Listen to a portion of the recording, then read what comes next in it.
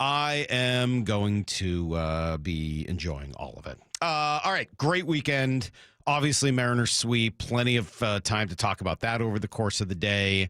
We got the return of Drew Lock, which was a bit of a surprise on Friday.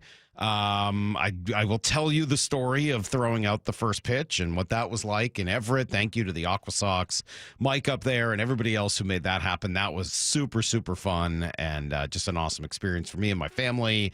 Brock has a story that I know he wants to share about a broadcast moment. I guess both of us avoided going viral this weekend, so I don't know what happened with Brock. He's been teasing this since Saturday, or Friday night maybe even. But he thinks it's a big deal, so we'll hear that story as well.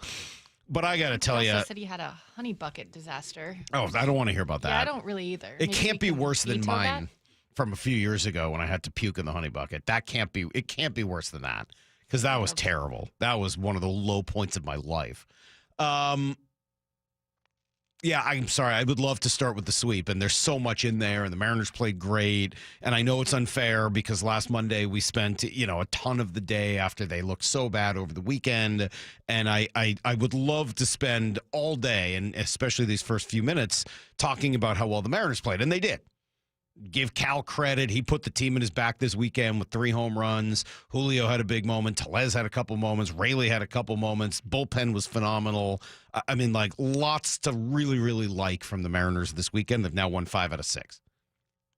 But I got to start with the Masters yesterday. I'm sorry. I spent 5.5. I'm sorry, Moore. I spent 5.5 hours glued to my television yesterday. I saw every single shot that CBS showed yesterday. From 11 o'clock until a little past 4. I did not move other than during the occasional commercial because they don't show many. There's only 4 minutes of commercials per hour. During the occasional commercial, I would run in and pee and come back. It was as compelling and riveting of 5.5 hours as I've ever spent watching any sporting event, certainly for that long. I was completely entranced by the entire thing. Literally, from even before Rory and Bryson teed off, the back and forth, the completely different approaches that they both took to coming out, right? Rory didn't say a word. He was focused. He was, staring straight ahead. You knew that he was nervous, but also, I mean, that seemed to be his game plan. And then Bryson, total 180 degree the opposite, right?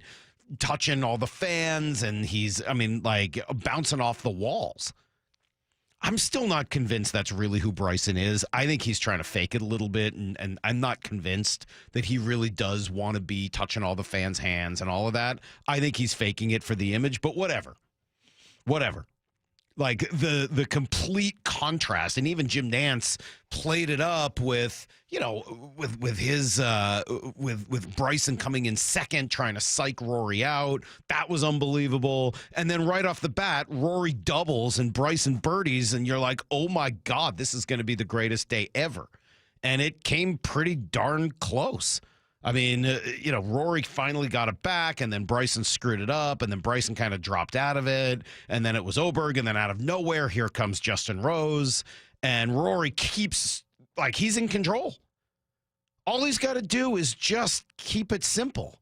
And instead, he talks himself into laying up on the par 5, and then screws that up, and then he hits one of the greatest shots we'll ever see, and then he hits another of the greatest shots we'll ever see, and then he blows it on 18, and then you got to have Rose come back out of the tournament practice area.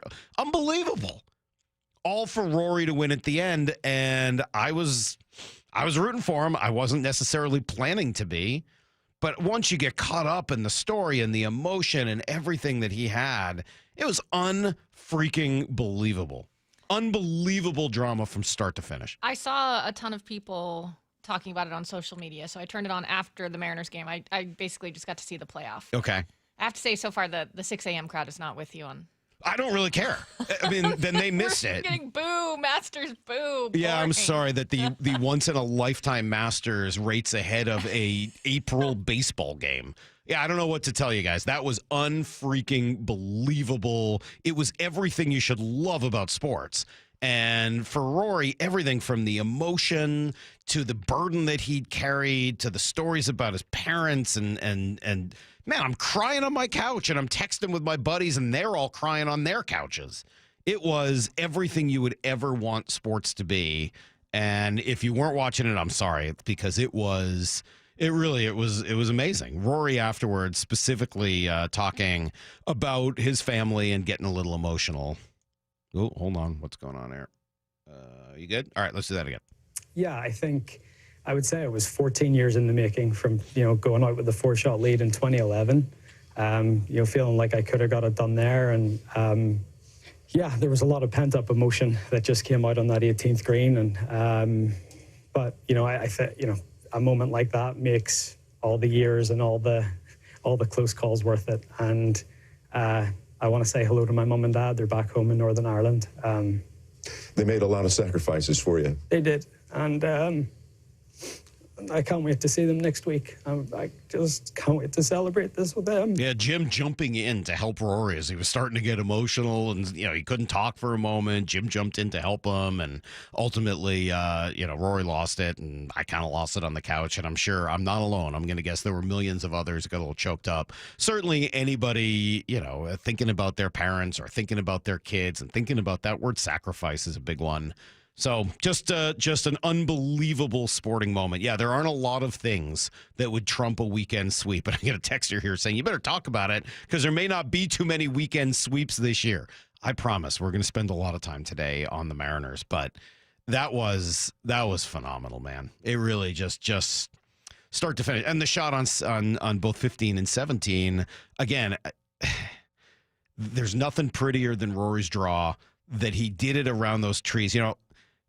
I had the fortune a few years ago of playing Harding Park down in San Francisco, which is where Colin Morikawa won his PGA championship. And to do it, he hit a super famous shot where he hit he drove a par 4 and ended up winning after that. It was an unbelievable shot. And I didn't realize how incredible it was until I got there and played that hole and realized that there are 4 trees directly in front of that green. So that to hit that shot, it's not like just that he drove the ball 300 and whatever yards. He had to do it and probably turn it back some 40, 50 yards to the right because these trees are guarding that green right in front of you.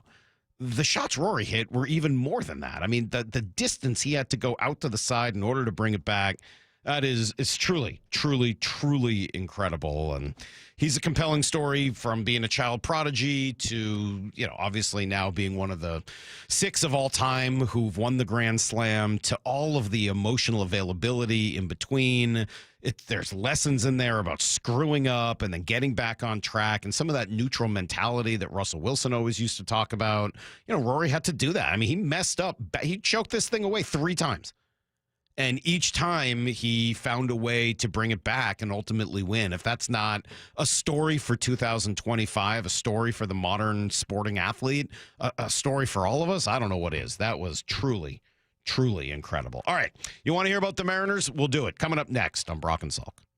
The 2025 NFL Draft. The first real opportunity for Mike Macdonald to build this team in the image he really wants. With 5 of the first 100 picks. Are you kidding me? What are the biggest needs? It might be too early to take a guard in the first round. And nobody is taking you deeper inside Seahawks HQ on draft day with General Manager John Schneider live at 4 p.m. What you do here matters. Next Thursday, only from the home of the Seahawks, Seattle Sports, the app, and your smart speaker. No more waiting. It's time to go all in on that new car. And Toyota of Kirkland and Toyota of Renton are the dealerships to make it happen. Why? Because they're all in for you. All in on the greatest selection of new, used, and certified pre-owned inventory. All in on an amazing team atmosphere with incredible showrooms. And all in on setting you up with the test drive so you can take that car home the same day. Go all in. Whether you're in the north or the south, Toyota of Kirkland and Toyota of Renton got you covered. Visit in person today or online at toyotaofkirkland.com and toyotaofrenton.com. O'Brien. welcome to Staples. Hi, I hear Staples prints it all. Oh, you bet. Posters, banners. Can you print it all for Mother's Day? Oh, of course. Photo gifts like canvas prints, photo puzzles. Can you print it all for graduation? Sure can. Custom cards and invites. Can you print a huge banner with the grad's picture? Oh, definitely. Even an embarrassing baby picture? Oh, those are the best kind. I know, right? Print it all for moms and grads at Staples. And right now, get 40% off custom cards, invites, and photo gifts. N75 exclusions apply. Visit staples.com/print for details. What up, fellow Gen Xers? Elizabeth Banks here. As the original Latchkey kids, we took things into our own hands, like house keys and video game controllers. And now it's time for us to do it again, because the recommended age to get vaccinated against pneumococcal pneumonia has been lowered to 50 and older, even if you're healthy. We're at over 6 times greater risk compared to adults under 50. So go to vaxassist.com and schedule. Gen X, this is our shot. Sponsored by Pfizer. Ready to order? Yes. We're earning unlimited 3% cash back on dining and entertainment with a Capital One Saver card. So let's just get one of everything. Everything? Fire everything. The Capital One Saver card is at table 27, and they're earning unlimited 3% cash back. Yes, Chef! This is so nice. Had a feeling you'd want 3% cash back on dessert. Ooh, tiramisu. Earn unlimited 3% cash back on dining and entertainment with the Capital One Saver card. Capital One, what's in your wallet? Terms apply. See CapitalOne.com for details. Did you know your skin is the largest organ of your body? Huh? That's why you should shower with Old Spice Super Hydration Body Wash instead of plain old bar soap. Love your skin by super hydrating it with vitamin B3 and glorious notes of vanilla and shea. Did you know that my super hydrated skin is the second largest organ of my body? The first is my heart. Old Spice. Men have skin too. Old Spice Super Hydration Body Wash. 24/7 renewing moisture. With daily use. Texting enrolls you in recurring automated text messages. Consent not required to purchase. Message and data rates may apply. Hey, Dan, how you doing? Haven't seen you around the gym for a while. Yeah, I've really fallen off. Since I turned 40, I just don't get the results I used to get. Could be lower testosterone. Lower T? Yeah, I went through it a while back. Once you hit 40, your body has less free testosterone. I got Nugenix Total T, and it's made a huge difference for me. I've seen that ad on TV. Is it for real? Oh, yeah. The key ingredient is something called Tesnor, which helps boost free and total testosterone levels to help you trim up and stay lean. And it's made a difference for you? Man, I feel like I'm in my 20s again, at work, in the gym, and in the bedroom. Are they still giving out complimentary bottles for people to try it for themselves? Yeah, you just need to send them a text. Text BODY to 321-321 right now for your complimentary bottle of Nugenix Total T, the #1 selling testosterone booster at GNC. Plus, text now and we'll include a bottle of Nugenix Thermo, our most powerful fat incinerator ever, to help you get back into shape fast. Absolutely free. Text BODY to 321-321. That's BODY to 321-321. Heading outdoors or on the water this weekend? Check in with Joey and Nelly on the Outdoor Line from 6 to 8 a.m. every Saturday on Seattle Sports and the Seattle Sports app. Need a new roof, a deck, siding, windows? Get up to $3,000 off any new installation. Hi, it's Justin Shirley, CEO of State Roofing and Exteriors. Home projects can add up fast, but we're here to help you save big. Book now and lock in up to $3,000 off in savings. That's $3,000 off any new installation. Call 866-ROOF-ROOF or visit stateroofing.com to schedule your free estimate today. State Roofing and Exteriors, held to a higher standard since 1968. Think about your home. Warm in the winter, cool in the summer. If any of these don't work, your quality of life is impacted. For a decade, I've trusted Home Comfort Alliance to fix and upgrade it all. Hi, John Curley here. Upgrade now with incredible savings on ultra-efficient heat pumps. Get up to $5,000 in local utility rebates. And Eastsiders save up to $6,000 with the Energy Smart Eastside program. Plus, Home Comfort Alliance is offering up to 10% off all heat pumps and air conditioning systems through April. Call Home Comfort Alliance, the comfort people. Visit HomeComfortAlliance.com. Comcast Business helps turn today's small businesses into engines of modern business. It's how restaurants become reliably up and running neighborhood favorites. How retailers become seamlessly restocking, cyber-securing, must-visit shops. And how healthcare offices become the data managing caregivers that we all depend on. With reliable connectivity, enhanced cybersecurity, advanced fiber solutions, and Wi-Fi backup, Comcast Business is powering the engine of modern business. Powering possibilities. Now through April 21st, new customers can get started with 150 megabit internet and security edge for $49.99 a month for 12 months with a 2-year agreement. Plus, ask how to get a $500 prepaid card on a qualifying internet package. Call today. Restrictions apply. Not available in all areas. Requires enrollment and paperless billing and automatic payments with bank account. Equipment, taxes, and other fees extra and subject to change. Early termination fee applies.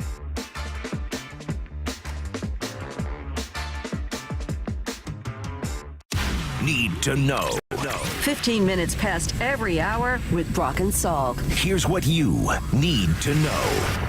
First. Our Mariner fans, get those brooms out as the M's completed a 3-game sweep of the Rangers to finish off a tidy little 5-1 homestand. Munoz looking for the final out in this one. Here's the stretch and that 2-2 on the way to Young. It is strike 3 called and the ball game is over. A 100-mile-an-hour fastball. And how sweet it is. The Mariners sweep aside the Texas Rangers in this 3-game series. They win it on this Sunday afternoon, a final of 3-1 over the Rangers. I'll tell you what, it's not just that they swept the Rangers. It's not just that they've won 4 straight games. It's that those 3 games over the Rangers, those 3 wins, were the 3 best wins of the season. They were the better team. They were just a better team than the Rangers. They were better from start to finish. They were deserving. They were sustainable, Lyle. I know you've used that word a lot. Sustainable wins. Those might have been the first 3 sustainable wins of the season, but they all came in a row. And now all of a sudden you look at this team, you're back to 8-8, and it's kind of a completely different feel, right? Coming off of a 5-1 homestand, that's a just awesome, awesome experience. Cal Raleigh, a big part of it. He put the team on his back. The look in by Evaldi. Big pitch coming up. The 3-2 off on the way. Swinging a drive into right field. Going back Garcia to the 1-2 track to the corner. This one is gone. Goodbye, baseball. He does it again. Home runs in 3 consecutive games. Cal Raleigh, the big dumper, raises his arm in the air as he rounds second. Now he's rounding third. A handshake from Chris Negron. A 2-run home run for Cal Raleigh. His 5th of the season. Home runs in each of the 3 games here at home against the Rangers. And the Mariners lead Texas 2-0. And what a series for the big dumper. All right, so Cal hits 3 home runs in the series. Before the first one, which proved to be both 2 of them were the game winners. I mean, unbelievable, right? Wins the game in the 8th on Friday, wins the game in the 1st yesterday. Those are the 2 home runs that mattered in each of those 2 games. He was 1 for 16 coming into that first home run. Then he started using the torpedo bat. Now, did the torpedo bat lead to the huge weekend and the 3 home runs? I can't tell you that, but Cal was asked about the bat. I felt good. I mean, the swing felt good, so, yeah, it's just like, God, I might as well try him, so, yeah. But no, I put a good swing on it, and, yeah, he's a tough pitcher. He's had my number in the past. Yeah, he just left one over the middle. Wow, Cal, don't expend too much energy in that interview. We don't want you to get too exhausted afterwards. Logan Gilbert took it from there along with the pen yesterday. 3-1 win. As we said, back to 8-8, back at 500 for the first time since the Oakland series and playing the type of baseball Dan Wilson wants them to play. You know, this is how we like to play. This is you know, our brand of baseball, and you know, again, we're going to be in a lot of close games. This was another close game that we had.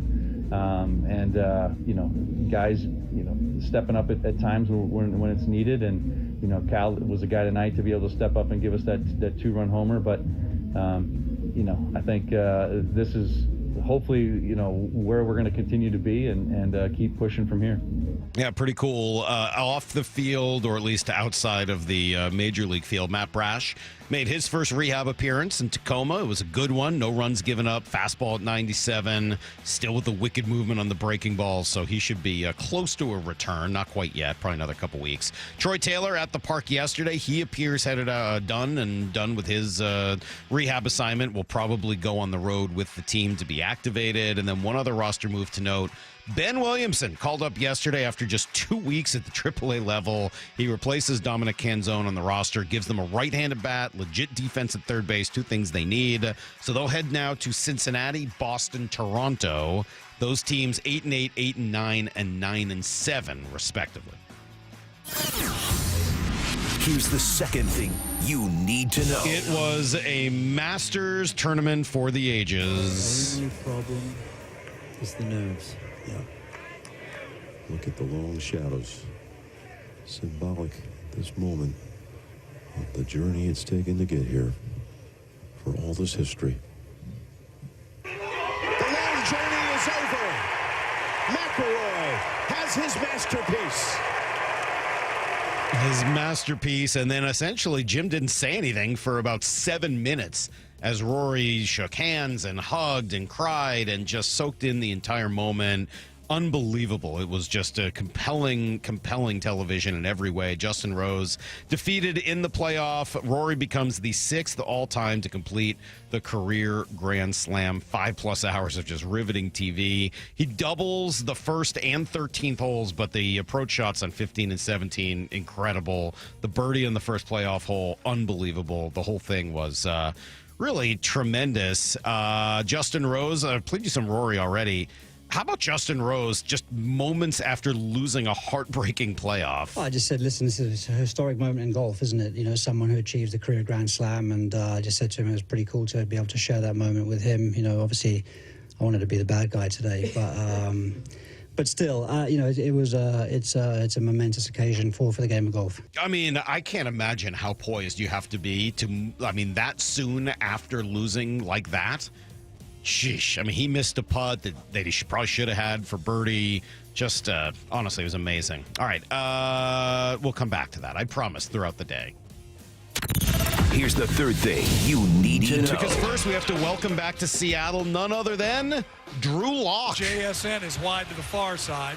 Drew looks, throws that way, got JSN, he reaches up, makes the catch, touchdown, Seahawks!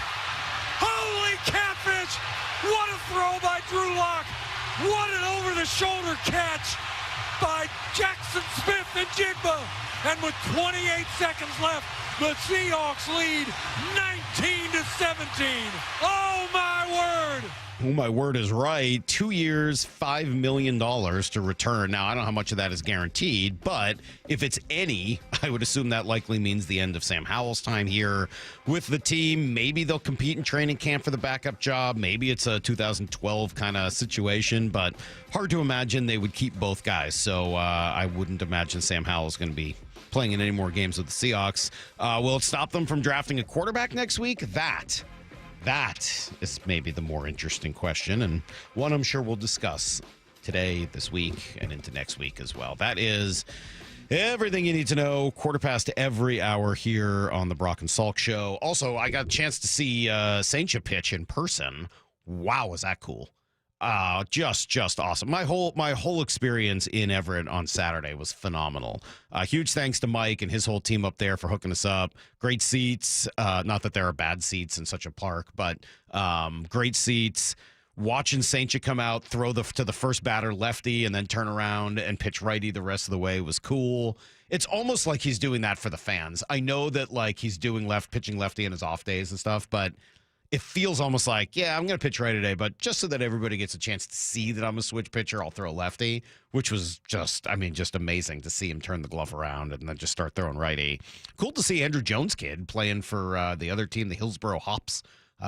He was a big prospect, right? And then he got hurt or something. So he looked pretty good. He had a single and ran around pretty well. But Saintcha was electric. I mean, 98, which I'm told on that gun is really probably closer to 100. That's kind of a slow gun in Everett on a cold night. Very, very cool. And did have an opportunity to shake hands with Ty Pete, who caught my first pitch. And that is a man. That is a full-sized grown man. Oh, my Lord. That dude is rocked up and shook hands like a, I don't even know what the right word is, but afterwards I could barely feel my fingers. If there was any issue with my first pitch, I blame it on Ty Pete, who was just too strong. He nearly crushed my throwing hand.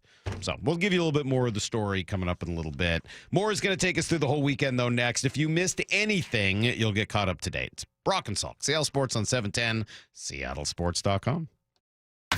When you're on the pitch clock and don't have time for your favorite Seattle sports shows, listen to the podcasts on demand. How about that? Unbelievable. Who would have thought? Every hour, every interview, every look behind the scenes. Dan Wilson's the new skipper. This is a window. This is a time where we can get it done, and so I hope that's the vision for this club. Find us on seattlesports.com, the Seattle Sports app, or wherever you get podcasts. Holy smokes! Never miss a minute of Seattle sports, the home of the Mariners.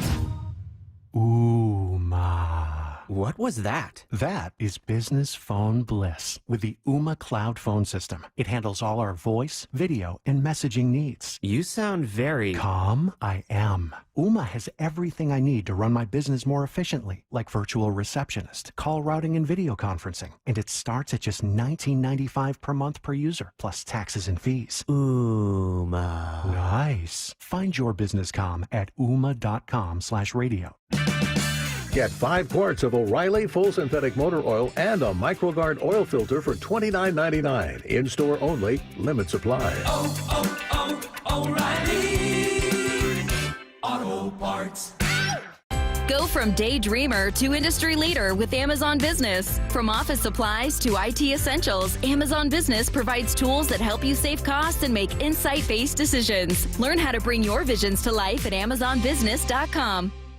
From groceries to home prices, the cost of living in Washington state keeps going up. Now, Olympia politicians are proposing the largest tax increases in state history. Don't be fooled. If taxes go up, we'll all pay even more. Washington needs lower costs, not higher taxes. Tell the politicians no by visiting www.affordablewashington.org. Paid for by the people for an affordable Washington. Top 5 contributors are Washington Alliance for Competitive Economy, Microsoft, Madrona, T-Mobile, and Amazon. At Shane Company, we know getting engaged is a big decision. But once you know, you know. That's the way our customers feel when they choose a Shane Company engagement ring. They walk into a warm welcome and walk out with their dream ring, knowing they got it right. For almost 100 years, we've been offering personalized shopping experiences. And we're in it way past the honeymoon, with a free lifetime warranty that includes the center stone, cleanings, repairs, and resizing for life. Shop with us at shaneco.com or at your neighborhood store. Shane Company, your friend and jeweler. Quarterback Jordan Love isn't just on Green Bay's team. He's also on the American Family Insurance team. Because like us, he believes in dreaming fearlessly. Just chase your dreams and don't let nobody hold you back. And we help protect those dreams with the right coverage so you can dream fearlessly. American Family Insurance. Get a quote and find an agent at amfam.com. Products not available in every state. American Family Mutual Insurance Company, SI, and its operating company, 6000 American Parkway, Madison, Wisconsin.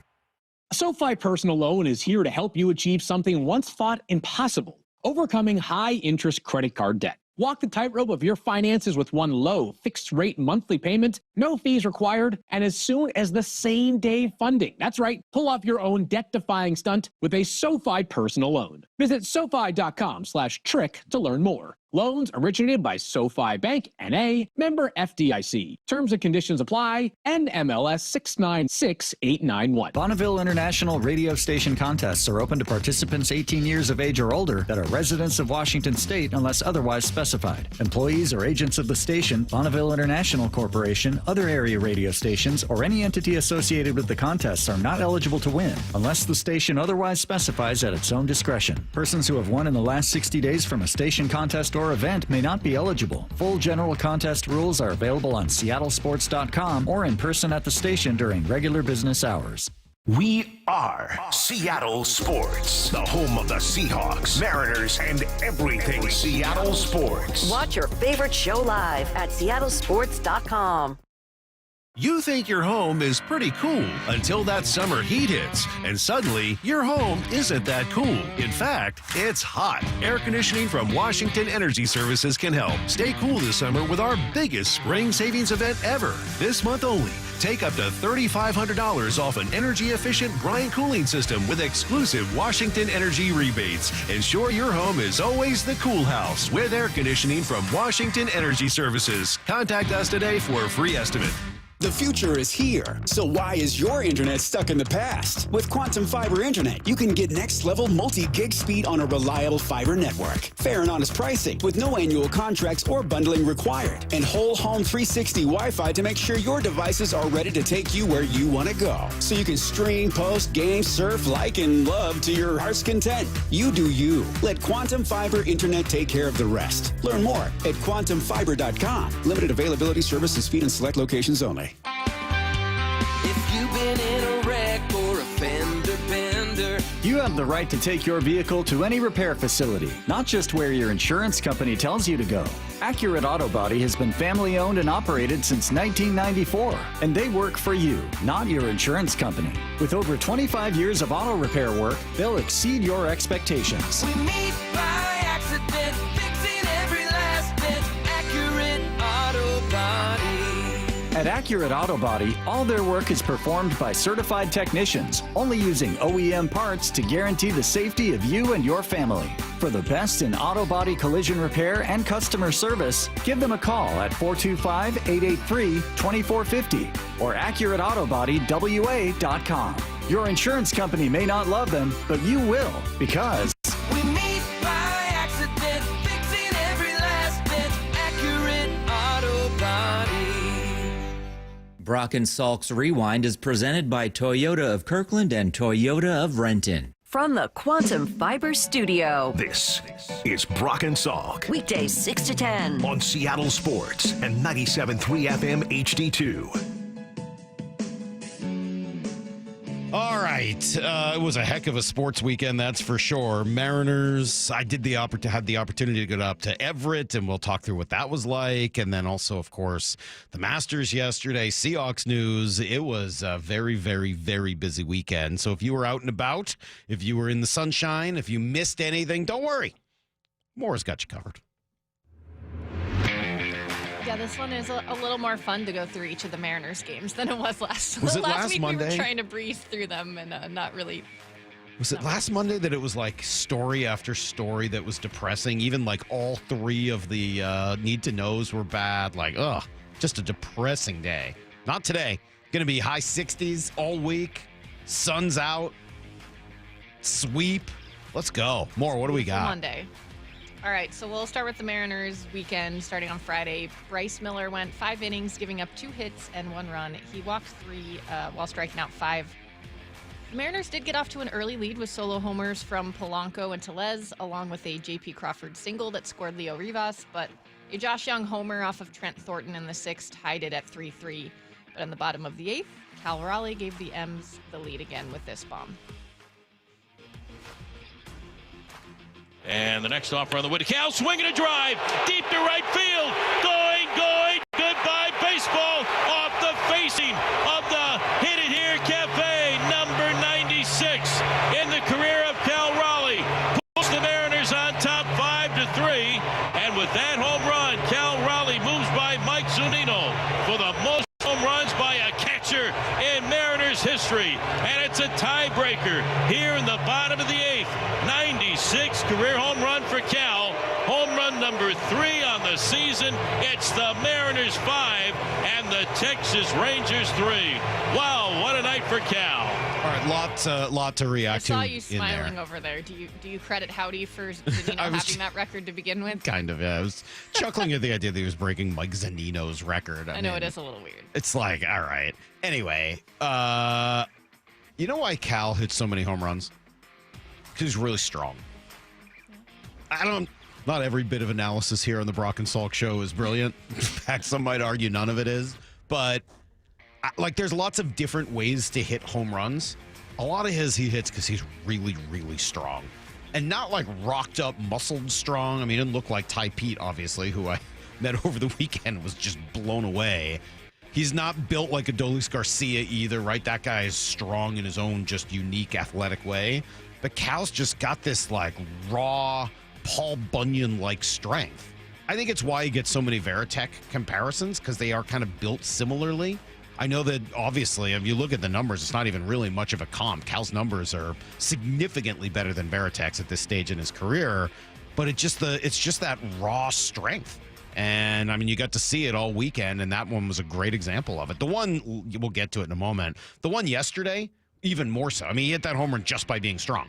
He was fooled on the pitch. He managed to keep his hands back, which was great. But as Aaron and Dave pointed out, he hit the ball one-handed. He's just that strong. Unbelievable.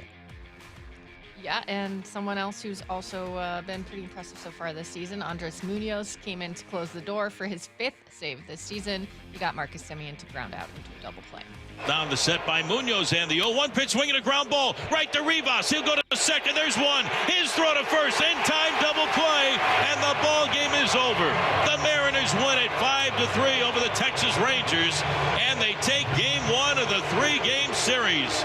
That was my favorite win of the year for the Mariners. To me, that was the first real sustainable win. They were the better team. They played better. They played clean, hit a couple home runs, did what they needed to do late. Bullpen did its thing, survived a start that was not Bryce Miller's best, but obviously credit to him. He battled through it, and then, the guy that we believe either is, will be, or should be captain one day hits the home run that you need late in the game, and then you close it down. Like, that's the way Mariners games should go. That was great. Really, really good win. It was. And then afterwards, I did wonder about this. Did you hear Bryce Miller talk post-game about how he's felt lately? Yeah. Yeah, it's just really the last 3 starts I haven't felt great, but battling through it, and it'll come through. And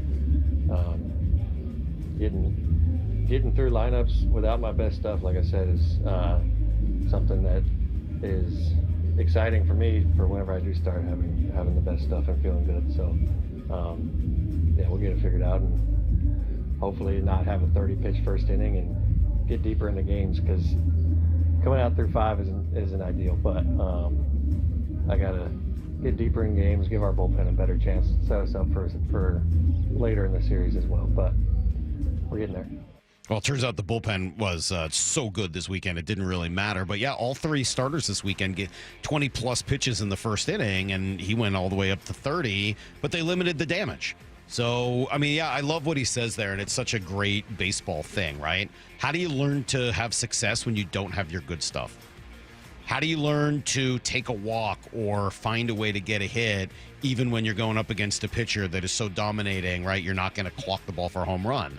How do you find a way to, it's not that different from what you saw in golf yesterday. How do you find a way to scramble and make up for the bad shots when you don't always have your best stuff? Rory had his best stuff Saturday, not Sunday, but he found a way to muddle his way through and make up for it. And that's exactly what Bryce is talking about. Huge credit to him. He's absolutely right. That's a great sign for him for the future.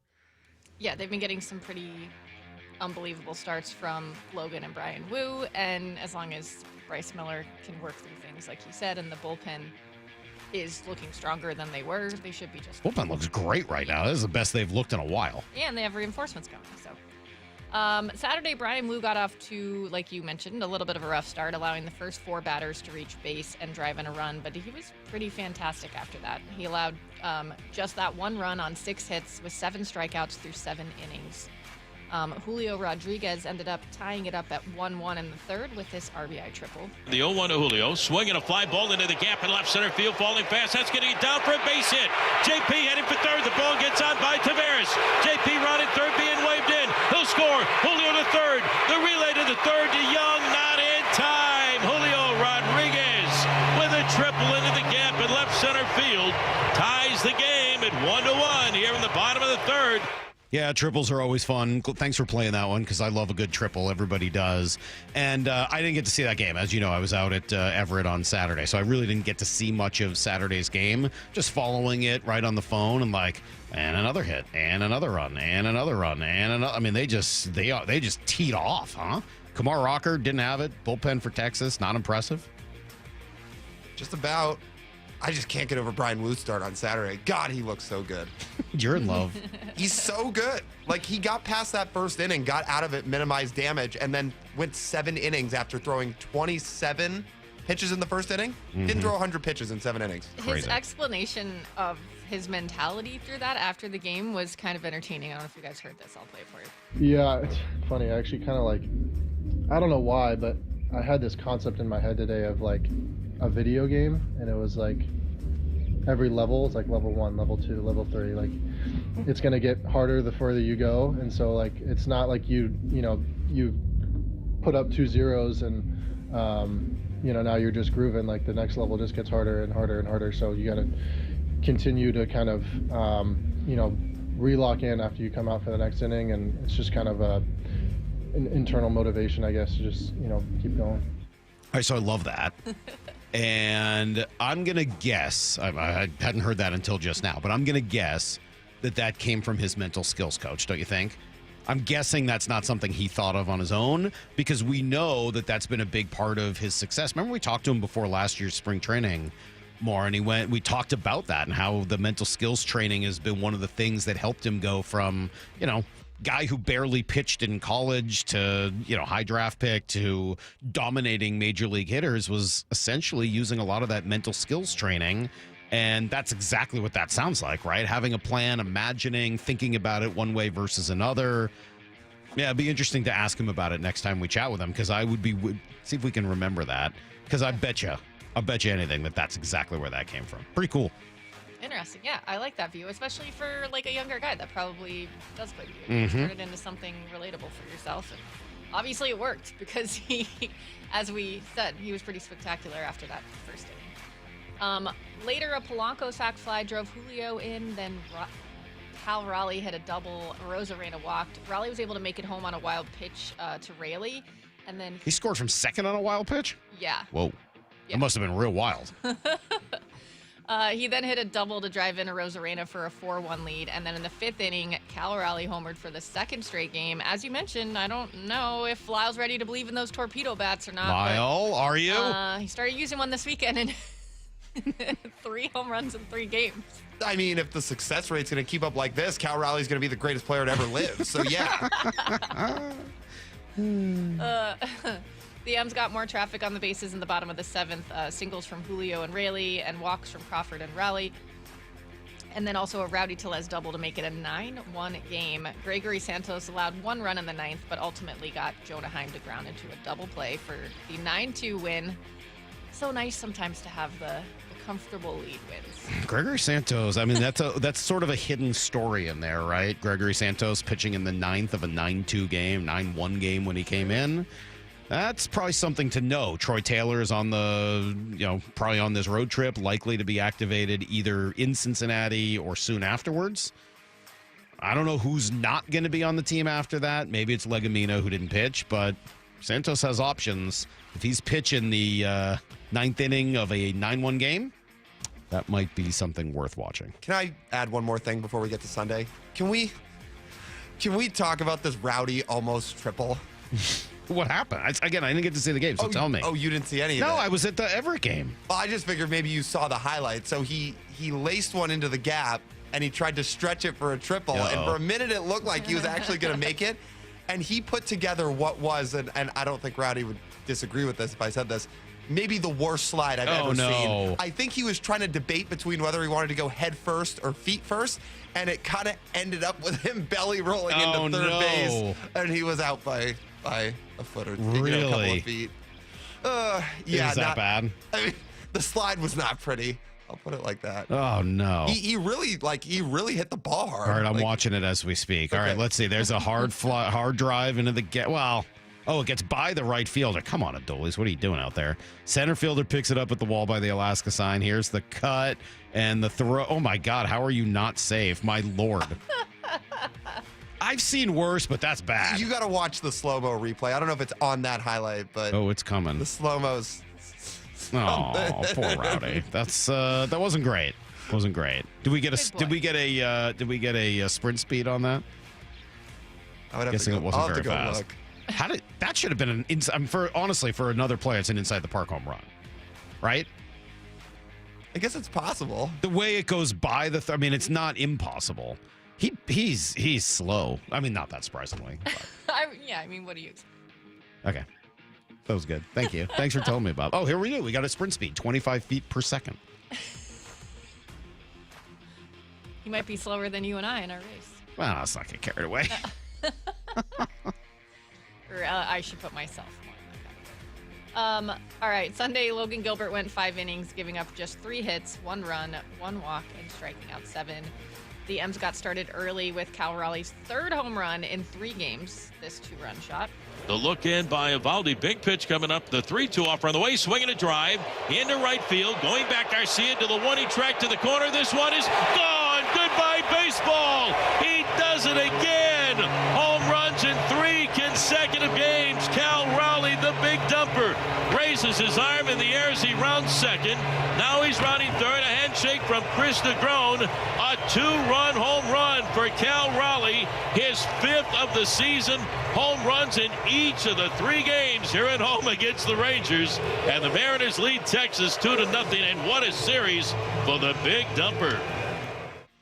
It felt like that was we were like talking about how much we were craving some runs with runners in scoring position, some situational hitting last week, and it felt like the difference this weekend was some of the guys like we talk about that they need to rely on, like Julio and Cal and Polanco this year getting hits in timely portions of the game, and then everybody else kind of started contributing from there. Yeah, we said, I think it was Thursday or Friday, like we haven't really even seen Cal get going yet, right? And then this weekend he got going. And obviously when your best power hitter gets going, it's going to improve your offense. And as it turns out, it did. Made a huge difference, yeah. Gilbert gave up his 1 run, a solo shot to Dustin Harris in the bottom of the 2nd to make it 2 on M's. The score would remain there until the 6th, with Nathan Eovaldi having a nice outing for the Rangers as well. But in the 6th, he allowed a Julio single. Polanco got on board with what was called a fielding error, but was just really impressive, evasive maneuvering by him. I don't know how he didn't get tagged on that. It was like the Matrix. Yeah, I mean, obviously he gets the credit for doing it, but first baseman should be ashamed of himself. I mean, that's a really, really bad play. That's why I think it's an error out of shame. Yeah. Yeah. It's a shame it was wild error. that he just He had to wear one of those dog stomach cones. and lean back and somehow avoided the tag. It wouldn't have been legal in flag football. You're not allowed to jump and avoid having your flag taken. You have to stay on the ground. Okay. So. Well, worked out for him. And then they had back-to-back hit-by pitches for Cal Raleigh and Rosarena, which drove in a run and drove Eovaldi out of the game. Spire, Vargas, Trent Thornton, and Munoz each pitched a scoreless inning, with Munoz ending the game on this 100.3-mile-per-hour two-seamer to Josh Young. Munoz looking for the final out in this one. Here's the stretch, and that 2-2 on the way to Young. It is strike 3 called, and the ball game is over. A 100-mile-an-hour fastball, and how sweet it is. The Mariners sweep aside the Texas Rangers in this 3-game series. They win it on this Sunday afternoon, a final of 3-1 over the Rangers. Yeah, you meant 6th save already. Yeah, you mentioned. Sorry, Maura, to step on you there. You mentioned 2 guys that kind of had built in here to talk about later, and just probably 2 of the 3 biggest surprises of this year have to be in that pen, Spire and Vargas. Both guys have been ridiculous. Spire especially, but Vargas has been really, really good outside of the 1 inning or that 1 game where his first outing wasn't great, and then the one in San Francisco where he kind of got hurt and had to keep pitching because he was literally the only one left. Other than that, I don't think he's given up a run, maybe 1. I mean, he's been phenomenal, and Spire hasn't given up a run. He's just been as good as he's ever been in his Mariner career. So those 2 guys have taken this bullpen from kind of iffy, scary question marks to right now complete nails, dominating Texas over the weekend. Outside of last year, it's kind of what we're used to, right? Like, you have some injuries, but then you have some guys that you didn't expect to step up. Yep. But it, just didn't quite get there last year. And I'm glad you bring that up about last year, because to me, and I've said this a whole bunch of times, and I know it kind of gets lost because of so much frustration, rightly so, over the hitting. If the bullpen wasn't bad last year, the hitting still would have been bad, but it would have been enough for them to make the playoffs. In my view, I don't know if I could say the reason, but a reason they didn't make the playoffs last year is their bullpen kept giving it up. Voth and a bunch of Thornton went through it. Spire didn't have it. All those games against the Angels and Tigers, and those were a lot of those bullpen games, just like these were. And unfortunately, last year they didn't have it. Right now, they absolutely do. All right. We spent quite a bit of time on the Masters at the beginning. Do you want to go into some NFL news with Derek Carr and Seahawks odds to get TJ Watt? Do you want to go have you heard about this Tennessee story where they're what is the deal? Tell me quickly about the Tennessee story. Otherwise, I'll just spend the whole day talking about Rory and what he did yesterday. So their starting quarterback, Nico Iamaleava,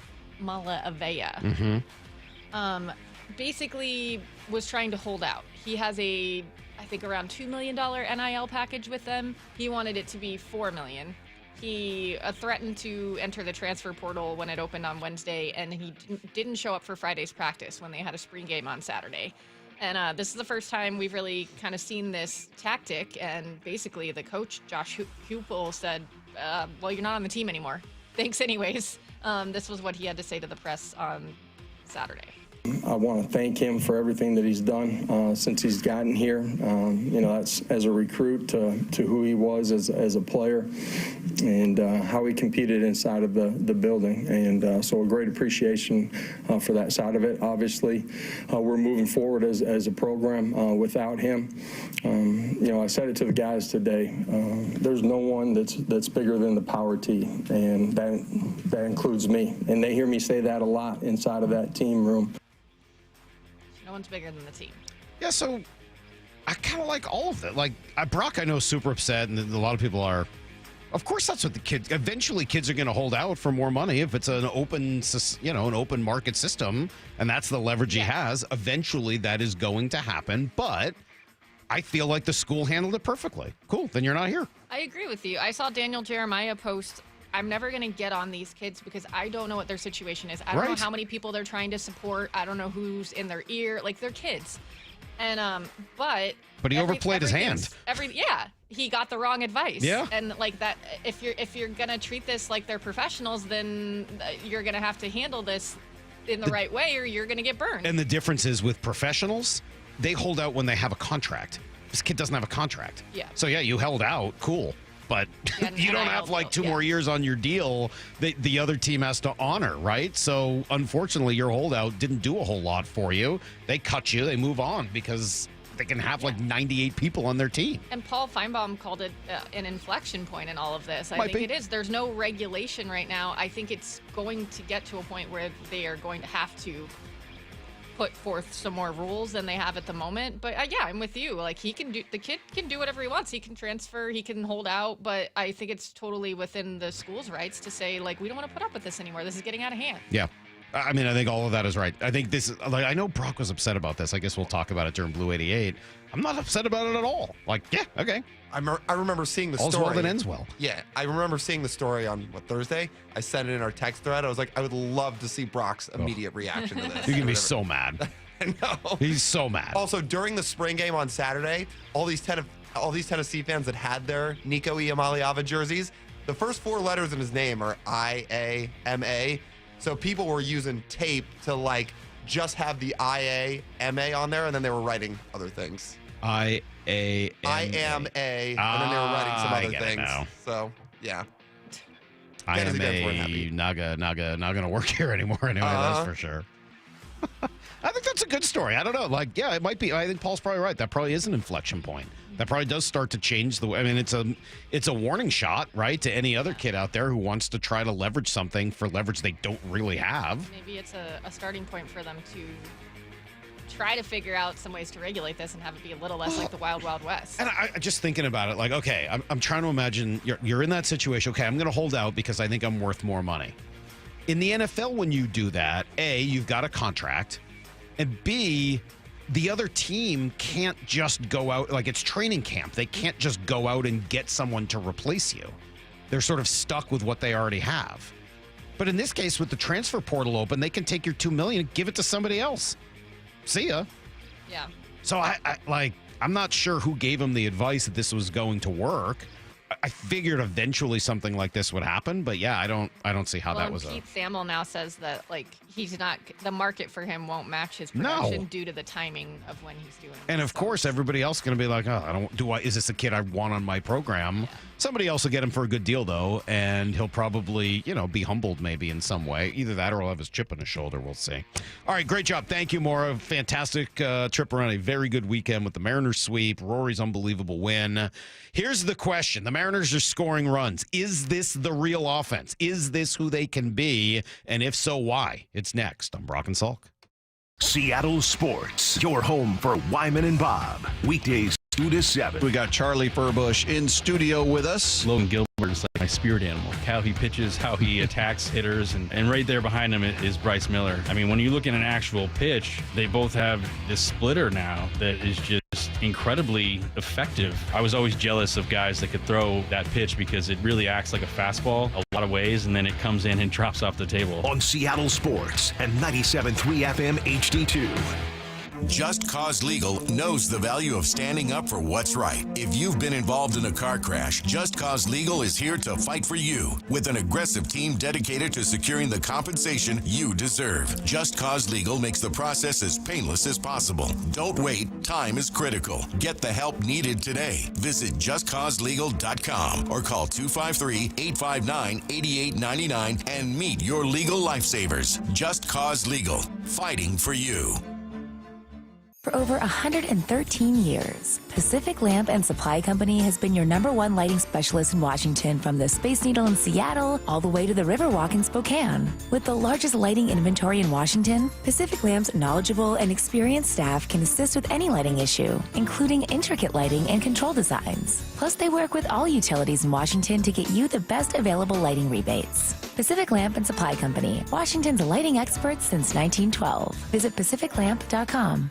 Hey, it's Dave Wyman with Dr. Mark Wagner, MD, from Seattle Sports and Regenerative Medicine. Dr. Wagner is hosting a free stem cell webinar Thursday, April 24th to explain stem cell therapy. I'm really looking forward to this live webinar to educate on how using your own stem cells can be an extremely successful method to help regenerate native tissue in rotator cuffs, meniscus tears, and reduce pain in osteoarthritic joints. And which joints have you seen good success with? Shoulders, elbows, hips, knees, even wrists and ankles. And in this live webinar, we'll tell you all about the procedure, how simple and safe it is using your own stem cells, and how we determine if you're a candidate. Dr. Wagner has performed over 20,000 stem cell procedures. Are you in pain? Join him Thursday, April 24th for the free stem cell webinar and learn all about this amazing procedure. Register now at drmarkwagnermd.com. That's drmarkwagnermd.com. This is Matt Coker from West Coast Men's Health. Has Viagra stopped working for you? Do you hate the side effects? If you've taken Viagra for any length of time, you already know that pills are not the solution to ED. Here at West Coast Men's Health, we have a better approach to ED. Acoustic wave therapy creates blood flow circulation by safely removing the plaque in your arteries and restoring function naturally. No pills, no shots, no surgery. We can also treat Peyronie's disease. Our non-invasive treatment for ED is painless and highly effective. We have treated thousands of men just like you. Stop living with this problem and do something about it. Do yourself a favor, do your partner a favor, and call us today. Call 206-519-6541. That's 206-519-6541. 206-519-6541. Online at westcoastmenshealth.com. HSA cards welcome and financing available. If you've got a gas-powered engine, keep it running like new at every fill-up. Stable in-season protection is your engine's preventative medicine, cleaning and protecting the entire fuel system in season. In outdoor power equipment, prevent gum and varnish buildup that could cause a rough or non-running engine. For cars and trucks, increase fuel efficiency and power by removing deposits, ensuring your engine's long-term health. Stable outperforms the competition in independent lab testing. So at every fill-up, start with Stable. Ready to order? Yes. We're earning unlimited 3% cash back on dining and entertainment with a Capital One Saver card, so let's just get one of everything. Everything? Fire everything! The Capital One Saver card is at table 27 and they're earning unlimited 3% cash back. Yes, Chef!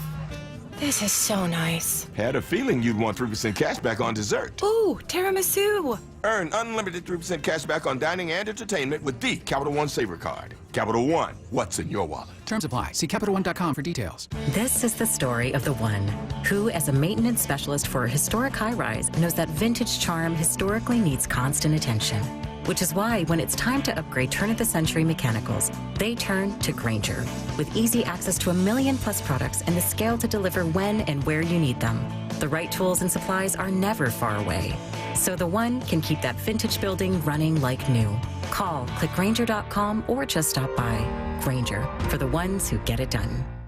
Vivid Seats is your ultimate destination for basketball and hockey this season. With a game-changing rewards program and an unbeatable selection of tickets, they make it easy for every fan to watch their favorite teams and players in action. Catch every one-timer and buzzer-beating 3 live and in person from your favorite seat. Plus, every ticket is backed by a 100% buyer guarantee, giving you peace of mind with every purchase. Don't miss out. Visit VividSeats.com or download the app today. Vivid Seats, the official ticketing partner of ESPN.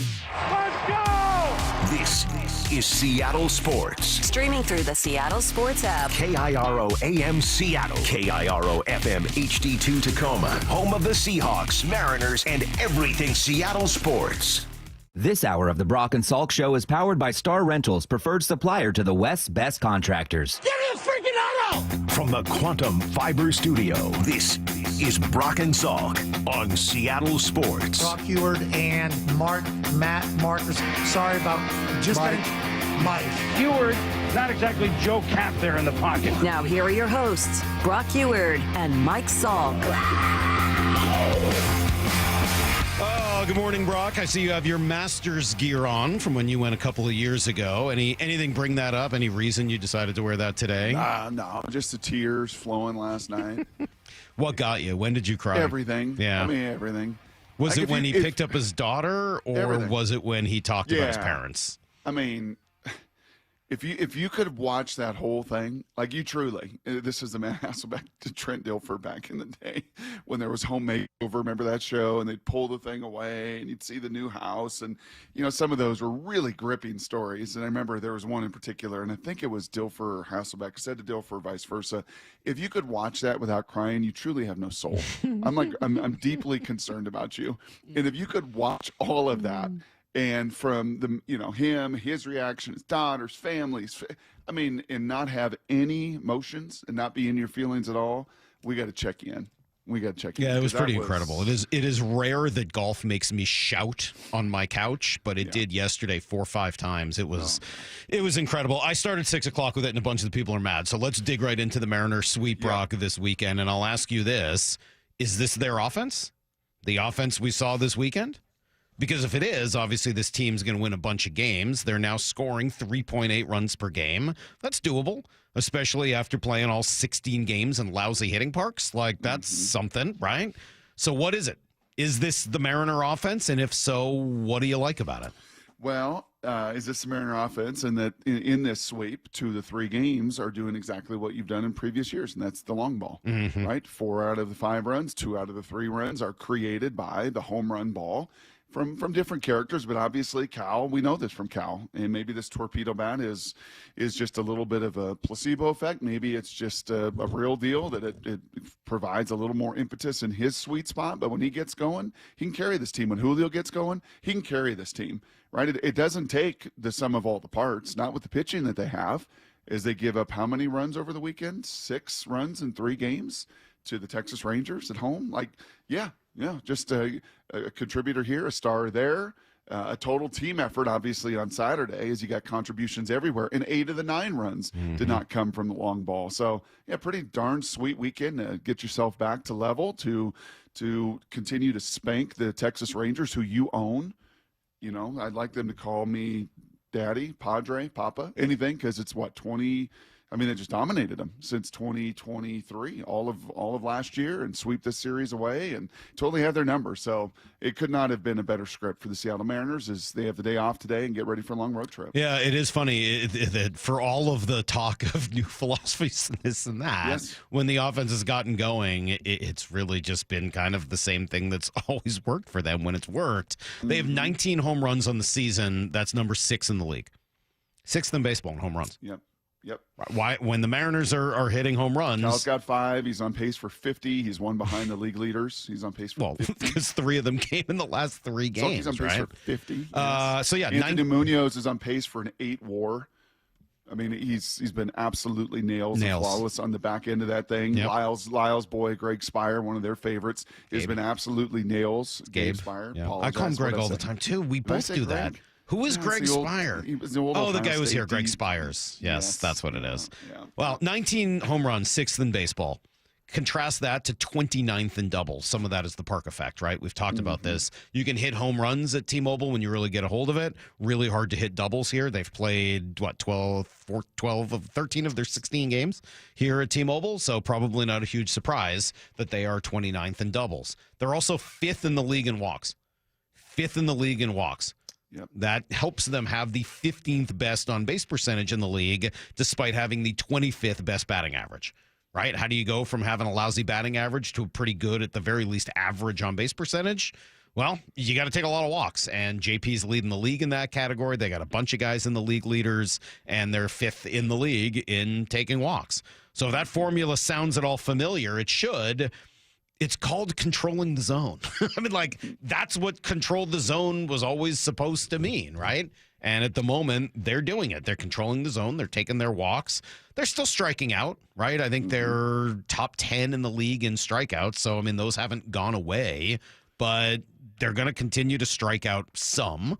But you dropped it by just enough, and in some of the big spots, that's really all you need to do, and take apart both Houston and Texas at home over the course of 6 games.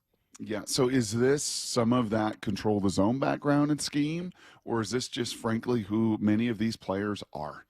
It's just who you are. We can try to put you in a different scheme, Christian Haynes. We could try to put you in more outside zone. We can try to put you in a little different scheme, Sam Darnold, or in many ways, like, this is the kind of talent you are. This is the caliber of player you are. There is, for Cal Raleigh and Julio, going to be swing and miss. Randy Arozarena, like, you can try to employ some of these different swing thoughts and some of this different, scheme and teaching.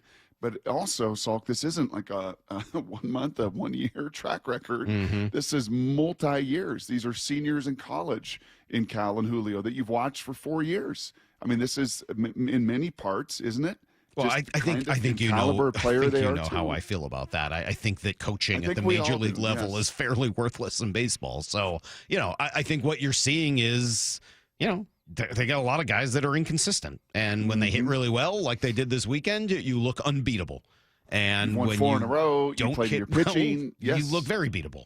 Right? I mean, like, it's pretty much that simple. The lineup is not as bad as it looked over the first couple weeks of the season. It's probably not quite as good as it looked over the weekend because, everything kind of works in extremes.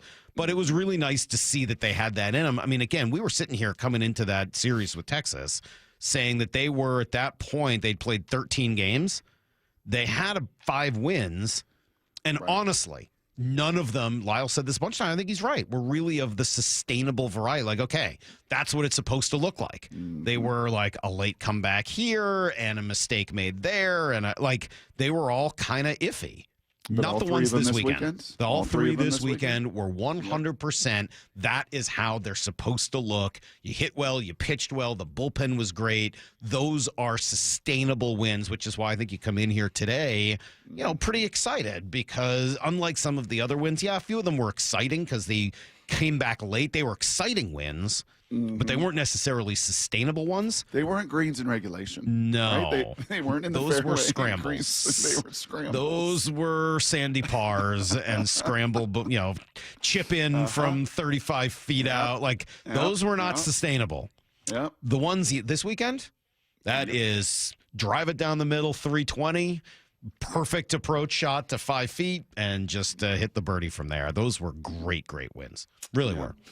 Yep, and and hopefully kind of some jet fuel as they go on a trip to Cincy and Toronto and Boston. That, hey, it is. I know you had Dan in the final 7 weeks of last season, but there was no sights. There's some new faces. There's some new veterans, and hey, boys, this is what we really are capable of. We know what we got in the stable when it comes to pitching on the front end and the back end. Nice to see, by the way, some of the middle relievers. Yeah. Right, do much their better. Job. Vargas, much better, much sharper. Just to finish on the offense, though, I just want to play the sound from Dan because I thought he nailed it in talking through how it kind of came from everybody. I mean, that's what it takes offensively.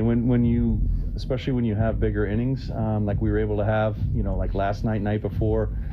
You're going to get contributions all up and down the lineup, and whether it's walks, whether it's turning the lineup over to get back to the top, whatever it is, finding a way on base, getting a runner in, getting a runner over. I mean, that's the things that these guys have been able to do really throughout the order, and finding a way to contribute some way offensively, and that's big, and that's when you really start clicking as a club and can start putting a lot of numbers on the board.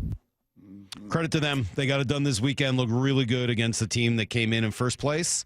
And I don't know how impressive Texas really is. I don't know how impressive Houston is. We're going to find out over the course of the season how good these teams are. Maybe it was just that the Giants are really good and the A's are a whole lot better than they were supposed to be, and maybe Detroit's pretty good too. We'll find out. It's still really early to know all those answers, but an excellent, excellent weekend for the Mariners. The 2025 NFL Draft. The first real opportunity for Mike Macdonald to build this team in the image he really wants. With 5 of the first 100 picks. Are you kidding me? What are the biggest needs? It might be too early to take a guard in the first round. And nobody is taking you deeper inside Seahawks HQ on Draft Day with General Manager John Schneider live at 4 p.m. What you do here matters. Next Thursday, only from the home of the Seahawks, Seattle Sports, the app, and your smart speaker. Oh, yeah, time is ticking. That draft just 10 days away. Maybe time is ticking with your finances and especially with your insurance. If you're like Molly and I, and we're just a couple years ago, just frustrated watching our premiums go up. What do we even have covered? Not just Molly and I, my parents, many of my friends. Well, then you need to do what we all did. Take the First Mark Insurance Challenge on this Monday morning. We heard so many of these First Mark Challenge victories that saved people money. Boy, am I glad we did. I just wish we would have done it earlier. Because here's how the First Mark goes to work for you, for my family, for my friends, for so many. They fully analyze your current coverage, making sure you're not overpaying for the wrong coverage. And oh, by the way, if you got great coverage at a great rate, they'll tell you that too. But more than likely, you don't. And that's where, unlike you and me, they go to the market. Dozens of major carriers they've worked with for years to find you the best fit. No stress, no confusion. And did I mention it's totally free? They're your teammate. They spent the last 30 years helping thousands of families manage this complicated world of insurance. So please don't wait a morning longer. Take the First Mark Challenge. It's totally free, and you might be the next First Mark Challenge victory. Just go to firstmarkinsurance.com. It's all right there. Firstmarkinsurance.com. Your teammate that goes to work for you. Whether you're shaping up a small yard or tackling serious acreage, Steel walk-behind zero-turn and stand-on mowers are built to get the job done. Shop online or at your local Steel dealer. Steel, let's go mow. Available at participating dealers. How can you free your team from time-consuming office tasks? Amazon Business. Smart business buying tools enable buyers to find and purchase items fast so they can focus on strategy and growth. Free up your team and focus on your future. Learn more at AmazonBusiness.com. This message comes from Viking, committed to exploring the world in comfort. Journey through the heart of Europe on an elegant Viking longship with thoughtful service, destination-focused dining, and cultural enrichment on board and on shore. With small ships that bring travelers closer to the destination, there's more time to explore. And every Viking voyage is all-inclusive, with no children and no casinos. Discover more at Viking.com. No more waiting. It's time to go all in on that new car. And Toyota of Kirkland and Toyota of Renton are the dealerships to make it happen. Why? Because they're all in for you. All in on the greatest selection of new, used, and certified pre-owned inventory. All in on an amazing team atmosphere with incredible showrooms. And all in on setting you up with the test drive so you can take that car home the same day. Go all in. Whether you're in the north or the south, Toyota of Kirkland and Toyota of Renton got you covered. Visit in person today or online at toyotaofkirkland.com and toyotaofrenton.com. Welcome to Staples. Hi, I hear Staples prints it all. Oh, you bet. Posters, banners. Can you print it all for Mother's Day? Oh, of course. Photo gifts like canvas prints, photo puzzles. Can you print it all for graduation? Sure can. Custom cards and invites. Can you print a huge banner with the grad's picture? Oh, definitely. Even an embarrassing baby picture? Oh, those are the best kind. I know, right? Print it all for moms and grads at Staples. And right now, get 40% off custom cards, invites, and photo gifts. N75 exclusions apply. Visit staples.com/print for details. Did you know your skin is the largest organ of your body? Huh? That's why you should shower with Old Spice Super Hydration Body Wash instead of plain old bar soap. Love your skin by super hydrating it with vitamin D3 and glorious notes of vanilla and shea. Did you know that my super hydrated skin is the second largest organ of my body? The first is my heart. Old Spice. Men have skin too. Old Spice Super Hydration Body Wash. 24/7 renewing moisture. With daily use. The John Schneider Show. Every Thursday until draft day on Wyman and Bob. Listen live Thursdays at 4 p.m. or watch the interviews on the Seattle Sports YouTube page. I'm attorney Rob Iddens, proud Marine Corps veteran and owner of Warrior Injury Law. We help all types of injury victims, like Bobby, who was hurt riding the bus. The bus made a left turn, and the scooter that I was on overturned. Ended up having surgery on my back. So I knocked on the door of Warrior Injury Law, and I thought if anyone could help me with my situation, they could, and they did. They everyday people who work for everyday people. I would recommend this company over all the rest. If you've been injured, call us at 253-WARRIOR. Warrior Injury Law. Battle tested. Got neighbors? Big trees can help. This is Nancy Penrose, owner of Big Trees in Snohomish. If you've been considering planting trees to add privacy, look no further than Big Trees. Privacy trees fill in empty spaces, help to define property lines, and add curb appeal. Learn more about Big Trees' big supply of privacy trees at bigtreesupply.com. Beauty, privacy, instantly. Big Trees. Announcing the Million Hour Volunteer Rally. G here, join me, Safeway and Albertsons, and donate your time and skills to support local food banks and host food drives or fundraisers. You can win free groceries for a year and a $5,000 donation to your favorite hunger relief agency. Visit albertsons.com/volunteer to learn more. Find volunteer opportunities and log your hours. 1 million hours will help create food secure communities. Visit albertsons.com/volunteer. Hi, John Curley here. It's a great time to upgrade with incredible savings on ultra-efficient heat pumps. Take advantage of local utility rebates up to $5,000 off on heat pumps. And Eastsiders save up to $6,000 with the Energy Smart Eastside program. Home Comfort Alliance is offering up to 10% off all heat pumps and air conditioning systems through April. Get both heating and cooling with an ultra-efficient heat pump in one unit. Plus, enjoy 18 months, same as cash financing. Call Home Comfort Alliance, the comfort people. Visit homecomfortalliance.com. Need to know. 15 minutes past every hour with Brock and Salk. Here's what you need to know. Up first. Jude just walked by and he had his broom out. Wonder why. It might have been the Mariners completing their first sweep of the season. They beat the Rangers 3 straight to finish off what turned out to be a 5-1 homestand. Pretty good. They did it by winning their 3 most convincing games of the year. It's a whole lot of Cal Raleigh, that's for sure.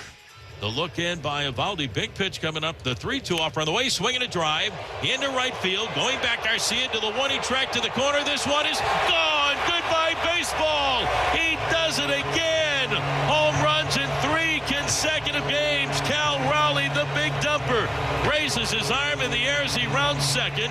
Now he's rounding third. A handshake from Chris Negron. A 2-run home run for Cal Raleigh. His 5th of the season.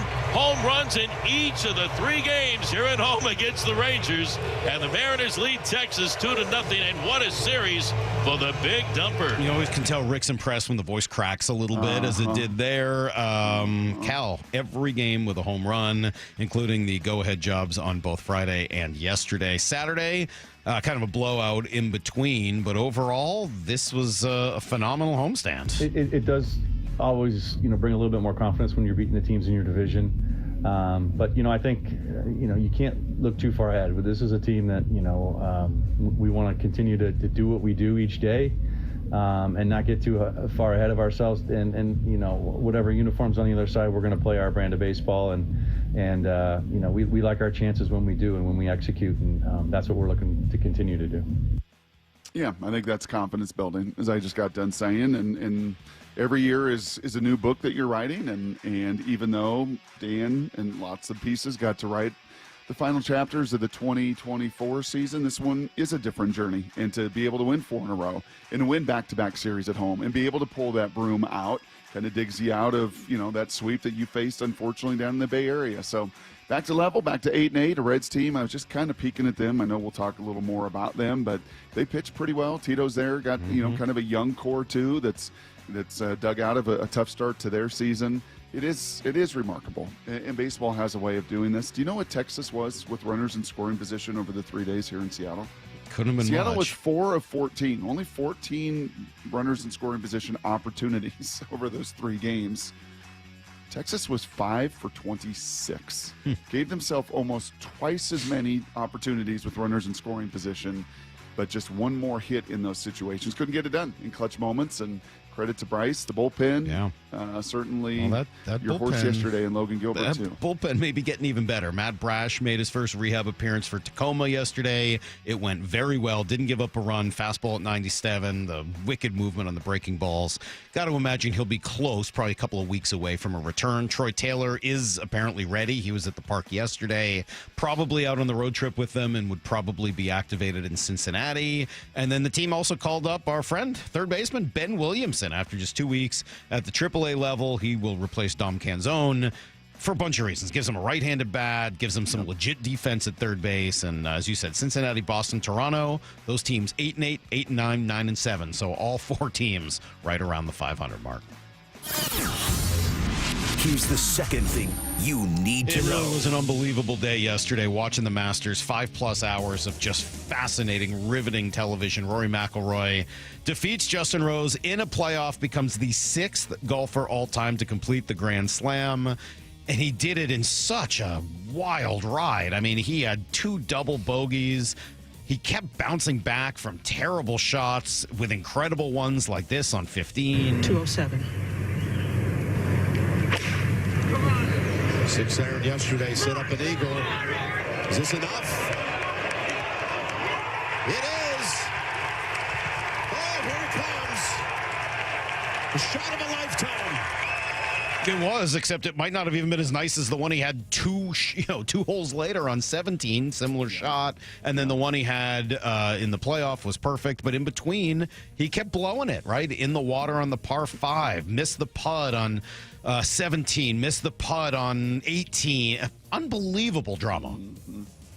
Who was our old consultant friend that we brought in from ESPN that talked about storytelling and how to ask questions in interviews? Yeah. He talked about a story arc, right? In the advantage of football and how it just kind of builds to a crescendo, right? You huddle and then you come to the line and there's the play, and then it's the decrescendo and then back again and back.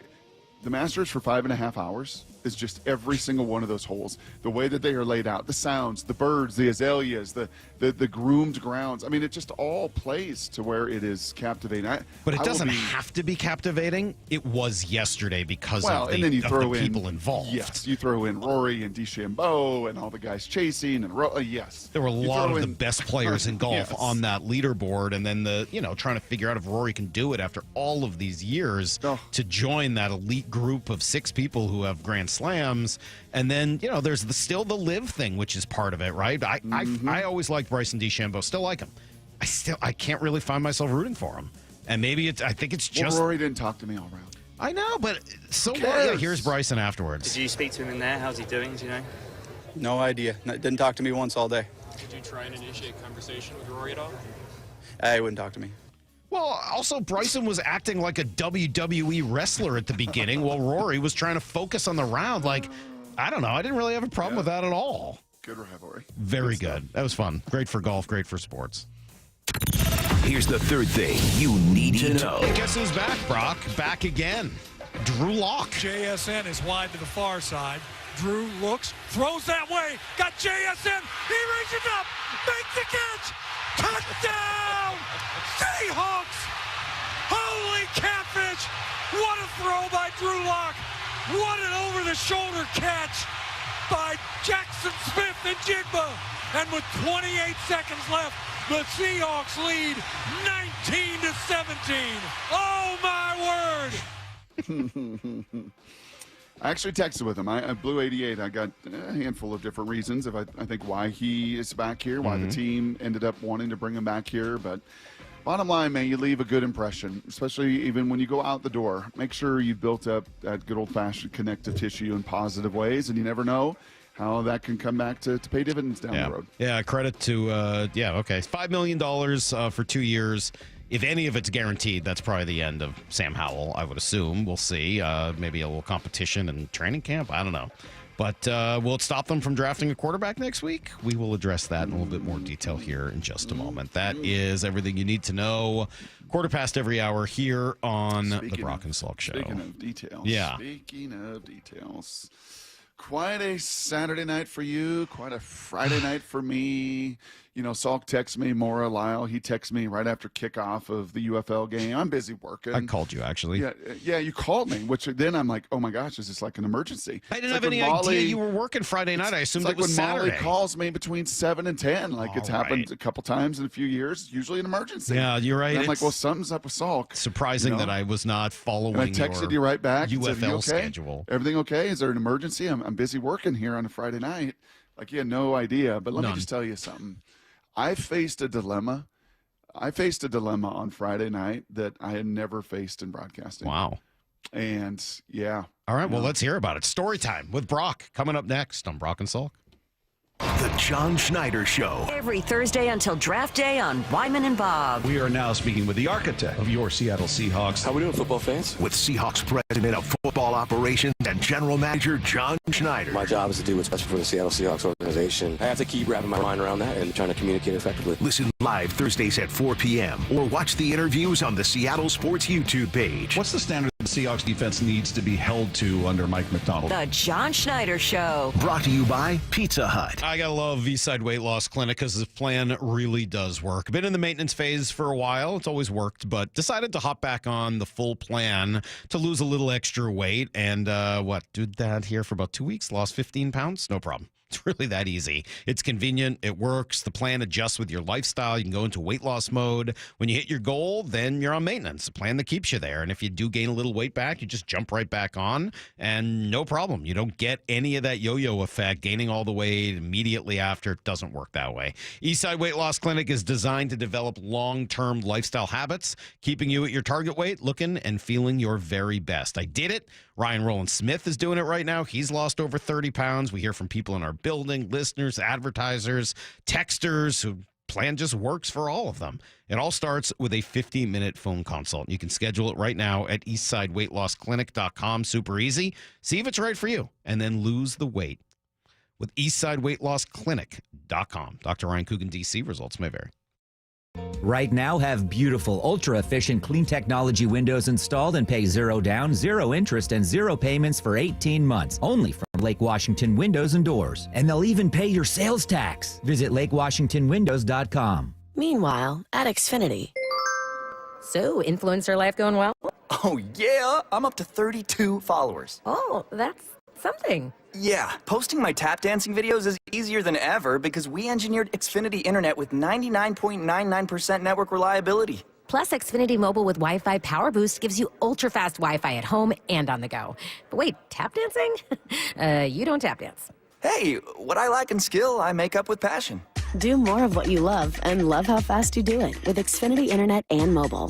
And now through April 21st, get 300 megabit Xfinity Internet and 1 unlimited mobile line together for $25 a month for 1 year. And save $1,000 in your first year over Verizon and AT&T.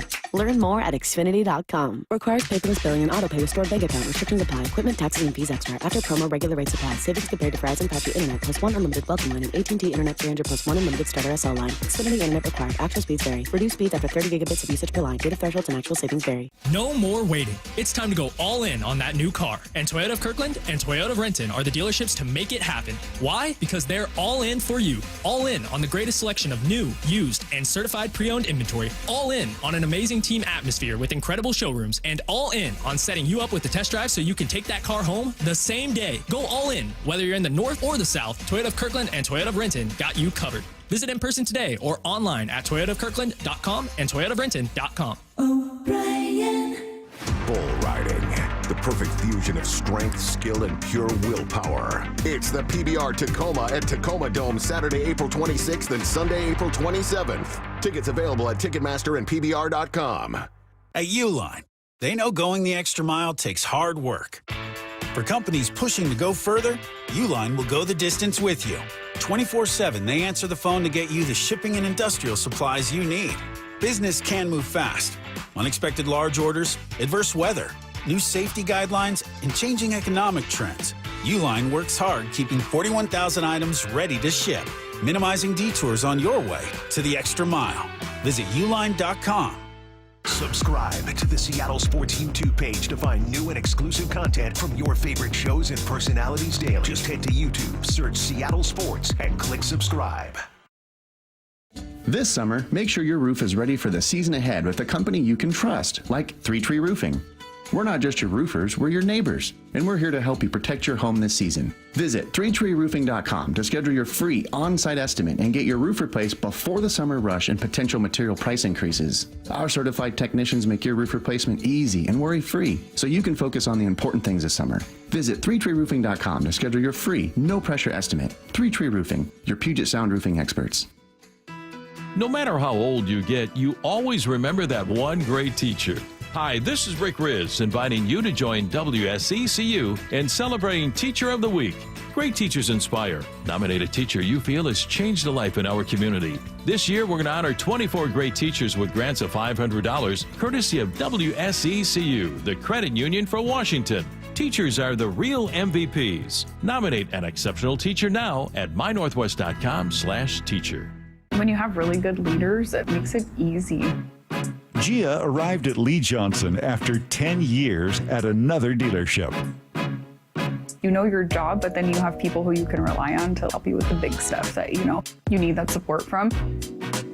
And I've gotten that every day with my service manager, with our assistant service manager, with even like our GM and our GSM. The way that, we're now on the showroom together, we are so close-knit just as a department. My service manager here, he's always open to teach you whatever you want to know. He just wants everybody to do good around him, and if somebody wants to learn something, I'm here to do it. And I've never had a service manager like that before. They're really good at promoting from within. That's one thing that I've learned from working here. Is I see people start out as a lot porter, and people work their way all the way up to being a general manager. The LJ Way is the Lee Johnson Auto family. From the Quantum Fiber Studio, you're listening to Brock and Salk. Weekdays 6 to 10. On Seattle Sports and 97.3 FM HD2. Seems like the right kind of music for story time. And Brock says that he faced a dilemma this weekend. He's never faced it before. How did you handle it? Never faced it before. And have you told your story about Saturday night, by the way? No. Have we gotten any details yet? Not much to tell. Not much to tell. I'm getting pictures from strangers all over the place up in Everett, seeing you at the gas station, seeing you walking into the ball field, all that. Station. I see the Everett Aqua Sox posting pictures about you. What are you talking about? You don't got nothing to tell. Try to play the humble card. You're going to have a lot to tell right after I tell about my dilemma. So as you know, Salk, and you pay attention every Friday night when I'm working these UFL games. I always on do. the sidelines. And I'm roaming the sidelines, and I'm working the coaches and the players and the officials. I'm just kind of doing my thing out there. Well, Birmingham decides to, I don't know, kind of a broad range of humans as well, from high schoolers up to probably mid-40s, and male, female, and I don't know, a couple dozen of them, and in the end zone, all shirtless. They all decide that they're going to be the shirtless gang down there. Okay. And they're kind of making a scene and going crazy. And, I walk by and I got my earplugs in, so I can't hear everything. But I'm hearing from them, take it off. And to you? I just have my polo shirt on, right? So they want you to strip down like when you ran your 40. Pretty much, Salk. That's exactly the flashbacks I was having. Look in by a Wow, sorry about that. Yeah, no, it was. It's kind of like this. How did you find sound of that? Not kind of like that. That's exactly what it was. Wow. Yeah. So they're all it's the first time I got a sideline producer. Got a sideline producer, Kyle Wu. We've got another runner, Andrew, really nice kid, and they're kind of looking at me, and I'm like, no, not doing that. So then I go by them again in the second quarter, and it's even louder. I mean, they are just going crazy for me. And then I made kind of a crucial mistake to just kind of hold them at guard and thinking, well, there's no way they're sticking around to the fourth quarter. It's at night. It's getting colder anyway. So I gave them the fourth quarter. Oh, no. Yeah. Why would you do that? Because I'm an idiot. I was thinking in my mind, this would placate them, enough is enough. And then I was like, and they won't be around. Birmingham's going to blow them out. It's cold. They're not going to hang around. Yeah, and then, fourth quarter comes around, and now they're just going crazy. I'm going to amp that, take it off by 100, and they're all sticking around, I think, believing that I'm going to honor my word and have integrity. And this is the dilemma. I kind of like when you're parenting, you tell your kids X, you got to follow through, right? Okay. And then I'm like, there's no chance. The dilemma is that Brock kind of wanted to do Of course it is. No. He doesn't do these fast and work out like he does for no reason. 100% true. All Brock wanted to do was take his shirt off, which is why he said fourth quarter. The game was really bad. The game was going nowhere. Even the producers starting to get involved. And a young Brock Heward, who maybe at one point was proud of his body fat, Maura, and maybe a young Brock Heward at one time would have absolutely jumped into the crowd. Right. And maybe if I worked for a different network, right, where you try to brand yourself a little bit and you kind of do things like that. And that was a dilemma that I was really facing. Do I go viral for the show? Like the show. So, I mean, you are in this. sort of a unique position, right? Where you're not really going to be doing any more games at Fox. So if you wanted to go viral, I mean, you're sort of on the way out the door anyway. Like maybe this was the time to do it. Yeah. Especially because I know you wanted to.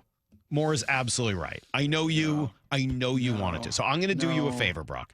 Because I love you, because I'm a good partner, because we've been friends. Mike, I know. Brock, I know. You can do it now if you want. If you really still feel the need of what was, if you need to take your shirt off now, it won't go quite as viral. But 7:30 on a Monday morning, if you need to take that Masters quarter zip off, if you need to do it, there you go. There you go. Uncomfortable. Here you go. Do you want to pull it up? You can. You can show us the guns, the packs. You can make them bounce. Nope. I know how much you love it. You know what's amazing is this is my last day at 48. Tomorrow's 49. Yeah. And I begin the countdown to my last days with the number starting with the 4 and my age. No. I mean, there was the old, as you said, the old Brock would have been even that much more of a dilemma. Was it your 40th birthday that you wanted to be able to dunk? Yeah. And you almost got there. You got really, really close, right? You did it with a tennis ball. The volleyball. Yeah, volleyball, which was great. Yeah. So for your 49th birthday, maybe you should go shirtless on the show. Yeah, no. Maybe tomorrow, go shirtless. No, I don't think so, Michael. No? I know you want to. Nope. So that was a dilemma that I faced. Yeah. Ended up, just not doing it. And unfortunately, those 30-something people there think I'm a fraud. Didn't pay off my word, and I might have to live with that for the rest of my life. Yes. And thankfully not going to be in Birmingham again for the rest of the season. No, that's too bad. Birmingham Battle. Is that where the Beetlehawks are? Yeah, no, that would those are the Battlehawks from St. Louis. Oh. So that was a dilemma that I was facing. Now yours was much bigger because we spent a lot of time talking about it. I bullied you, I harassed you, I did it on the air, I did it off the air, I did it on the X platform.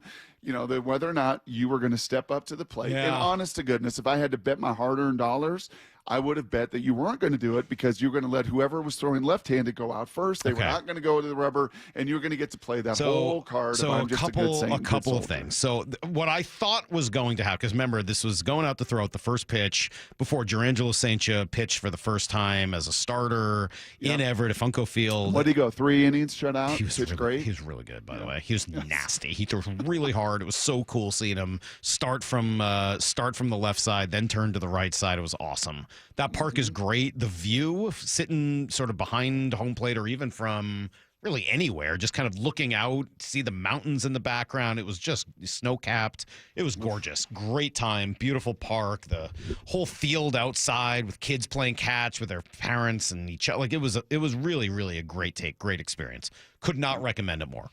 So what I thought was going to happen is that because two of us were going to throw out the first pitch, we would probably do it simultaneously. And so I wasn't going to be given that option. They were going to be like, yeah, you're each on either side of the mound. Like, okay, well, there's not really, I'm not going to show the other person up and embarrass them. That's not you. But I get there, and they never found, I guess, the appropriate lefty. You were out of town, which would have been perfect, but they never found the appropriate Randy lefty. Johnson didn't return a call. For whatever reason. It was tough. Yeah. Jimi Hendrix not around anymore. So all right, so I get out there and meet the guy. Wow. Didn't tell the kids that this was happening. They knew we were at the game, but they didn't know we were going to do this. So kind of like brought my glove, right, and walked over, played a little. Like Heather kept saying, "Well, do you want to warm up? Do you want to play catch? Do you want to practice?" I never really had time. I thought I'd see you. I got some observations and takeaways. I thought I would see you in ABC pants. No, or joggers. No. I thought something athletic. I was wearing jeans. No, you went jeans. Yeah, you went jeans. I thought that was fine. And it was only one throw. I wasn't gonna have to run anywhere. Did practice with Cecily a little bit in the field beforehand, which might explain the throw. Anyway, so we're out there, and they're like the person in charge of it. I think her name was McKenna. She comes over. She's like, "Hey, here's the deal. This is what's going to happen. This guy's going to take you out there. You're going to follow. You're going to do this. There's going to be a little red carpet. Go to the end of the red carpet and throw from there. Please do not get on the mound. The groundskeeper will be very upset. Do not get on the mound." Stop it. I'm not joking. You can ask Justin. Justin was standing right there with me. You can ask Justin. He was right there. That's exactly what happens. And I'm like, okay, would you mind repeating that for the camera over here? I feel like this is evidence that needs to be recorded. So people in that building were listening to the show. I don't know. She said that's what she says to everybody. Like, that's just the rules. You're not allowed to go on the mound. It pisses off the groundskeeper. Okay.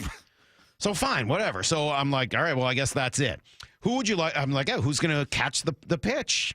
And they're like, it's got to be somebody who's not playing. But for you, we'll make sure it's Ty Pete. I was like, that's awesome. So I shake hands with, oh, man, first of all, built like a Brock. Dude, body show guy. A picture of you and him. Yes. He is rocked up and has almost a Hugh Millen level handshake.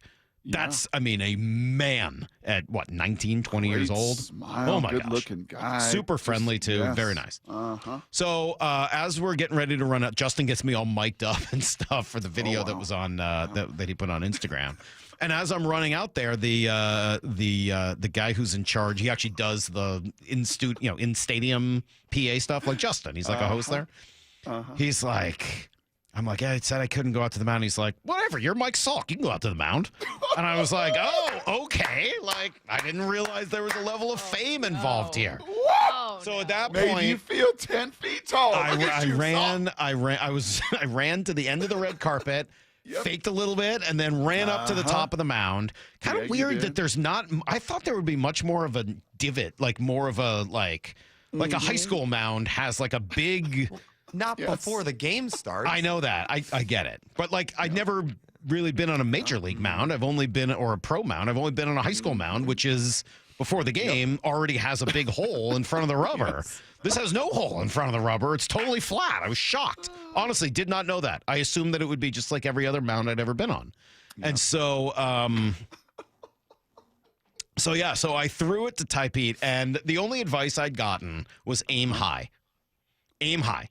When you're throwing off the mound, aim high, because when your foot drops low, that's when you have a tendency to spike it, right? Your whole body drops lower than you think, and then you spike it. So I aimed high. And unfortunately, in aiming high, I didn't throw very hard. I sort of lobbed it in. It was not a hard throw, but it made it right to him. It was in the vicinity of the strike zone. Yes. And he brought it across for me, which was nice. Well, he kind of stood up thinking, wow, he's throwing me a knuckle curve. Yeah, stop. Okay, and then he got back down in his stance because it was a strike. Salk, it was a strike. It was just it was a lob. I did not throw it with any heart, with any gusto, with any speed. But if I were to do it again, I think I would try. But for the first time, man, I was petrified. Absolutely terrified. You can hear it on the video with Justin where I'm like, I think I blacked out. Like the world started speeding up on me. I was so scared. I think you made the show proud. All I wanted to do was not embarrass the show. So, and I didn't want to go viral. And I met so many nice people up in Everett, people who were at the game, and they were just, people could not have been nicer. And my kids really, it was, jokes aside about the show, getting I really was honored by it. Like I've never been honored by anything. Nobody's ever honored me for whatever reason. Who could figure out why? To be honored by getting to throw out a first pitch was truly, and I'm not exaggerating, one of the great highlights of my career. Like I loved it. It made me immeasurably proud. And when to get to do your it, kids, right? Yeah, and to get to do it in front of my kids was amazing. It was amazing because your kids don't think you're anything, right? Your kids are just like, yeah, whatever, it's just dad. And I am, and I'm still dad. And Avery still made fun of me afterwards. And Cecily obviously was like, why is dad over there? What is he doing? Is he just going to spend the whole game with Justin? Why isn't he coming here? Like, Cecily, would you shut up? Just let it play out here. My God. It was touching, and there might have been a tear shed later as I was driving home just thinking about it.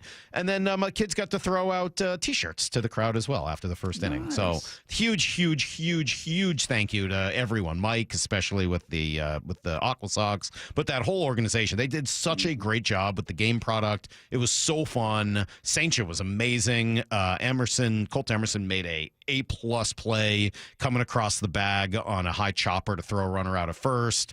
Laz didn't do much. Actually, kind of a tough day in the field, but he was as large as advertised, sitting in the stands, and the whole thing was just a really, really great experience. Loved it from start to finish. And the pictures were great. Pictures were great. You could feel the joy. Yeah, that was cool. The pictures. Super professional, incredibly well done. You could see your smile in the moment, all of it. I would say a little surprised about one thing. Just a little surprised about one thing. What is No. that? No. What were you surprised by? No body shaming, no anything like that. I was a little surprised. Again, no ABC pants to get a little more leg kick, make it a little easier than just in jeans. Yeah. But no hat. You're not a hat guy. Huh? Only when I golf. Yeah, I had a hat with me, but the only hat I had was a black steelheads hat. Okay. And I didn't think it worked with the rest of it. So I no hat. You have to understand, Brock, the only hat I was going to bring with me was a ski cap because it was like 12 degrees out there. It was so cold on Saturday night. It was freezing cold. At the end, I was wearing 4 layers, like shiver. Like it was... It was pretty cold. Not gonna lie. So well done. Anyway. You represented well. Thank you. I appreciate it. I may have bullied you last week. You did. I may have pushed you. I may have prodded you. I may have challenged you like a great coach does. To get outside of your comfort zone and believe that you could do more. And you did it, and you got on that mound. Yes, and you stepped up there and you delivered. People want to know where the video is. The whole video. I think Justin posted a lot of it on the Seattle Sports Instagram page. Yeah, he was busy working and spliced that whole thing together. Lyle, what do you got? No, I'm just glad you went to the top of the mound and threw it, and they let you do it. There were some first pitches this weekend that weren't from the top of the mound. Really, at the big league games just don't ask me. Yeah, I think in general most people don't, but they told me to go up there. Most are scared. Huh? No, most are scared. I was scared. Terrified. I do have a slight bone to pick with the gentleman that told you you're Mike Salk. You can do whatever you want. Yeah. I don't think you should be encouraged in that way. I totally agree with you. But yeah, I didn't I'm glad feel you like got that. to throw from the mound. For the record, I didn't say that. I did not say, hey, do you know who I am? I'm Mike Salk. I can do whatever I want. He said it, and I was like, oh, well. Yep. They're not going to argue with this guy. Now I've got somebody to blame. So I paid that guy $50. What do you mean jeans was an awkward choice? I wear jeans every day. I'm a jeans guy. I don't know what to tell you. I'm a jeans guy. I that's what I wear. I'm comfortable in jeans. I don't need to change out of jeans when I get home. Like I like wearing jeans. That's what I'm wearing today. That's what I was wearing on Saturday. And that's probably what I'll be wearing the next time you see me, unless it's summertime and I'm wearing shorts. Let's do some Blue 88. This is Brock and Salk's Blue 88. Blue 88! Blue 88! We take you to the field as Brock Ewart breaks down 3 football questions as only he can. Now here's your hosts, Brock Ewart and Mike Salk. 425 says, I live up the hill from the Aqua Sox. I still didn't go because it was so cold. Yeah, it was pretty cold. Salk out here acting like he stayed the whole game. He was gone by the 4th. Was a little disappointing. No, I stayed outside for about 4 innings. Then I went upstairs. Justin had the little media room suite. So I went up to hang out with Justin and Betsy and Justin's friend Dunk, who's a great dude. And then the kids wanted to leave. So we left. So it wasn't necessarily my call. Also, it was freezing cold. Brock, question number 1. Why Drew Lock? Why is he back? I think a couple reasons. Number 1, it's not just a veteran minimum deal, which kind of resonates with me. Like, no, it's a 2-year deal, chance to make a couple $1 million in incentives, and based on playing time and everything else. And yeah, this is a direct reflection of Sam Howell and the competition they're going to have. Mm-hmm. And you know what? I think right now, on paper, quite honestly, this is the deepest QB room I can remember them having. Maybe not the best QB room, but the deepest QB room going 4 deep. Because they have actually 4 people in it? They actually have 4. Actually 2, Jaron Hall, who, started a game for Minnesota, BYU old quarterback, older guy, but young in his playing experience. I really like him. Obviously, Sam was a draft pick. He started in this league. Drew Lock, his 2nd-round pick, he started in this league. Sam Dart, you got a bunch of guys in there, and it's going to be a competitive deal. I'd be very surprised, obviously, if all 4 make this roster. And I think it'll be a very competitive environment between Drew and Sam. And Sam's got You're not going to have more than 2, right?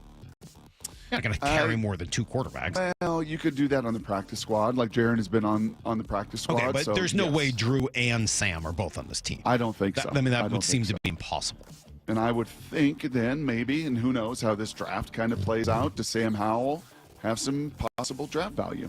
If he doesn't get who they want, if 4 or 5 teams wanted Sam last year, is all of a sudden it's going to be 0? Probably not. So, yeah, does this, and then, I think the most important question, does this preclude them from drafting a QB in 10 days or 11 days or 12 days? No, I don't think it does. I don't think it does. The money is not that big for any of them. And as I said, then possible trade value for one. And if the right guy falls at the right place, I think this Do you know how much is guaranteed with Locke? Because that would be the key, right? I mean, like if you do end up drafting someone and then decide you're not going to carry 3, they cut him here in a couple weeks? Yeah, I don't have that number. I can try to dig for that. I don't, if it's 2 years on 5, as I said, I believe 2 of those $5 million are incentive based. So then you're not looking at a massive. So if you need to cut them, it's really not that big a deal. That's right. Yeah. That's right. But I think this does tell me it's got to be the right QB at just the right spot in this draft, right? It's not like they've got 2, 3, 4 QBs that they love. And because I think if that were the case and they were comfortable that could be in the 3rd or 4th or 5th, I don't think you make this move. I think this was an insurance policy with the guy, by the way, they really do like as a human, as a person in Drew Lock. Yeah, we'll come back to this, spend a little more time on it at 8:30. Right now, question number 2. Sneaky fun position group, Brock, in this draft. They got players in probably all 7 rounds. What is it? Linebacker. Linebacker. A lot of different wide receivers, especially in the first 4 rounds. Lots of different offensive linemen, especially in the first 4 rounds. Linebacker is one that does stretch. I've texted with a few different people in the NFL and out of the NFL, and just like, hey, do you like this kid? I like the UCLA linebackers. I got 2 of them. Kind of like both of them. One is just a human missile that has no regard for his body whatsoever. It can really run, Kane Medrano. The other one really came on this year as an all-conference player and smart and savvy and probably kind of a 2nd, 3rd, mid-round kind of guy. Kid Alabama, Campbell, that I talked about a week ago. My buddy in the NFL said, love this dude. Absolute game changer.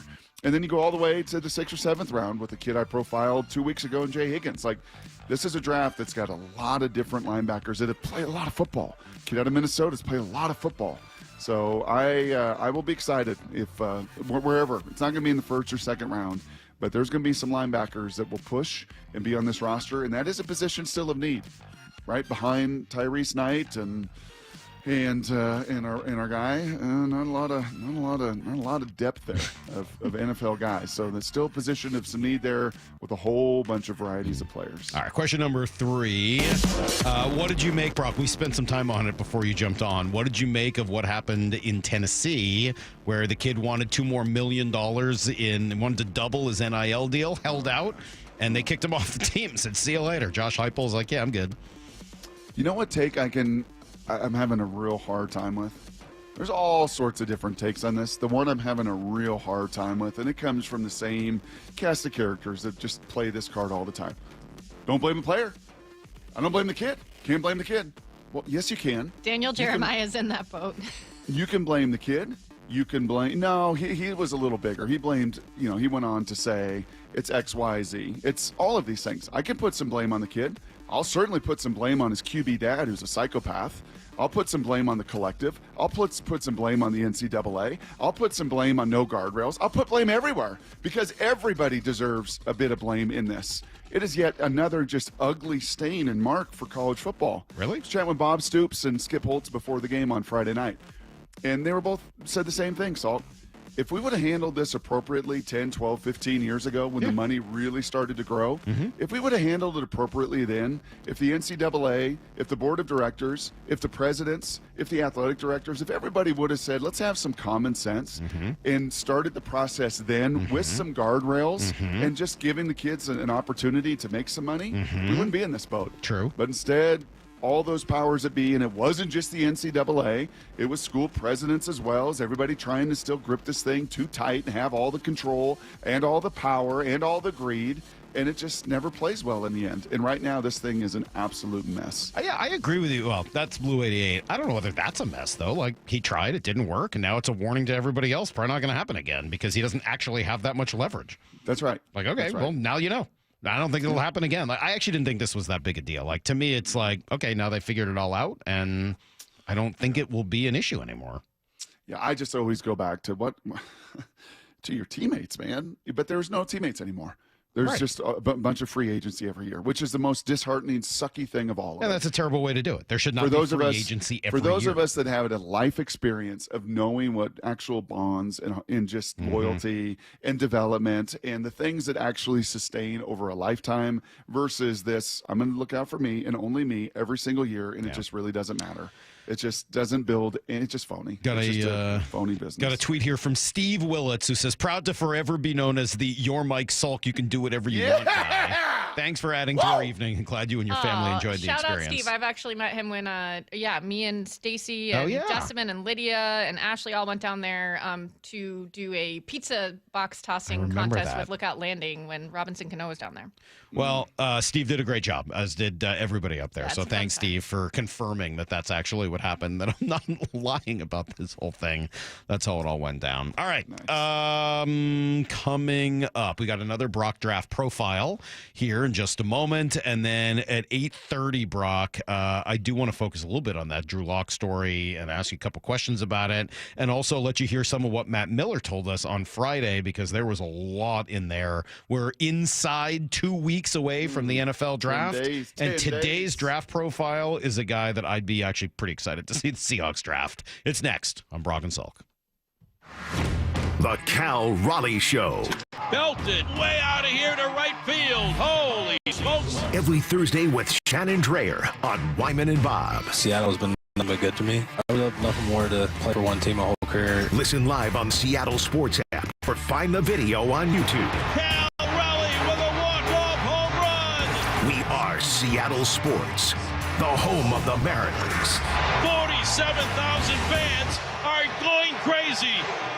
Hey, Brock Hewitt here from my friends at PCF Group, or People Come First Construction Group, and that's exactly what they did when we made the call a couple years ago. We wanted to redo our outdoor space, wanted to add a deck, and outdoor living, a television, and a kitchen, and PCF Group, wow, they more than delivered. And if you're interested in building a stunning outdoor area like we did, I cannot recommend them enough. Reach out before the good weather arrives, and their schedule, well, it's going to fill up. So whether you're looking for a complete outdoor living space or a very specific project like an underdeck ceiling, deck, patio cover, railings, PCF has you covered. Design now and pay later. In fact, get 12 months, no interest and no payments, and up to $6,000 off and a $1,000 Amazon gift card.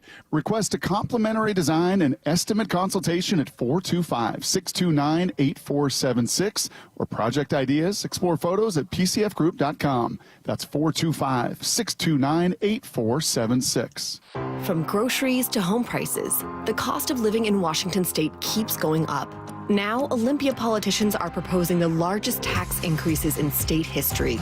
Don't be fooled. If taxes go up, we'll all pay even more. Washington needs lower costs, not higher taxes. Tell the politicians no by visiting www.affordablewashington.org. Paid for by the people for an affordable Washington. Top 5 contributors are Washington Alliance for Competitive Economy, Microsoft, Madrona, T-Mobile, and Amazon. Think about your home. Warm in the winter, cool in the summer. If any of these don't work, your quality of life is impacted. For a decade, I've trusted Home Comfort Alliance to fix and upgrade it all. Hi, John Curley here. Upgrade now with incredible savings on ultra-efficient heat pumps. Get up to $5,000 in local utility rebates. And Eastsiders save up to $6,000 with the Energy Smart Eastside program. Plus, Home Comfort Alliance is offering up to 10% off all heat pumps and air conditioning systems through April. Call Home Comfort Alliance, the comfort people. Visit HomeComfortAlliance.com.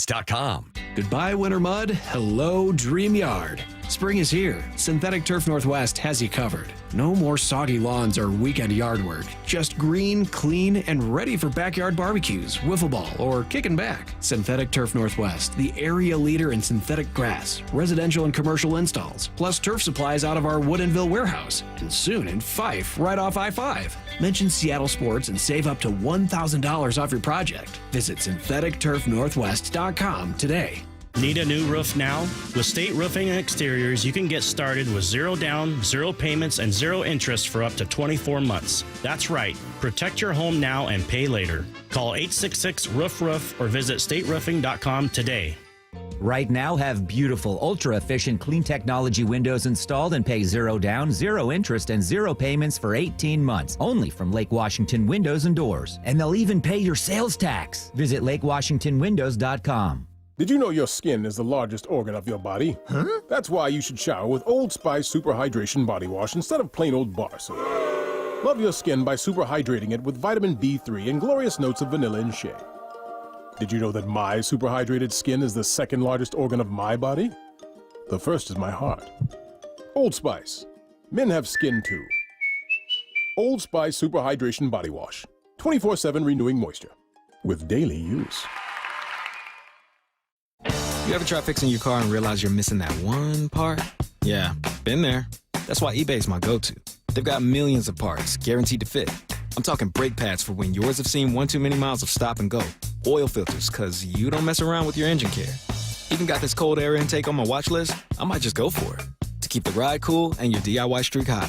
Find all the parts you need at prices you'll love. Guaranteed to fit every time. eBay. Things. People. Love. Eligible items only. Exclusions apply. Listen up, Gen Xers. Elizabeth Banks here. The recommended age for pneumococcal pneumonia vaccination has been lowered to 50 and older, even if you're healthy. It's up to us to lead the way. We've done this before. Music videos, fanny packs, even the World Wide Web. So let's do it again and get vaccinated. We're at over 6 times greater risk for pneumococcal pneumonia compared to adults under 50. Gen X, this is our shot. Visit vaxassist.com to schedule. Sponsored by Pfizer.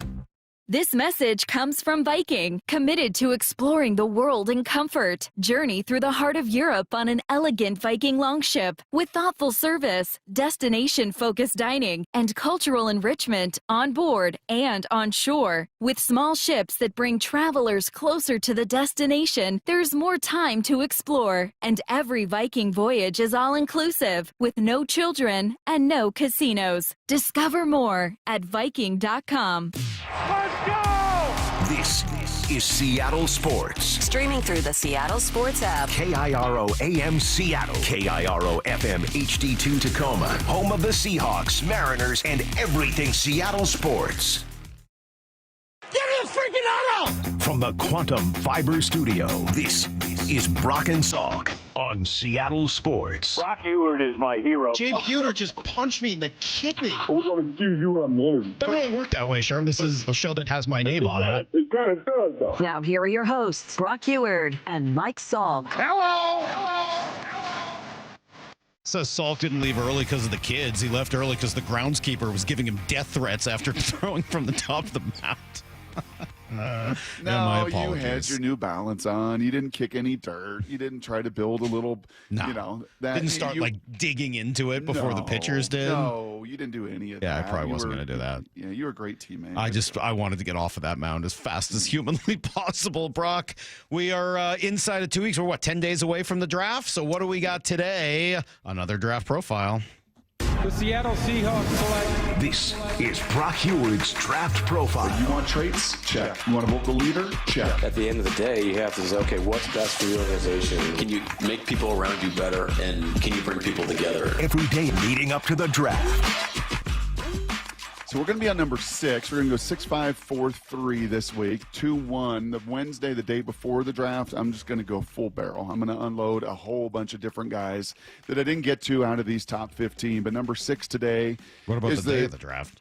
The day of the draft, there's going to be so much conversation about other things, right? We'll play kind of the accumulation of all the sound. The day before, we're going to have Daniel Jeremiah.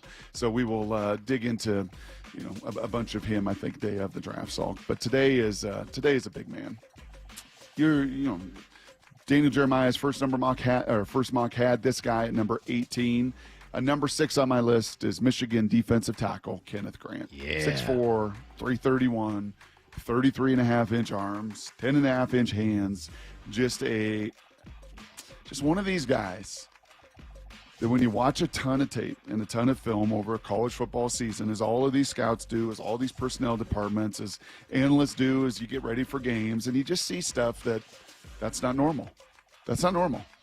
Mikey Sainer still on an interception 2 years ago. Catches it. He's a nickelback. Nice little player last year in the NFL as a rookie, by the way. And he's taken it back, and all of a sudden, what is that? Hold on a second. Is that Kenneth Grant running by him and next to him? It is. Let me rewind that again. Hold on a second. That can't happen. You don't have that guy at that size, that body type, being able to run down the field. Oh, my gosh, it is. I mean, I think 3 or 4 times. I watched that replay back. That was one of many different occasions where you just see a body type that is not supposed to be able to do what he does. Again, 6'4", 30 run one. He didn't run at the combine. He ran about a 5'1", a little over 5 flat 40. So it wasn't like he was some 4'6", 4'7" guy. But it's just the agility. It's the movement. It's the fluidity. When you're that big, you're not supposed to be able to do those things. It is why Daniel Jeremiah, in cut number 14, had him in the mock to the Seahawks, his very first mock at number 18, and why he, like many around the league, are so deeply intrigued. He's got as much ability as anybody in the draft. Like, he hasn't got it all together just yet, but it's just, there's not many people walking around planet Earth that are 340 pounds that can move like this kid can. So it's not all there yet. He hasn't all figured out. You're not going to be getting year 1 what you're going to be getting year 3. You're drafting him for year 3, which is another side story on where you want to get your team and where your roster. I was talking to somebody in the Eagles organization, and we were talking about the draft, and we were talking about this, how would you like this player versus that player? And he brought up the line and said, well, for us, we have so much depth on our roster that we really talk more about year 2 and year 3 with these guys versus how do we need him to plug in year 1. Like, they're going to have a hard time getting their first-round picks on the field at most of these positions. I think he fits into that mold a little bit. There's Leonard, there's Jaron, there's Byron. Like, yeah, you're not coming in to play 75% of the snaps. And he's a younger guy. Many of these profiled guys, Salk, have been there 3, 4, 5 years. He's only 3 years, but he played 41 games in those 3 years in Michigan, including playing a key role in their run to the national title, just plugging things up right in the middle of that line. He's a 2-time all-conference member. He's one of these guys as well, and I think of my late great friend Cortez Kennedy. And there was a highlight of him, I think, last week, Tom Flores and the folks calling him on draft day. And Cortez was like 2 different humans stuck together. Like, from the waist up, there was a lot of girth and breadth and size and a little bit of body fat. And then the legs were like a running back. Warren Sapp, if you ever see Warren Sapp in person, it's the same thing. Like, the waist up, there's all this size and breadth and broad shoulders and mass. And then he's got legs like a running back. That's Kenneth Grant. Like, the 6'4", the 330-something, there's so much of that happens upstairs. But then you look at the legs, and he's super athletic and nimble, and they just don't really match. Now, some of that has caused some issues on double teams, and can he really hold the point? And you look at a Byron Murphy. I mean, those 2 guys standing next to each other could not be put together any differently. Byron Murphy's like a pit bull, right? He's like an English bulldog. He's like low center of gravity, immovable, legs for days, right? But he's, 6'3", 310 pounds. This guy is long levered, 6'4". And when he gets you and he gets a one-on-one, he gets underneath you, he is destructive. John Jansen kind of echoes the same thing Daniel Jeremiah did. John Jansen, old NFL offensive tackle, the analyst and voice of Michigan, up in that booth. I think he was with Bump and Stacy talking about, again, the tools, the upside, what Kenneth Grant can be in the NFL. But Kenneth Grant, and I know Kenneth is not going to go nearly as high as Mason, and he's going to take a little bit more time to develop. But if he really masters the craft of being a defensive tackle in the NFL with his size, his speed, his strength, I think he's going to be an absolute beast. He just won't be as impactful early in his career as Mason will be. You know who I want working with him? Jaron Reed, Leonard, Aiden Dirty.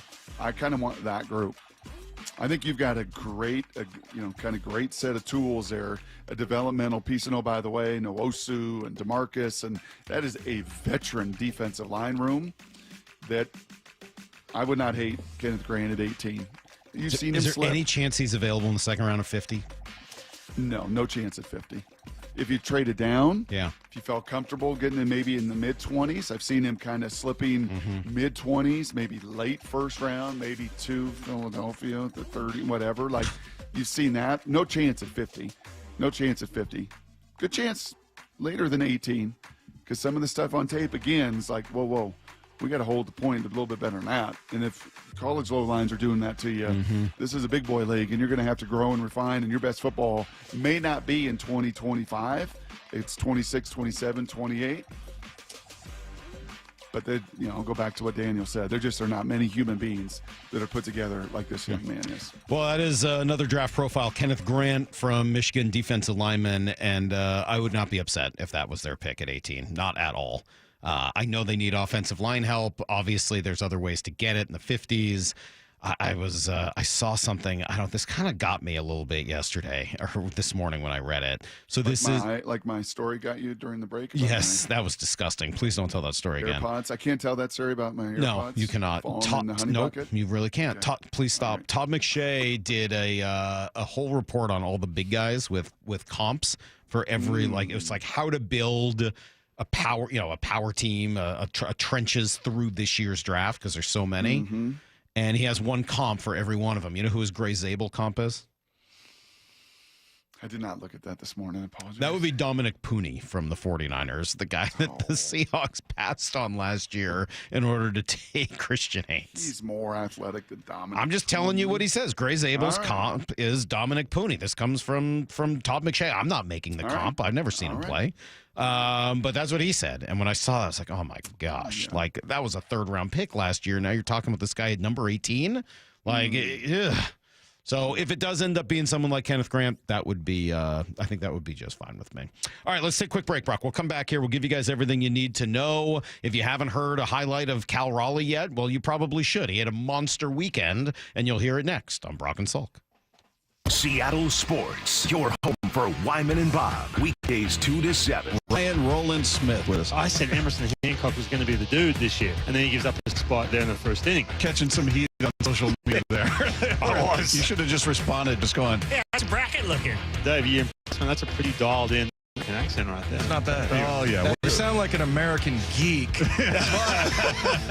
It's still good. Hear the rest of this interview on demand at seattlesports.com and on the Seattle Sports YouTube page. Are insurance companies taking you for a ride? Literally? Don't let them destroy your financial future. If you've been in a car crash, Just Cause Legal is your weapon against greedy insurers. They don't care about you, but Just Cause Legal does. Time is running out. Get the compensation you deserve. Call 253-859-8899 now or visit justcauselegal.com. Don't wait until it's too late. Take back control and fight for what's yours. Meet your legal lifesavers. Just Cause Legal, fighting for you. We meet by accident, fixing every last bit, Accurate Auto Body. If you've been in an auto accident, you have the right to take your vehicle to any repair facility. Accurate Auto Body has been family owned and operated since 1994, and they work for you, not your insurance company. Your insurance company may not love them, but you will, because we meet by accident, fixing every last bit, Accurate Auto Body.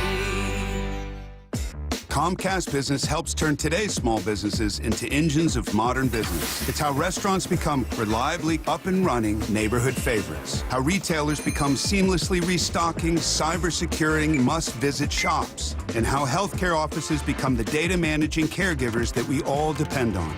With reliable connectivity, enhanced cybersecurity, advanced fiber solutions, and Wi-Fi backup, Comcast Business is powering the engine of modern business. Powering possibilities. Now through April 21st, new customers can get started with 150 megabit internet and Security Edge for $49.99 a month for 12 months with a 2-year agreement. Plus, ask how to get a $500 prepaid card on a qualifying internet package. Call today. Restrictions apply. Not available in all areas. Requires enrollment in paperless billing and automatic payments with bank account. Equipment, taxes, and other fees extra and subject to change. Early termination fee applies.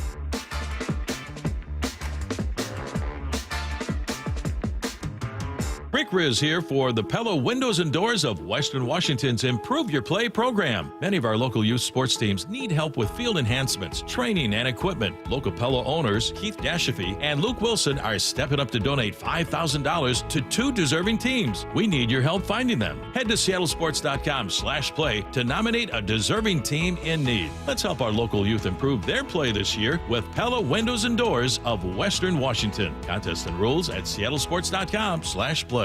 We at 3 Tree Roofing understand that your home is your castle. That's why our certified technicians use state-of-the-art installation methods to deliver the highest warranties available. Check out our hundreds of online reviews and schedule a free estimate to see for yourself. 3 Tree Roofing, your Puget Sound roofing experts.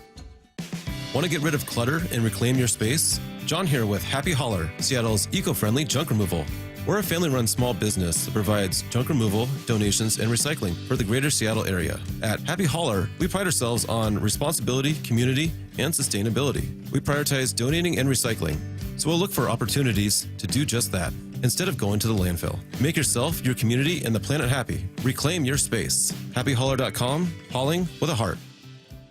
Get up to $5,000 in local utility rebates, and Eastsiders save up to $6,000 with the Energy Smart Eastside program. Plus, Home Comfort Alliance is offering up to 10% off all heat pumps and air conditioning systems through April. Visit HomecomfortAlliance.com. For Down Territory, going inside the game with Michael Bumpus. I like this. More quarterbacks should start doing this. Every day at 11:15 and 1:15 on Bumpin' Stacy. Hey guys, did you know that half of men over age 50 have erectile dysfunction on some level? Whether you have mild, moderate, or severe ED, West Coast Men's Health can help. We don't prescribe pills and hope they work. Instead, we treat the root cause of the problem with acoustic wave therapy, which breaks down plaque, unclogs arteries, and restores blood flow. We have treated thousands of men across our 11 locations nationwide and have established ourselves as a leader in the industry.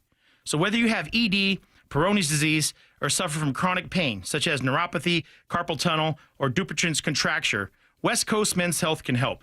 No pills, no shots, no surgery, just results. With clinics in Redmond and Tacoma, call West Coast Men's Health at 206-519-6541. That's 206-519-6541. 206-519-6541. Online at westcoastmenshealth.com. If you've been injured, you need a lawyer that is tough, confident, and battle-tested. I'm attorney Rob Iddens, proud Marine Corps veteran and owner of Warrior Injury Law, where we help all types of injury victims like Cynthia, who was T-boned by a truck. The airbag shattered bones in my hand. I called Warrior Injury Law and was very happy with the outcome. Rob has integrity. He cares about people. He cares about his clients. I knew that I could trust Rob. If you've been injured, call us at 253-WARRIOR for your free case review. Eddie's! Announcing the Million Hour Volunteer Rally. G here, join me, Safeway and Albertsons, and donate your time and skills to support local food banks and host food drives or fundraisers. You can win free groceries for a year and a $5,000 donation to your favorite hunger relief agency. Visit albertsons.com/volunteer to learn more. Find volunteer opportunities and log your hours. 1,000,000 hours will help create food secure communities. Visit albertsons.com/volunteer. Need to know. 15 minutes past every hour with Brock and Salk. Here's what you need to know. Up first.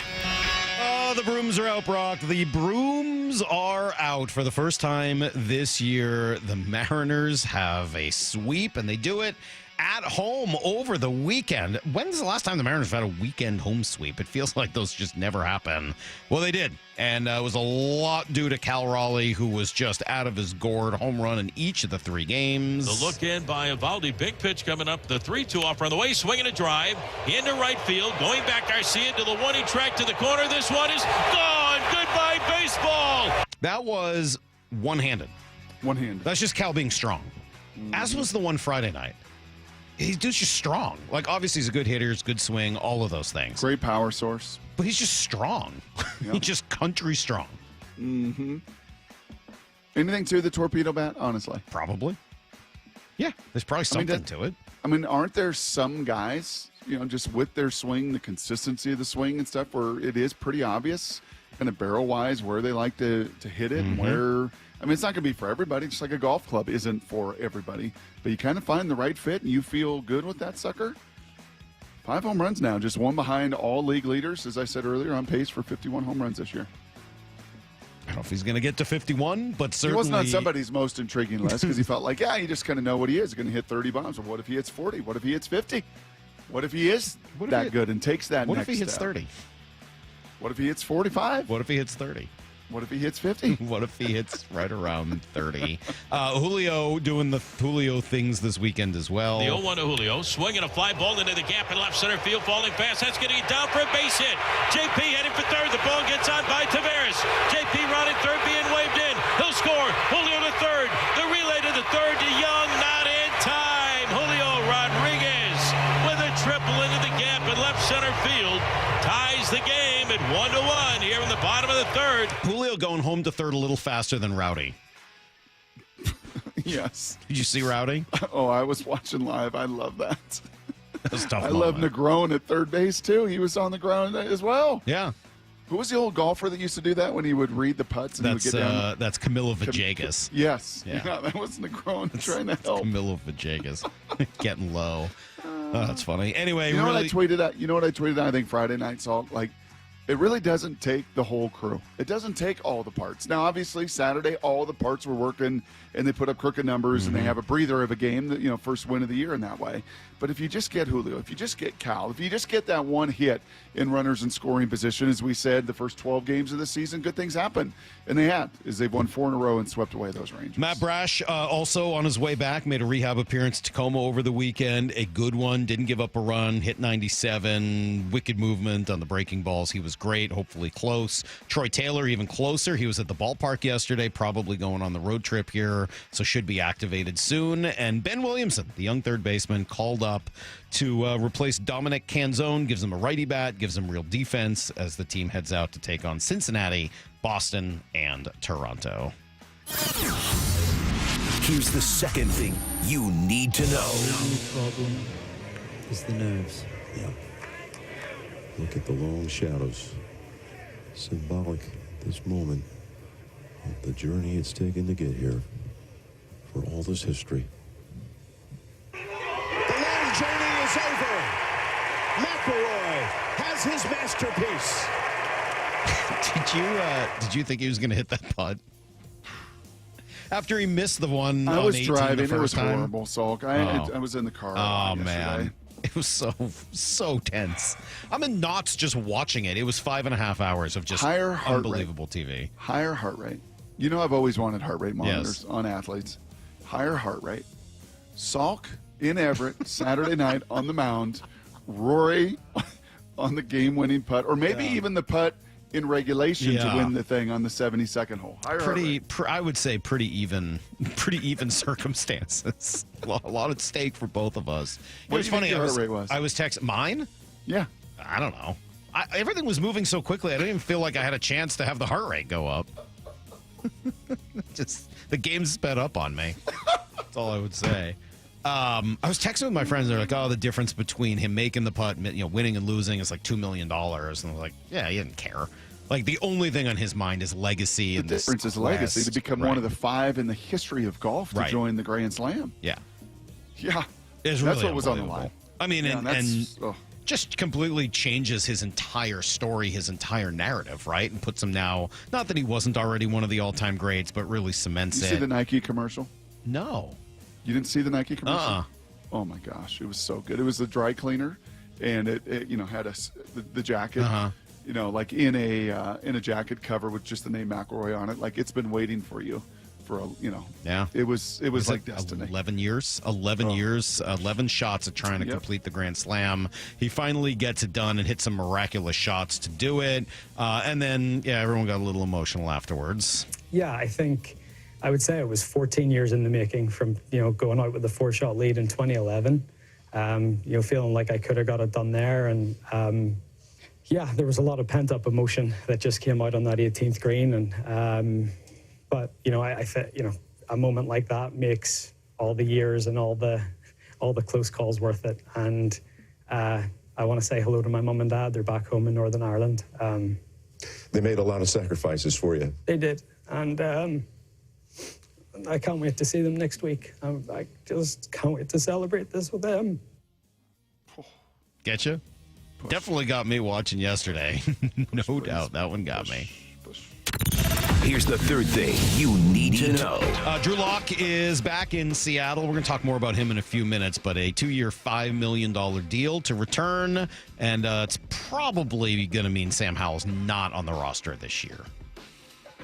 You got to be flexible, man. And at that position, you've got to have some volume. And I don't know. You just never know. Yeah. Right. But you want to give yourself as many cracks at getting that position right, which maybe even could include 10, 11 days from now. Just looking at Dane Brugler with the Athletic matching quarterbacks to teams. And And he's got old Jackson Dart is a real fit for the Seahawks. Talk about him a little bit too in this draft. So we got some sound on him from Matt Miller on Friday. So good quarterback conversation coming up. It is Brock and Salk. That's everything you need to know. Lyle, did that get you? You're in Rory right there. Did that get you? Did that move the water at all? It did help to have watched the whole thing. Did you watch like the whole game or the whole round? Not all 5 hours, but like the back end of it. And you didn't get emotional with his parents and the work that they did for him and all that? And his young daughter. It was cool. He's not old enough to cry yet, Brock. He's not old enough. I'm not a crier. I don't know what to tell you. You're not yet. Give yourself Shane, 5-10 years. Lowry, just seeing him fall to the ground, just all that he has been through, all the valleys, the mountaintops. I would have thought you, Brock, would have really appreciated some of the neutral mentality stuff. I mean, you talk about that whole Russell Wilson, Trevor Moawad neutral mentality, and Rory really had it yesterday. I mean, starts off with a double bogey. He said afterwards it sort of helped calm him down and kind of got him into the round, which is weird, but maybe took some of that pressure off. And then every time it looked like he was going to cruise, there's the double bogey, which was so stupid. I mean, why are you laying up? There was no need to lay up. Go for it and take double bogey out of play. But he doubles, goes into the drink. Okay, fine. And then he bounces back with that incredible shot on 15, another incredible shot on 17, missed the putt on 8. I mean, it really was fairly remarkable watching the whole thing. And for him to eventually, after all that, beat Justin Rose, who was about as steady as you could be, that was incredible. It was just the drama. The theater. Yeah. I mean, truly, it was theater. And it was a script, and if you were to write it, and how can we make this realistic? Is this over the top? Is this too much? No, I mean, it was just as good as sports theater as you're ever going to see. Yeah, 100%. All right, we are just a few days away now from the draft, a week from Thursday, and the Seahawks made a big move on Friday. Is it to get ready for the draft, or does it have nothing to do with it? That story and a whole bunch more next on Brock and Salk. The 2025 NFL Draft. First real opportunity for Mike Macdonald to build this team in the image he really wants. With 5 of the first 100 picks. Are you kidding me? What are the biggest needs? It might be too early to take a guard in the first round. And nobody is taking you deeper inside Seahawks HQ on draft day with General Manager John Schneider live at 4 p.m. What you do here matters. Next Thursday, only from the home of the Seahawks, Seattle Sports, the app, and your smart speaker. All right, Mike Salk here. Riverside Roofing is offering $1,000 off on a new roof replacement right now, which is a great incentive for any homeowner to book their roof replacement. Do it right now. This week is going to be beautiful. Temperatures in the 60s. The days are longer, so those crews can get out, get your roof done quick, and in time for the rain, which you know is going to be coming right around the corner. Yeah, $1,000 off. And all you got to do to claim it from Riverside Roofing is book a free estimate, right, from the website, riversideroofingllc.com. You'll meet with Brandon, who was actually just out at my house last week, taking a look at my gutters where we got a little issue, and they're going to come fix that. He's Don's son, and just tell him you heard the message from me on the radio. You'll get $1,000 back in your pocket and a brand new roof over your head. Ask Brandon while he's there about all the experience. Ask him about GAF Master Elite certification, which puts him in the top 3% of roofers in the nation. Ask about the catch-all system used to keep your yard and driveway absolutely free of debris like nail and shingles. It works. Go to riversideroofingllc.com and book the roofing company you can trust. Jaden Schwartz for Techline Roofing. The ice may have melted, but spring is the perfect time for a new roof. Call Techline Roofing. Take advantage of our easy financing and our spring special. That's TEKLIN roofing.com. Welcome to Staples. Hi, I hear Staples print it all. Oh, you bet. Posters, banners. Can you print it all for Mother's Day? Oh, of course. Photo gifts like canvas prints, photo puzzles. Can you print it all for graduation? Sure can. Custom cards and invites. Can you print a huge banner with the grad's picture? Oh, definitely. Even an embarrassing baby picture? Oh, those are the best kind. I know, right? Print it all for moms and grads at Staples. And right now, get 40% off custom cards, invites, and photo gifts. N75 exclusions apply. Visit staples.com/print for details. This is the story of the one who, as a maintenance specialist for a historic high-rise, knows that vintage charm historically needs constant attention. Which is why when it's time to upgrade turn-of-the-century mechanicals, they turn to Grainger. With easy access to 1 million-plus products and the scale to deliver when and where you need them. The right tools and supplies are never far away. So the one can keep that vintage building running like new. Call, click Grainger.com, or just stop by. Grainger, for the ones who get it done.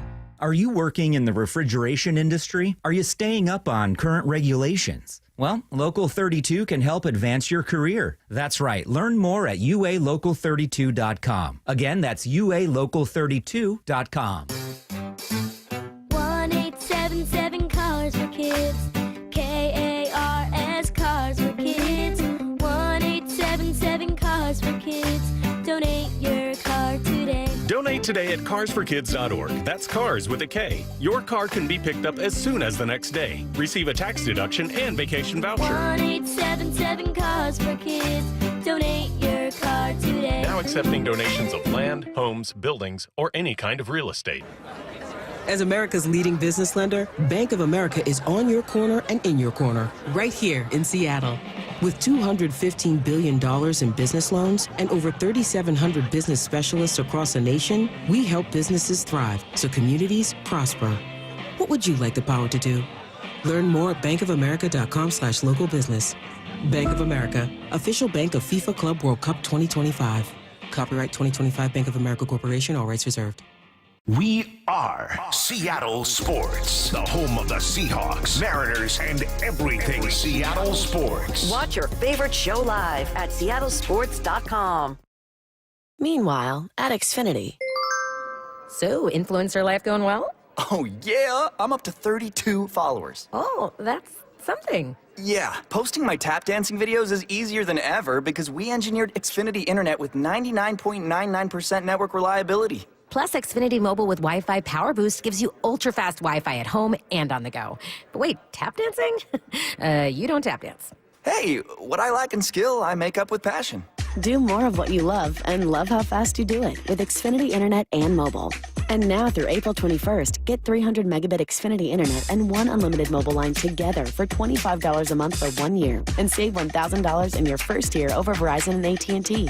Learn more at Xfinity.com. Requires paperless billing and autopay with stored bank account. Restrictions apply. Equipment, taxes, and fees extra. After promo, regular rates apply. Savings compared to Verizon 5G Internet plus one unlimited welcome line and AT&T Internet 300 plus one unlimited starter SL line. Xfinity Internet required. Actual speeds vary. Reduced speeds after 30 gigabits of usage per line. Data thresholds and actual savings vary. Hey, it's me, the foul pole at T-Mobile Park. But it's about time they call me the fair pole because those are the moments I live for.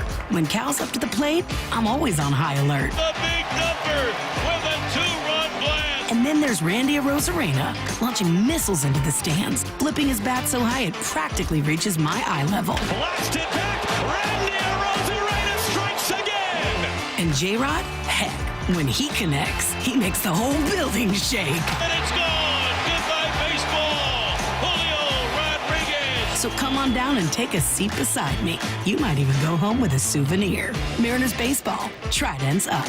The Mariners are back in town starting April 25th, and you won't want to miss two great giveaways. City Connect Captain's Hat Friday the 25th and Moose Shoulder Plush Night Saturday the 26th. Plus, score value game seats as low as $10 April 29th and 30th. Go to mariners.com to get your tickets and check out everything on deck. From the Quantum Fiber Studio, you're listening to Brock and Salk. Weekdays 6 to 10 on Seattle Sports and 97.3 FM HD2. All right, Brock, let's get to the real nitty-gritty. The Seahawks going to draft a quarterback a week from Thursday. Is it going to happen? We've got a whole bunch of news, notes, sound, all kind of leading back into this story. So over just before the weekend started on Friday, the Seahawks made a little news when they signed Drew Lock. And that puts, as you said, a very deep quarterback group now together. Mm-hmm. Now, it is funny. I was kind of looking at it. So take Jaron Hall out of it for now, okay? The other three guys, Sam Darnold, Sam Howell, Drew Lock. If that was your quarterback group a year ago, can you imagine the conversations we would be having right now? Mm-hmm. If it was exactly 12 months ago to the day, if it was April 14th, 2024, and your quarterback room was Sam Darnold, Drew Lock, and Sam Howell, first of all, you would probably assume Sam Howell was going to be starting. And second of all, you would be really nervous about where the season was going to go. But since then, Howell has lost even more juice to the point where it feels like he's not going to be here. Drew Lock could barely get on the field in New York, was on for like one game, and then ultimately they were going with other guys that shouldn't have been on the field instead of him. And then Darnold has become an assumptive starter based on everything he accomplished in Minnesota last year. A year makes obviously an enormous amount of difference. But it was striking to me that a year ago you would have been horrified that was all you had in your quarterback room. You just said the Seahawks were tanking. Yeah. You would have. Yes, you would not have the confidence, and you would not have heard me say something like I just said, that this might be the deepest foursome, in this case 3, that you've had in quite some time. You would say the Seahawks are going to draft a quarterback next Thursday. Mm-hmm. Right? I mean, like if that was the entirety of your quarterback room a year ago, you'd be like, oh, okay, they're going to draft a quarterback. Maybe it's Jackson Dart. Maybe they're trying to trade up. Maybe they want to get Shador. Like whatever it is, they know they need a quarterback, and so they're going to be trading up, and they're going to make sure they get one because that's not a quarterback room of a contending team. But a year's a lot of time. And obviously Sam Darnold is the thing that changes that the most. So what do you think this means for next Thursday? Yeah, I'll double back on what I said in Blue 88, that I think – unlike just 15 years of watching John Schneider's drafts and the build up to it and the lead up to it and all of it, this is a bit of a tell to me. It doesn't preclude you from taking a quarterback, but it to me spells out that it's got to be like the right fit at just the right time. That the timing of it probably is not going to work, and I would rather have the known commodity, the bird in the hand, than the unknown. And we know Drew Lock, and we know Drew is an awesome teammate. We know that he's comfortable in any QB room. We know that he's not going to be a threat to Sam Darnold, right? That he's going to actually probably build him up. The guys enjoy him and like being around him. And for that reason, we're going to bring him back on a deal that's pretty darn comfortable. 2 years, $5 million.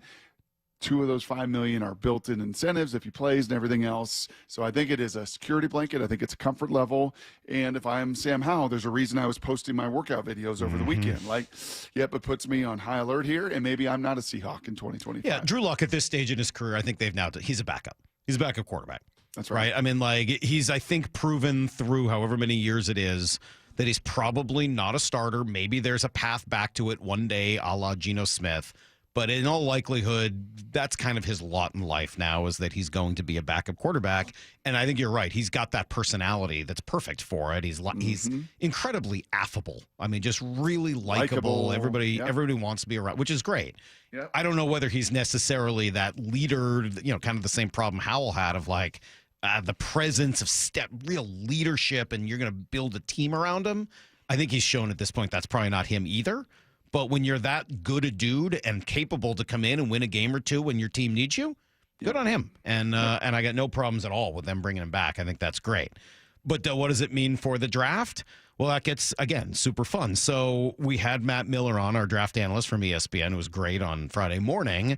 And at that point, there were these rumors floating around that the Seahawks or Rams might be interested in Jalen Milroe at the end of the first round. Now, he poo-pooed the idea of taking him in the first, but in the second? Late second. He's my number 82 overall player. So that's tough for me. And I know guys get elevated because of the position, they get elevated because of traits and tools. The number of quarterbacks who hit because of traits is so small. It's so small. It might be Josh Allen, Lamar Jackson, and those are 2 really great quarterbacks. They were both farther along as passers than Milroe was. I think the only real comp for him as a passer is Anthony Richardson. And Jalen's not as big as Anthony. I think he's probably a little bit quicker, but he's not as big. He's not as strong. So it's hard for me. I hope he proves me wrong. I really do, because I love everything about his makeup and his wiring. But man, there's a lot of work that has to get done. You know what this feels a little bit like, Salky? This feels like when you watch batting practice and a guy that can just make noises and do damage, and you're like, whoa, what an amazing skill set. You mean this guy? Willie Mo Pena? This guy, Willie Mo Pena. Willie Mo Pena is the best example I've ever seen of that. If you need, he did come here briefly to Seattle, but Carlos Pagero might be another good Mariner example. Willie Mo Pena. But Willie Mo, I've never seen a physical specimen on a baseball field like Willie Mo Pena. Yeah. I got to know him in Boston. When I saw him again here in Seattle, he gave me a hug that almost broke my back. I was like, oh. He was so unbelievably strong and didn't know it. It was like a bear. Yep. And then you kind of like forget about all the bad at bats and the inability to process. Oh, and poor the Willie couldn't inability hit. to do much of another. Poor Willie struck out a lot. Oh, have I ever told you that Carlos Peguero is my favorite random Mariner ever? I think for good reason. Yeah. I mean, back then there wasn't a whole lot to root for, and what I would get fired up about as a 13-year-old kid is once every 100 at bats he'd hit one 470 feet. It's true. Uh-huh. And that's Milroe. Milroe will throw a deep ball where you're like, that's the most beautiful thing I've ever seen. He throws a great moon ball deep ball. He's got great touch. He could throw it probably 80 yards. I mean, Anthony Richardson, I remember talking to Schneider after that pro day. He's like, I think he could have thrown it out of the building, like out of, Gator Stadium, out of the swamp. Like the ball looks like a BB in his hand. Like it just is, you just are amazed at the Willie Mo Pena plus talent plus trait. But as Matt Miller said, as we know, especially at this position, that's not the game. But are you in a maybe good running spot back to do that in the maybe second wide round, receiver? Brooke? Are you in a maybe good spot DB, with Sam Darnold already on your team to do that and say, all right, Andrew second Luck. round, if he's Andrew Luck and Sam Howell, if you want, like, if you want to take Jalen Milroe and use him in a variety of ways while developing him as a quarterback, I mean, isn't that Cordell Stewart? Right, drafted, and they played him at wide receiver, and they gave him time, and then eventually he took over a quarterback and was awesome. Like, could you do that? Is he willing to do that? I don't know. I mean, that's the important part of this piece now is then, like, I think / embrace that. Cordell's like, awesome. I'm an unbelievable athlete. Okay, you don't believe that I'm a quarterback, so let me just prove it in other ways. Now, run into a lot of these guys and have over the years, and that's very offensive. Like, don't tell me I'm that. I'm a quarterback. Right. That's what I am. I'm not going to do anything else. Don't even talk about me. But isn't that part of his deal? Like, great leader, great dude. I thought that was supposed to be part of who he is. Great makeup. Yeah, good. Good makeup. I think him and Saban had some challenges and butted heads. And no, I wouldn't put him in that Jalen Hurts kind of bucket. I think there's been some friction points and other stuff over the years. So, you got to do. Well, your they had him homework. in, right? They had him in for. They had him in for a visit last week, right before they signed Drew Lock. So maybe those two things are you connected. and I are on the same accord. From a sports talk radio, from a is this the right place to take a risk? Is this the right? Yeah. In preseason, is he going to run? Is he going to look like your boy from New England that got traded? Like, yeah, he's going to do some stuff that's Michael like Bishop. That's highlight reel worthy. Like, whoa, that is some plus traits. And when the game is pretty simplified in the preseason, this dude's going to show out. But then the game on third down, then the game hitting that tight window throw. Yeah, but if the game on third down is, he can't find anybody, but then he runs for 19 yards and a first down, maybe it doesn't matter, and you got to run the game a little bit differently. I'm curious. The other guy, of course, is Jackson Dart, and now, again, at 18, it gets a little iffy, but here's what Matt Miller told us about Jackson Dart. Yeah, the cons it's going to take, he is going to also need some time because he's coming out of that offense at Ole Miss where so much was, like the table was very set for him because of play action and RPO, and it was a lot of two reads and then maybe go. But the arm strength is good. The mobility is good. People I've talked to said that the kid is great.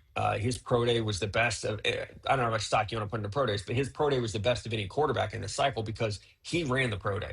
He was asking scouts on the sideline, what do you want to see? And then they would go do it. Instead of these like heavily scripted 60 throws, and a lot of them are just, little pitch and catch type things. One thing that I have enjoyed about my XFL, USFL, UFL experience, all three of those leagues I got paid, unlike the AAF that I didn't get paid for my work. What I've really enjoyed about those three leagues in particular, and I was just telling my future head coach I'm going to be working for this, Salk, just telling him this. It is so cool to hear these guys mic'd up. It is such a clarifying tool. The NFL could never do it, would never want to do it, would never want that access out, would never want to so clearly expose what you are and what you're not. Because these mics do. And over the years, seeing these quarterbacks, and Joel and Kurt, and even this time, one of the producers, like, I'm done with this guy. Like, I'm done. Like, he's driving me crazy because you hear them, like, whine, complain, roll their eyes, victim mentality, like all these things that you can't be at that position versus the guys on the other side of it. You're like, oh man, I want to play with that guy. Like, I love that courage. So which is Jackson Dart? That's what I'm saying. I don't know that for sure. It would be such an incredible evaluative tool if you had that. And I don't think you'd see the bust rate that you see in the NFL with quarterbacks if you simply had that tool and could truly hear them day in and day out, game in and game out, adversity in, adversity out. Like, how do you handle that? How do you process that? Because honestly, it has been such an amazing. And then, oh, by the way, you also see the coaches and why Skip has won back-to-back years, because he's like a marital counselor. He's unbelievable. And he knows the way these guys are wired. And, the guys that he needs to push, he can push. And the guys that he needs to coddle, he'll coddle. And the opportunity to do that, like, he just is a QB whisperer. It's amazing. Okay. This is all super interesting, by the way, but I also need to know it. Let's bring it back to Dart. Because Not at 18. How about at 50? If he falls all the way to the 50s, that would be a palatable. Yeah. Would you trade up for him in the second round? What did I get? What did I get in the first round? Like, how? Point. Yeah. I mean, you have to check that first box, right? You have to, because you didn't bother to do it in free agency. Now you have to do it. No, you say it that way, and so no. But I do, because in free agency, you didn't like that. You didn't settle. You didn't.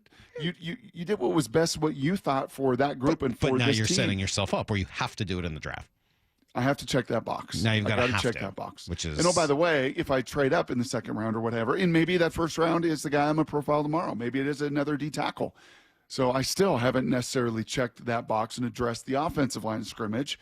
So I got to make sure there in the second round, like I got 2 in the second round, right? And I got to make sure that there is enough depth, of those guys in the interior of the offensive line, that they're 2, 3, 4, 5 guys, that there's a run on them, that I still get the guy or a guy that I really feel good about. I'm still pretty intrigued by Dart. And, we asked Miller, okay, well, could he be a franchise quarterback? I don't think he has Patrick Mahomes, Josh Allen, Lamar Jackson ability, but could he be, a fringe top 10 quarterback with a good team around him? Like, could he be Dak Prescott? Yeah. I do think he has enough talent to be at that level. All right, so those are a couple of quarterback options. Now, it's worth mentioning that in his latest mock, Matt Miller had what I think for both of us would be the worst case scenario, which is the Seahawks taking Tetairoa Mcmillan, the wide receiver out of Arizona. I asked him why. At 18, he's giving you size and 50-50 catchability, above the rim skills that no other receiver in this class has. It's really that simple. There's no one else like him in this class. There's some big receivers. There's no one that plays the ball as well as he does. Yeah, I also told him that I didn't care, and he admitted there were some negatives. He played down this year. He really did. He had 6 drops. The urgency in his route running was gone this year. He had a new head coach. I think that played into it a lot. He is not the only college football player that I saw make business decisions this year where you feel like, I'm going to be a first-round pick. I'm getting NIL money. Let's shift it into neutral a little bit. That happens, and it's an issue, right? The question is, do you know how to ramp back up? Do you have that hunger to ramp back up? There's a video that surfaced of him saying, and it might have been 2 years ago, him saying, I don't really watch film. I don't really watch football. I'm not going to put a lot of stock into that because, as we all know, things can be clipped and taken out of context. But that video is out there, and I think that's why you've seen on social media people cool on him a little bit as far as wanting him. At 18, I think he's a good value. I really do. He's my number 22 overall player in the class. And if you just watch 2023, you would think he's a top 10 player in this class. So it is that question of, can you get him to buy back in a little bit? Throttled down. Business decisions. I know. Yes, I know C-Rod just said that tape was from his freshman year. Okay, 2 years ago. But then the play this year was so much more emblematic of that audio. Because it was just I'm going to protect my own self-interest. Does any part of that smell like what McDonald wants cooking? No. Does any part of that? None. So you're going to red flag. I don't care. I'm going to still go. It's a red flag alert in the ocean. I don't care. Undertow. I don't care. Waves. I don't care. Storm, the last part of it actually that kind of got me there is all that for a guy that he thinks is the 22nd best player. That's like right. if the talent was, look, this guy's top 5. If it was Randy Moss, that's right. He's top 5 ability. You cannot find this anywhere else. I know there's red flags, but the risk is worth it because you're getting him 15 picks after where he should probably be drafted. I think I'd be willing to have that conversation. But for the 22nd best player. Yeah. Yeah, I don't see what Randy Moss ran? Like faux. And you know what he did? Like jump 40 inches. And you know what this guy did not do? He ran 4.5 at his own pro day, which is 4.6 in the NFL, which over the test of time, as Daniel Jeremiah would tell you, is a pretty scary class of receivers to be in. Also, please don't say that anymore. That didn't sound very good. He ran faux. Let's get to the big guys, because that, of course, is the conversation. If the Seahawks actually do something expected, which, as we've said, has not happened in the entire time that we've been working together covering this team. But if this is the year they finally do something expected and take a tackle or guard or somebody on the offensive line in the first round, would you rather have Banks, Kelvin Banks, Gray Zabel, or Tyler Booker? Miller did not hesitate. I want Kelvin Banks. He's my number 8 overall player. So that's like easy. I would run to the podium. I do not understand the slander about Kelvin Banks right now, if you want to call it that. 3-year starter. While at Texas, he surrendered 3 sacks, 1 per year. Last year, his pressure rate allowed was the lowest in college football. Everyone focuses on the Georgia game. When you were struggled to get the ball out, like he was seeing ghost out there. The ball was not coming out. Kelvin Banks gave up 1 sack in that game that was on him, and Jalen Walker made a hell of a play. I would run to the table with Banks. And again, I'm a Charles Cross fan. I think Kelvin Banks could be an all-pro guard if you want to put him at left guard. He's 6'4". He's got a big wingspan. He's great in the run game. His mobility in the pass game. I think if you put him at guard next to a good tackle, man, you could have something really, really special. You know what that smells like, actually? That smells what Daniel Jeremiah was saying that every O-line coach in the NFL would covet. And that's 5 tackles, right? Because tackles are athletic, because they have to play in space, because they have to take on different rush, because they have to process out there in the open field a little bit more than the guys in the phone booth. And this guy has been an absolute stud tackle for 3 years in the SEC, last season on the biggest stage. And oh, by the way, was, I think, the number 1 tackle recruit coming out of high school as a 5-star. Like, he's carried that expectation. He came into Texas, started as a true freshman out at left tackle. Like, man, checkbox, checkbox, checkbox, checkbox. Yeah, here's I told you that I got this McShay article on the trenches. This is what he said about Kelvin Banks. Now, he's still listing him as a tackle here, but NFL comp Elijah Vera Tucker of the Jets. Do you know that player? He was a first rounder. I do. Yeah. I think that guy was more of a mauler. Okay. A good athlete, very, very powerful. I think of him as a little bit more powerful than I do Kelvin. I think Kelvin a lot more athletic, as that guy was a guard pretty much through his entire SEC He career. says has quickness, foot speed, and strength to develop into a high-end pass protector, mirrors well. Has the lateral quickness to seal the front side and cut off backside defenders in the run game. Has the range to reach second-level defenders and powerful punch to knock linebackers off course. But he says that he's not quite as developed, considering he started 42 games, as you might expect. And you got to believe in your O-line coach, which apparently they do. So maybe Kelvin Banks is the option. On the other hand, if he's gone, what do you do between Booker and Zabel? I think I would go Zabel on upside, but I have them really close together, and I love Booker's toughness. He's just such a average athlete that makes it tough. But all the tape says he's great, high character, super high football IQ. With Zabel, the nice thing is you're getting a 5-position player basically. He could play tackle. He's done it. He can play guard. He can play center. So you kind of get to create your own path with him to some degree, where you could say, we want to move Abe inside. Gray could play right tackle. Did it at the Senior Bowl. If you want to, shore up the center position, he could start at center. He could start at either guard spot. So he just gives you a little bit more versatility. You like the guy that's played at the AAA level or the guy that's played at single A? Do you like now the guy that's played at single A got a chance? You got a call up to the AAA and he did just fine in that week. But do you like the guy that's been kind of tried and true and tested and played on the biggest stage against the most powerful defensive linemen? Many of them are going to be proliferated through this entire draft, that being the kid out of Alabama. Or do you like Gray Zabel, unbelievable athlete, jumped 37 inches, 6'6", 310 pounds. I think he can do it. He showed he was capable in at least a week going against some of that same competition, albeit in a kind of exhibition time at the Senior Bowl. Yeah, that is kind of the challenge and the unknown. Do you want to go North Dakota State or do you want to go Alabama? Do you want to go the SEC or do you want to go the Missouri Valley Conference? Yeah, this is what what Todd said. Todd. Booker's like Steve, was it Avila from the Rams? Booker should be a good starting guard in the NFL for more than a decade. He lacks the athletic traits of elite guards in the league, but he's so darn consistent, powerful, and smart. He's one of the safest players in this entire class.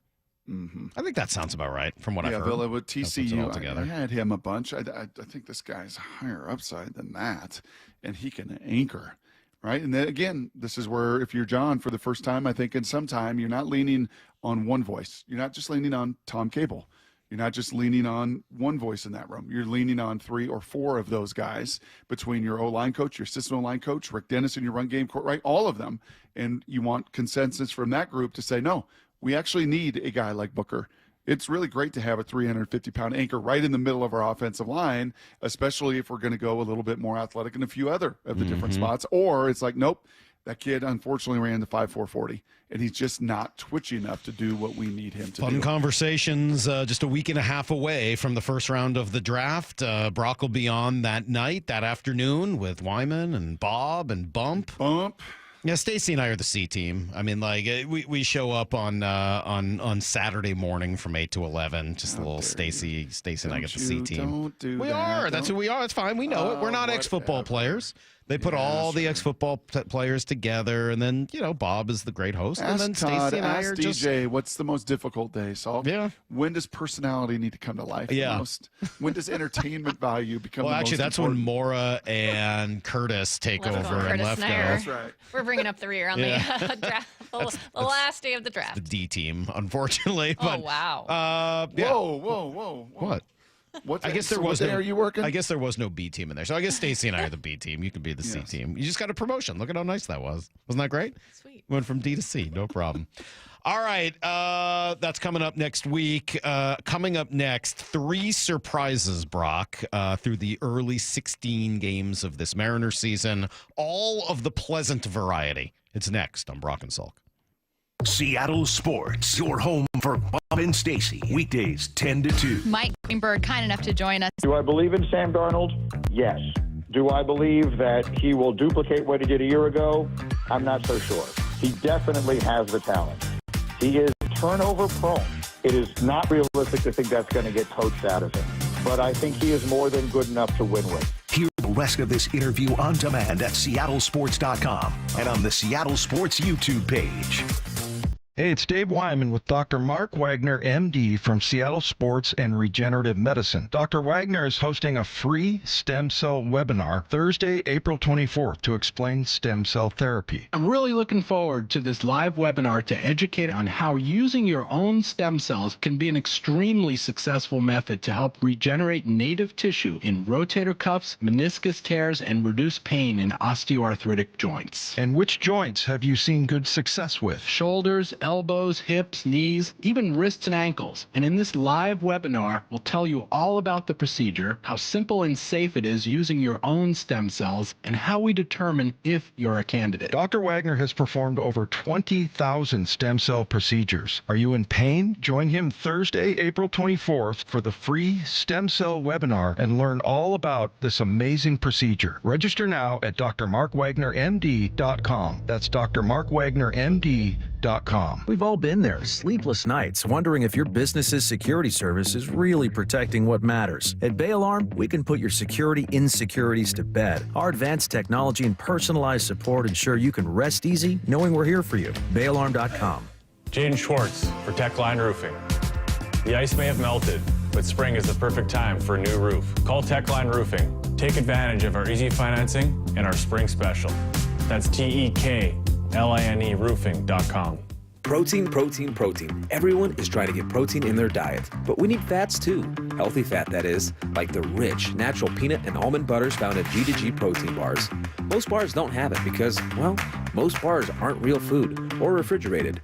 Fortunately for you, we aren't most bars. At G2G, you'll find a balanced helping of protein and healthy fat. The fact that they're delicious is just the bonus. They're fast, easy, and perfect for on-the-go families. G2G protein bars. Find them in the refrigerated section at Costco. You think your home is pretty cool until that summer heat hits, and suddenly your home isn't that cool. In fact, it's hot. Air conditioning from Washington Energy Services can help. Stay cool this summer with our biggest spring savings event ever. This month only, take up to $3,500 off an energy-efficient Bryant cooling system with exclusive Washington Energy rebates. Ensure your home is always the cool house with air conditioning from Washington Energy Services. Contact us today for a free estimate. Spring is back, and my friends are already complaining about bat allergies and a lack of run support for our pitching staff. At least I can fix one of those. It's Dr. Ryan Stern of the Stern Sinus Center. We can fix your ear, nose, and throat problems. Let's make your congestion, sinusitis, snoring, and allergies a non-issue. We can diagnose and treat everything from allergy workups and treatments to modern nasal breathing procedures to advanced balloon sinuplasty. Come and see us in Federal Way or Auburn or sternsinus.com. Let's get some runs. Still getting around to that fix on your car? You got this. On eBay, you'll find millions of parts guaranteed to fit. Doesn't matter if it's a major engine repair or your first time swapping your windshield wipers. eBay has that part you need, ready to click perfectly into place for changes big and small. Loud or quiet, find all the parts you need at prices you'll love. Guaranteed to fit every time. But you already know that. eBay. Things, people, love. Eligible items only. Exclusions apply. Quarterback Jordan Love isn't just on Green Bay's team. He's also on the American Family Insurance team. Because like us, he believes in dreaming fearlessly. Just chase your dreams and don't let nobody hold you back. And we help protect those dreams with the right coverage so you can dream fearlessly. American Family Insurance. Get a quote and find an agent at amfam.com. Products not available in every state. American Family Mutual Insurance Company, SI, and its operating company, 6000 American Parkway, Madison, Wisconsin. This summer, make sure your roof is ready for the season ahead with a company you can trust, like 3 Tree Roofing. We're not just your roofers, we're your neighbors, and we're here to help you protect your home this season. Visit 3treeroofing.com to schedule your free on-site estimate and get your roof replaced before the summer rush and potential material price increases. Our certified technicians make your roof replacement easy and worry-free, so you can focus on the important things this summer. Visit 3treeroofing.com to schedule your free, no-pressure estimate. 3 Tree Roofing, your Puget Sound roofing experts. Looking for the perfect engagement ring? At Shane Company, we know this is an exciting time. It can also be overwhelming. Customers say this a lot. Where do I start? How do I choose? At Shane Company, this is where the magic happens. Since 1929, we've been experts at helping customers find the perfect engagement ring. We invite you into the design process, help you pick out the perfect diamond or colorful gemstone, and choose a style that speaks to you. Come see us in store and at shaneco.com. Shane Company, your friend and jeweler. This is Seattle Sports. Streaming through the Seattle Sports app. KIRO AM Seattle. KIRO FM HD2 Tacoma. Home of the Seahawks, Mariners, and everything Seattle sports. Give me a freaking auto! From the Quantum Fiber Studio, this is Brock and Salk on Seattle Sports. I don't read the internet, guys. Take the bull by the hands. And Brooke Heward. And Brooke Heward. Now here are your hosts, Brock Heward and Mike Salk.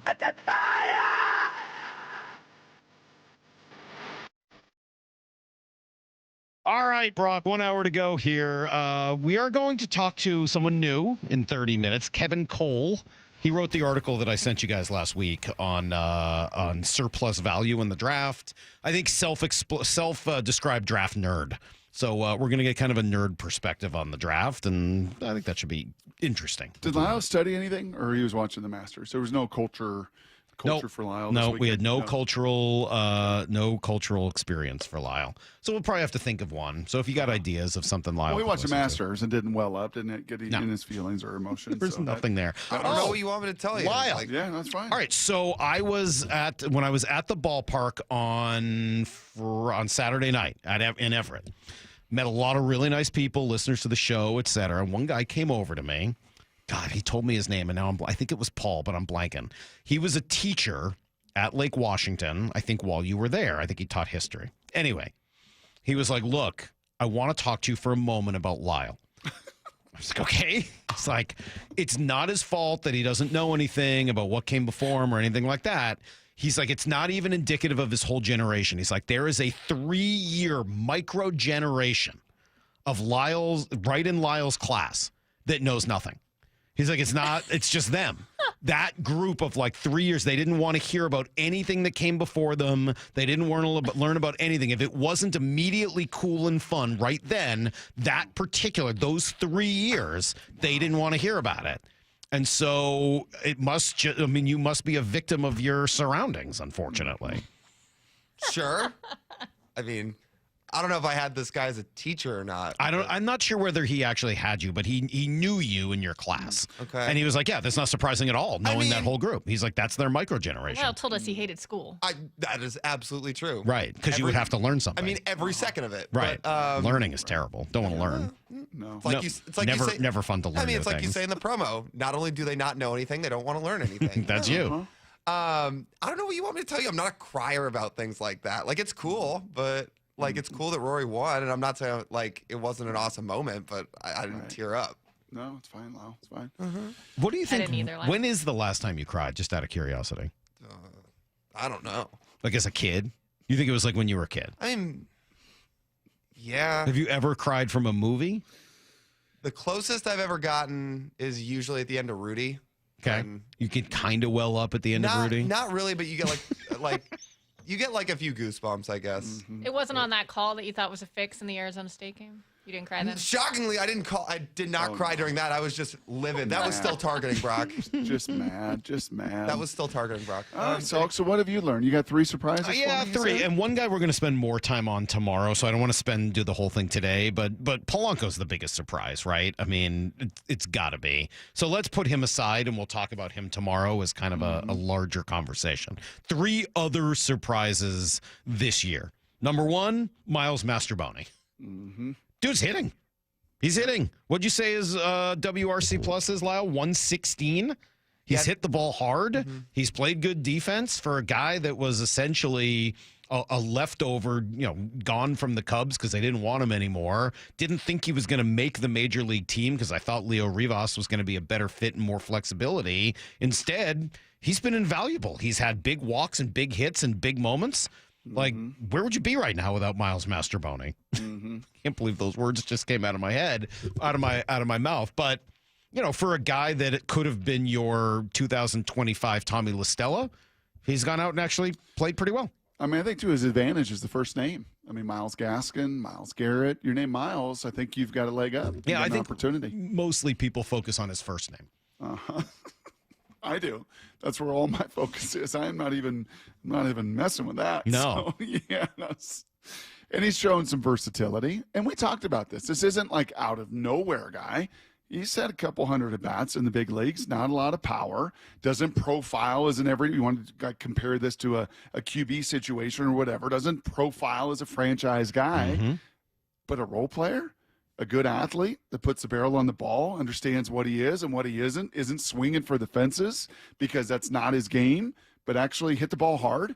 Right? I mean, is that not like a textbook Dan Wilson, Edgar Martinez? It is, kind of except what's so funny about that is that's literally what Tommy LaStella was supposed to be. But he was cooked. He was done. Old. He but was like that. Remember the whole thing about LaStella was Right. like that guy could wake out of bed and hit the barrels, Tommy Barrels or whatever. Like that was who he was.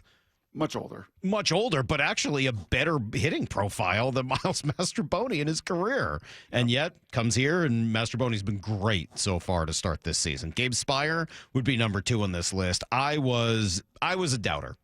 I was definitely a Gabe Spire doubter. I know he had a great first season here. Last year he was injured, but also bad. And I was, he's a reliever, up, down. You never know what you're going to get. I would not have been surprised if Gabe Spire had given them nothing. He's given up 2 hits and no walks in 7 innings.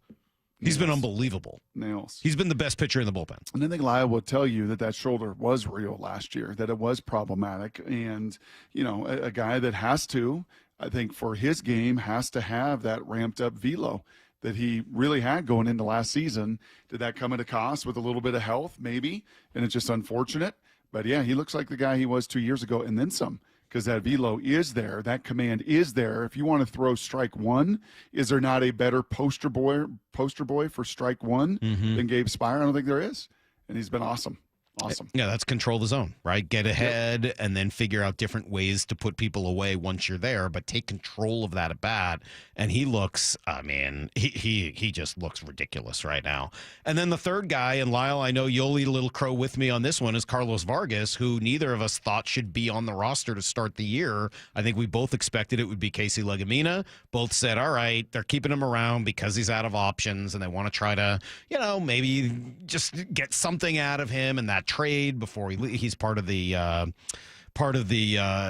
Gino Suarez trade. Like maybe they can finally get a little something out of it. He's been unbelievable.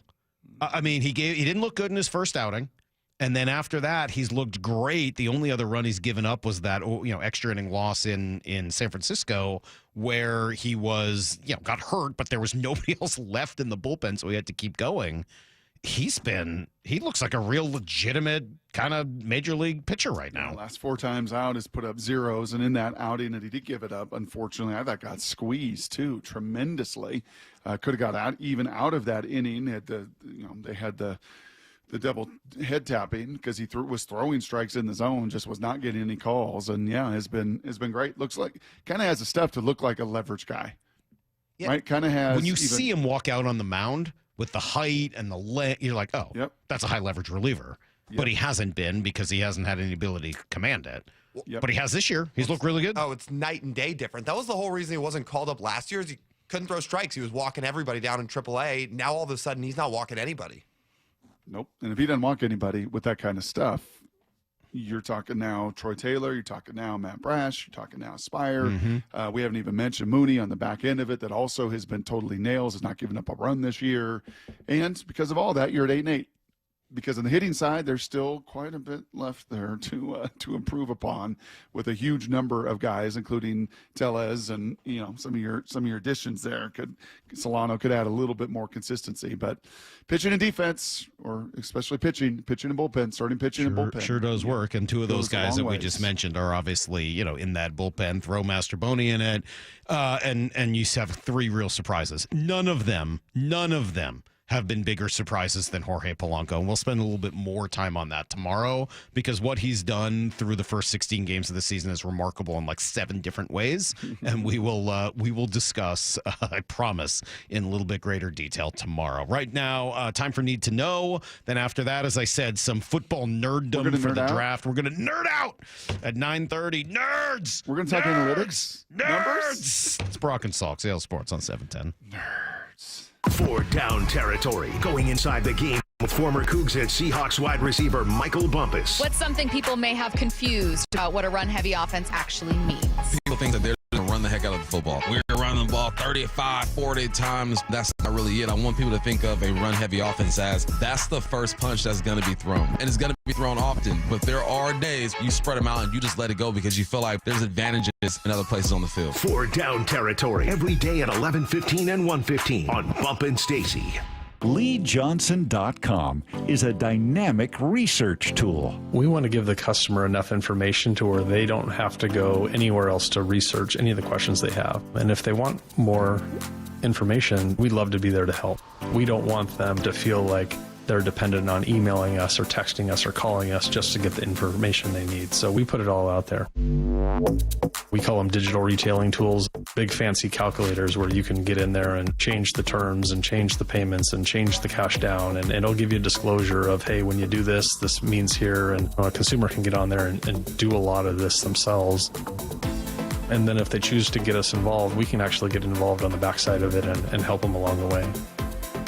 We want to give the consumer the same tools that we have and let them understand what we understand. Yup, that's pretty much what you'd expect. The LJ way is the Lee Johnson Auto family. At Uline, they know firsthand the road to success is an uphill climb. Uline started in the family basement and through hard work is now North America's most trusted shipping and industrial supplier. They get what it means to have the support of reliable, hard-working partners. So they keep 41,000 items ready to ship. Whether your company is still in a basement office or expanding cross-country, Uline will be there on your road to success. Visit uline.com. Did you hear? A recent stash of $10 gold Liberty coins from the 1800s has been found. These gorgeous gold coins are as bright and shiny as the day they were struck in the late 1800s, and less than 200 of these gold coins are available. Coin experts are calling this gold find an incredible opportunity. Call 1-800-917-4635, and you are guaranteed a $10 gold Liberty coin minted by the U.S. Mint in the 1800s. But with extremely limited availability, you must call now. These gold Liberty coins from the 1800s are still in uncirculated condition. That is history you can hold in your hand. To learn more, call 1-800-917-4635. Call now and you'll receive a free American Coin Collector's Bonus Package, a $40 value, free with every order. Call 1-800-917-4635 now to secure your $10 gold Liberty coins dated from the 1800s before they sell out. That's 1-800-917-4635. If you've got a gas-powered engine, keep it running like new at every fill-up. Stable in-season protection is your engine's preventative medicine, cleaning and protecting the entire fuel system in season. In outdoor power equipment, prevent gum and varnish buildup that could cause a rough or non-running engine. For cars and trucks, increase fuel efficiency and power by removing deposits, ensuring your engine's long-term health. Stable outperforms the competition in independent lab testing. So at every fill-up, start with Stable. Hey there, I'm Jack. And I'm Stag. We're just two deer that want to make sure you know it's deer season at your authorized John Deere dealer. The deer season that saves bucks. You know, like us. Yeah, you can get $3,000 off select John Deere machines. No early wake-up calls or tree stands required. Just a trip to your authorized dealer before June 2nd. If you ask us, it's the only deer season worth celebrating. Visit johndeere.com/deer season to find an authorized dealer and for complete finance details. The John Schneider Show. Every Thursday until draft day on Wyman and Bob. Listen live Thursdays at 4 p.m. or watch the interviews on the Seattle Sports YouTube page. Bob Stelton here for Asset Roofing, and they have got the perfect slogan. You're either hiring a liability or you're hiring an asset, and I witnessed this firsthand when I met Anthony, the owner, and again when I had him do work on my roof. Now this spring, replace your aging roof with Asset Roofing because you're either hiring a liability or you're hiring an asset. Check them out at AssetRoofingCo.com. That's AssetRoofingCo.com. Certified work that's never in doubt. Asset Roofing, excellence is on the house. Spring is back, and my friends are already complaining about bat allergies and a lack of run support for our pitching staff. At least I can fix one of those. It's Dr. Ryan Stern of the Stern Sinus Center. Rhine Air is a simple, non-invasive procedure that significantly reduces your postnasal drip and stuffiness. This year, the Stern Sinus Center was just named a nationwide center of excellence. We're also excited to welcome another allergy surgeon and ear surgeon to our practice. Schedule your appointment in Auburn or Federal Way or go to sternsinus.com. Oh, wow, honey, I love it. It's so beautiful and so sparkly. Just like you, Mom. Happy Mother's Day. I'll wear it every day. It goes with everything. This Mother's Day, wow Mom with spirit-lifting, outfit-making, express your love jewelry. Shop jtv.com/mom for wow-worthy and budget-friendly styles. I'm never taking it off. Another wow factor? Sign up for JTV Text and get $30 off. If she loves jewelry, she'll love JTV. Thy ticket, Lady Jennifer of Coolidge. Well, many thanks, good sir. Here'th my Discover card. They accept Discover at Renaissance fairs? Yeah, they do here. Discover's accepted at the places I love to shop. Getteth with the times. With the times? You're playing the lute. Yeah, and it sounds pretty good, right? Discover is accepted at 99% of places that take credit cards nationwide. Based on the February 2024 Nielsen report. Need to know. 15 minutes past every hour with Brock and Salk. Here's what you need to know. Up first. Wonderful weekend for your Seattle Mariners, Brock, as they come up with a 3-game sweep of the first place Texas Rangers. Yeah, the Rangers were maybe not all they were cracked up to be, and we said there were some holes looking at it. They were a negative run differential. They were not good on the road even heading into this series. Now they're 2-9, I want to say, on the road, despite being, I think, 6-1 at home. but the Mariners did exactly what they were supposed to do, and not just won all 3 games, but won them all the way the Mariners are supposed to, right? They did enough hitting. They got their pitching. Their bullpen was incredible. Those were 3 sustainable wins in ways that none of the previous 5, I think you could say that about it, all finished up yesterday. Munoz looking for the final out in this one. Here's the stretch, and that 2-2 on the way to Young. It is strike 3 called, and the ball game is over. A 100-mile-an-hour fastball, and how sweet it is. The Mariners sweep aside the Texas Rangers in this 3-game series. They win it on this Sunday afternoon, a final of 3-1 over the Rangers. It was very sweet. Mm-hmm. You know what else has been sweet? Kicking those guys' butts for the last 2+ years. That's 6 straight series now against the Rangers. That's 16 of the last 20. Remember sweeping those guys last June, and I think maybe that was the high water mark of the Mariners. 10 games up in the American League West at one point last June. It's like, yeah, we got these guys' number. They don't like coming and hitting here. Simeon does not like even hitting against Logan Gilbert, as he wasn't even in the lineup yesterday. They do not want to hit on a kind of cold weekend against those guys, both at the top of the rotation, in the bullpen, that closer. And I know it's silly to look at numbers 10% of the way into the season and do any kind of projections, but yeah, man, Cal's got 5 bombs in the first 16 games this year. Mooney has been nails on pace for record-setting stuff. The problem with the Cal has 5 bombs is that 5 days ago we were going, is Cal ever going to hit? Cal's 0 for 16. Cal can't hit. Cal, what's wrong with Cal? Well, he got the torpedo bats. Apparently, it's all he needed. I felt good. I mean, the swing felt good. So, yeah, it's just like, God, I might as well try him. So, yeah. But no, I put a good swing on it. And, yeah, he's a tough pitcher. He's had my number in the past. Yeah, he just left one over the middle. I don't know why, but that entire sequence cracks me up. Anyway, they did just. What night was that? Was that Friday? That was Saturday, after Fridays. That was after Friday's first of 3 home runs. Gotcha.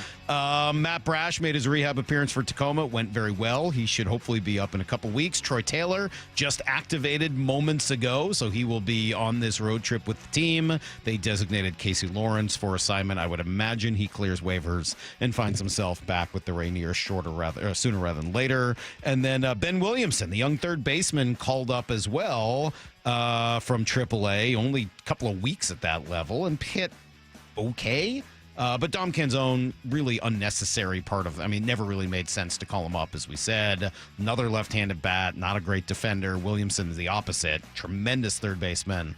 And right-handed. Do you like them calling up Williamson, or are you a little nervous about it being too early? I am just fine. He's 25. That's exactly what I said. 21 or 22 or 23 or 24. He's 25. He also seems like he knows who he is. Yeah, and he knows who he is, and you know who he is. Right? He kind of knows his skill set. Yep. He's never going to be a plus hitter in this league. He can be a plus defender, plus versatility guy, and for this pitching group, to have a plus defender at third base could be a welcome addition. All right, I got to get this one thing out before we transition.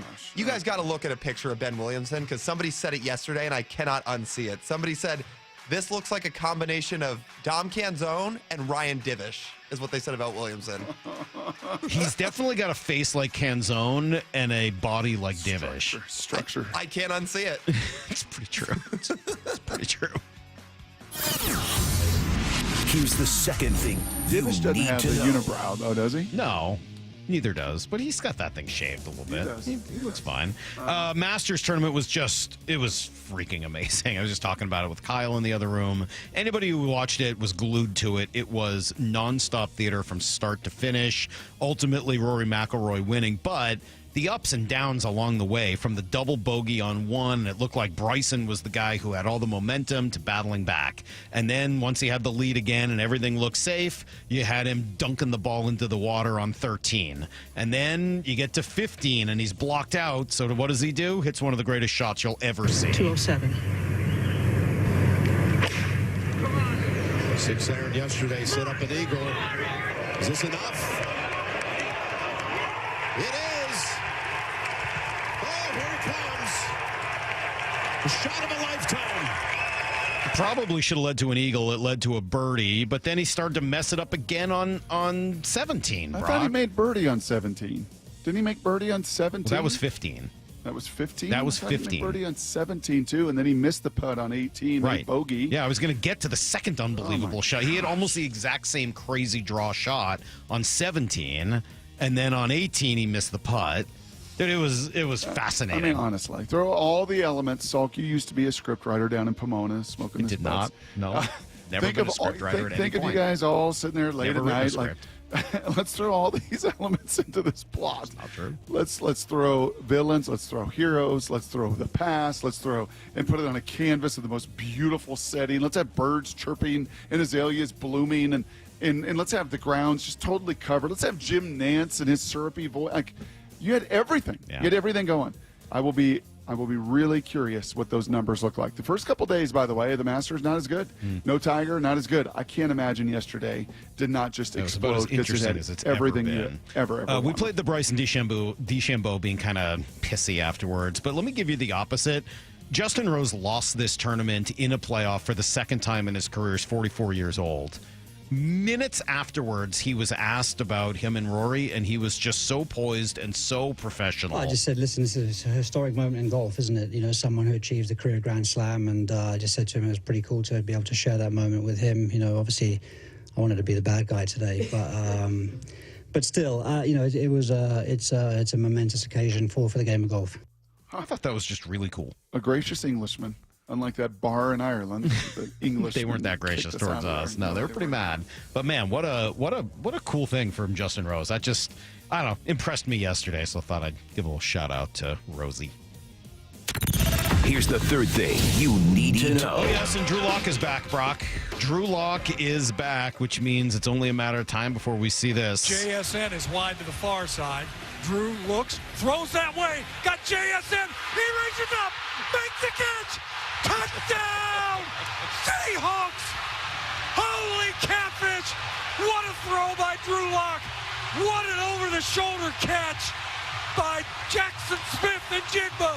And with 28 seconds left, the Seahawks lead 19-17. Oh my word! And what a good dude.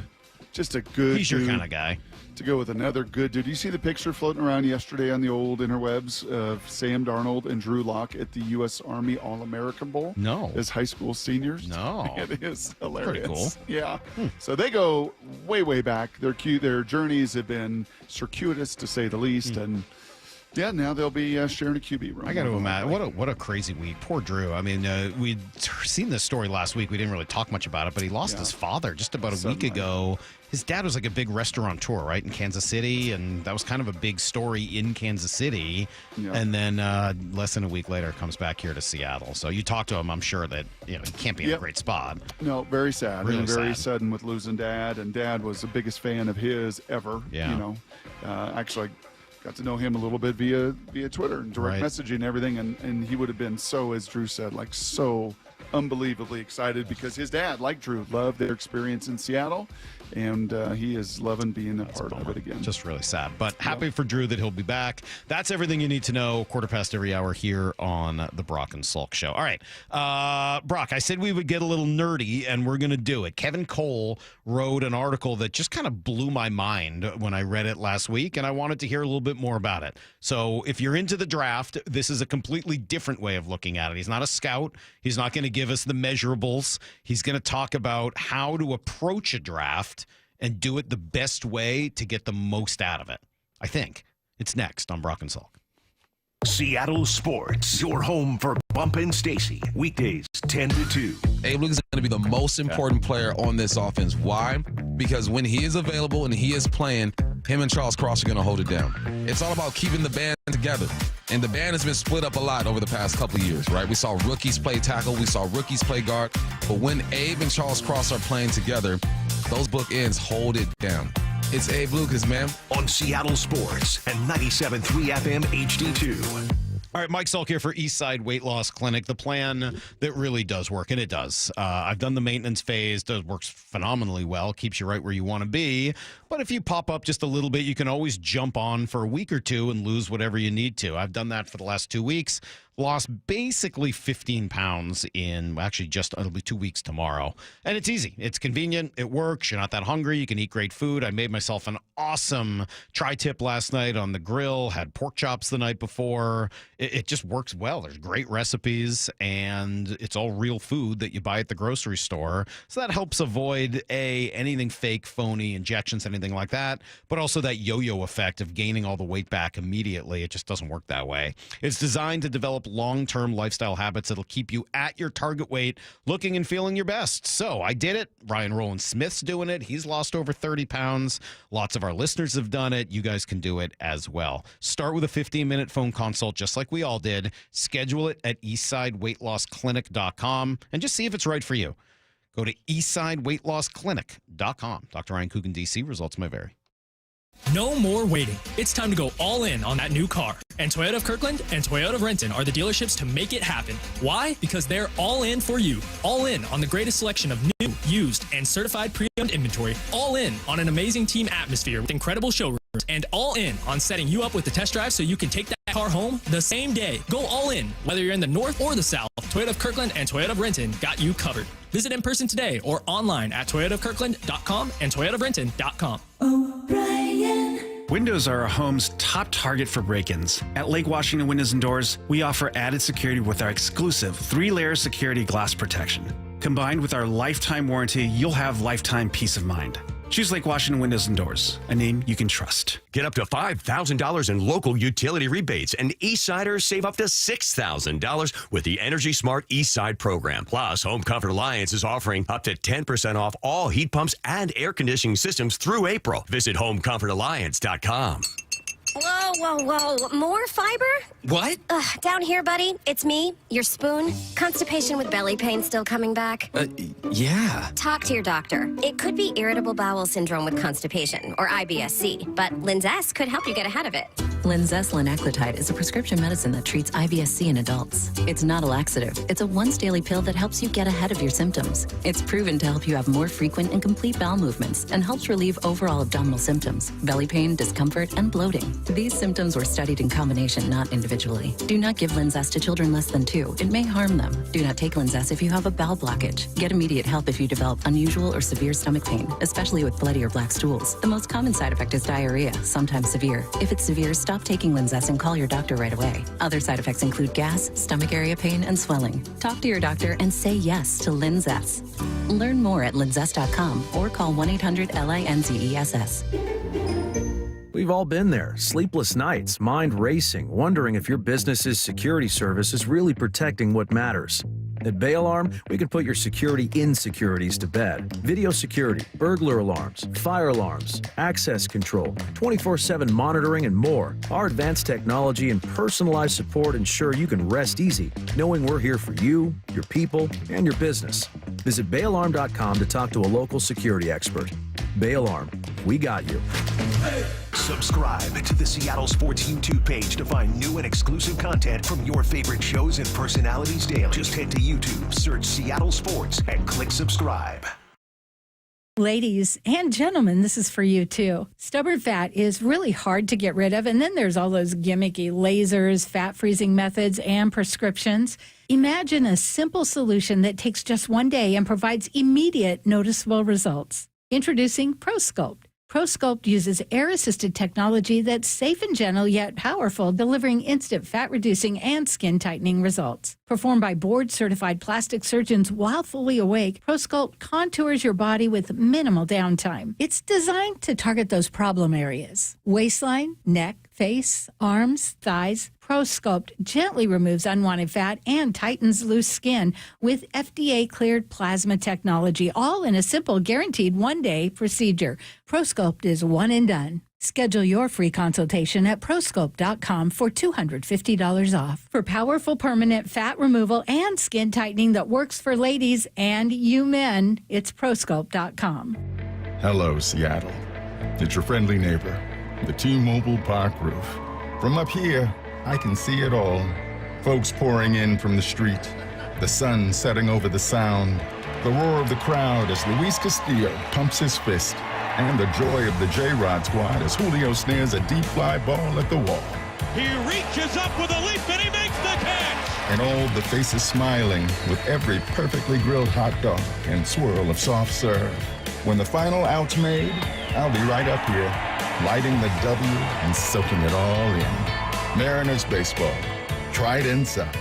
The Mariners have a great slate of special events and marquee matchups all season long. Bring mom to the ballpark for Mother's Day weekend, May 9th to 11th, including a clear purse giveaway Sunday the 11th, thanks to Muckleshoot Casino Resort. Then don't miss a star-studded showdown against the Yankees May 12th to 14th. Get your tickets at mariners.com. From the Quantum Fiber Studio. This is Brock and Salk. Weekdays 6 to 10. On Seattle Sports and 97.3 FM HD2.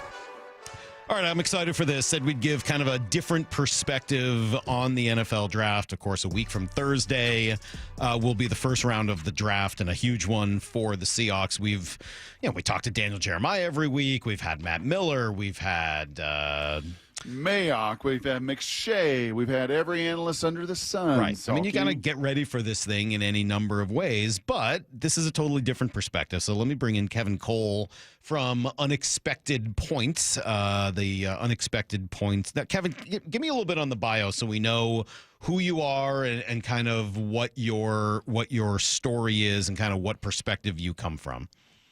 Sure. Maybe I'll go a little bit in reverse chronological give us the 30-second bio. Yeah, let us know who you are.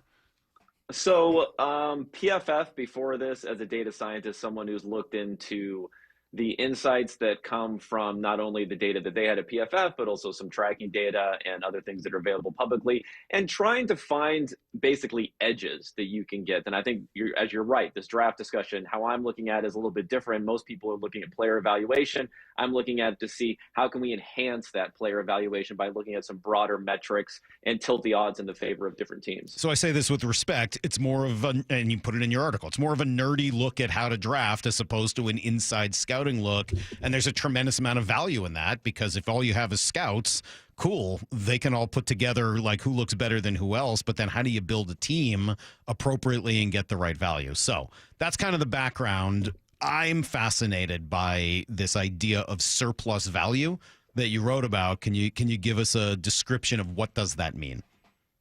Yeah. So what it means is that if you think about building an NFL team as you have a hard salary cap, you have a few different ways of acquiring players: free agency, trading, and the draft.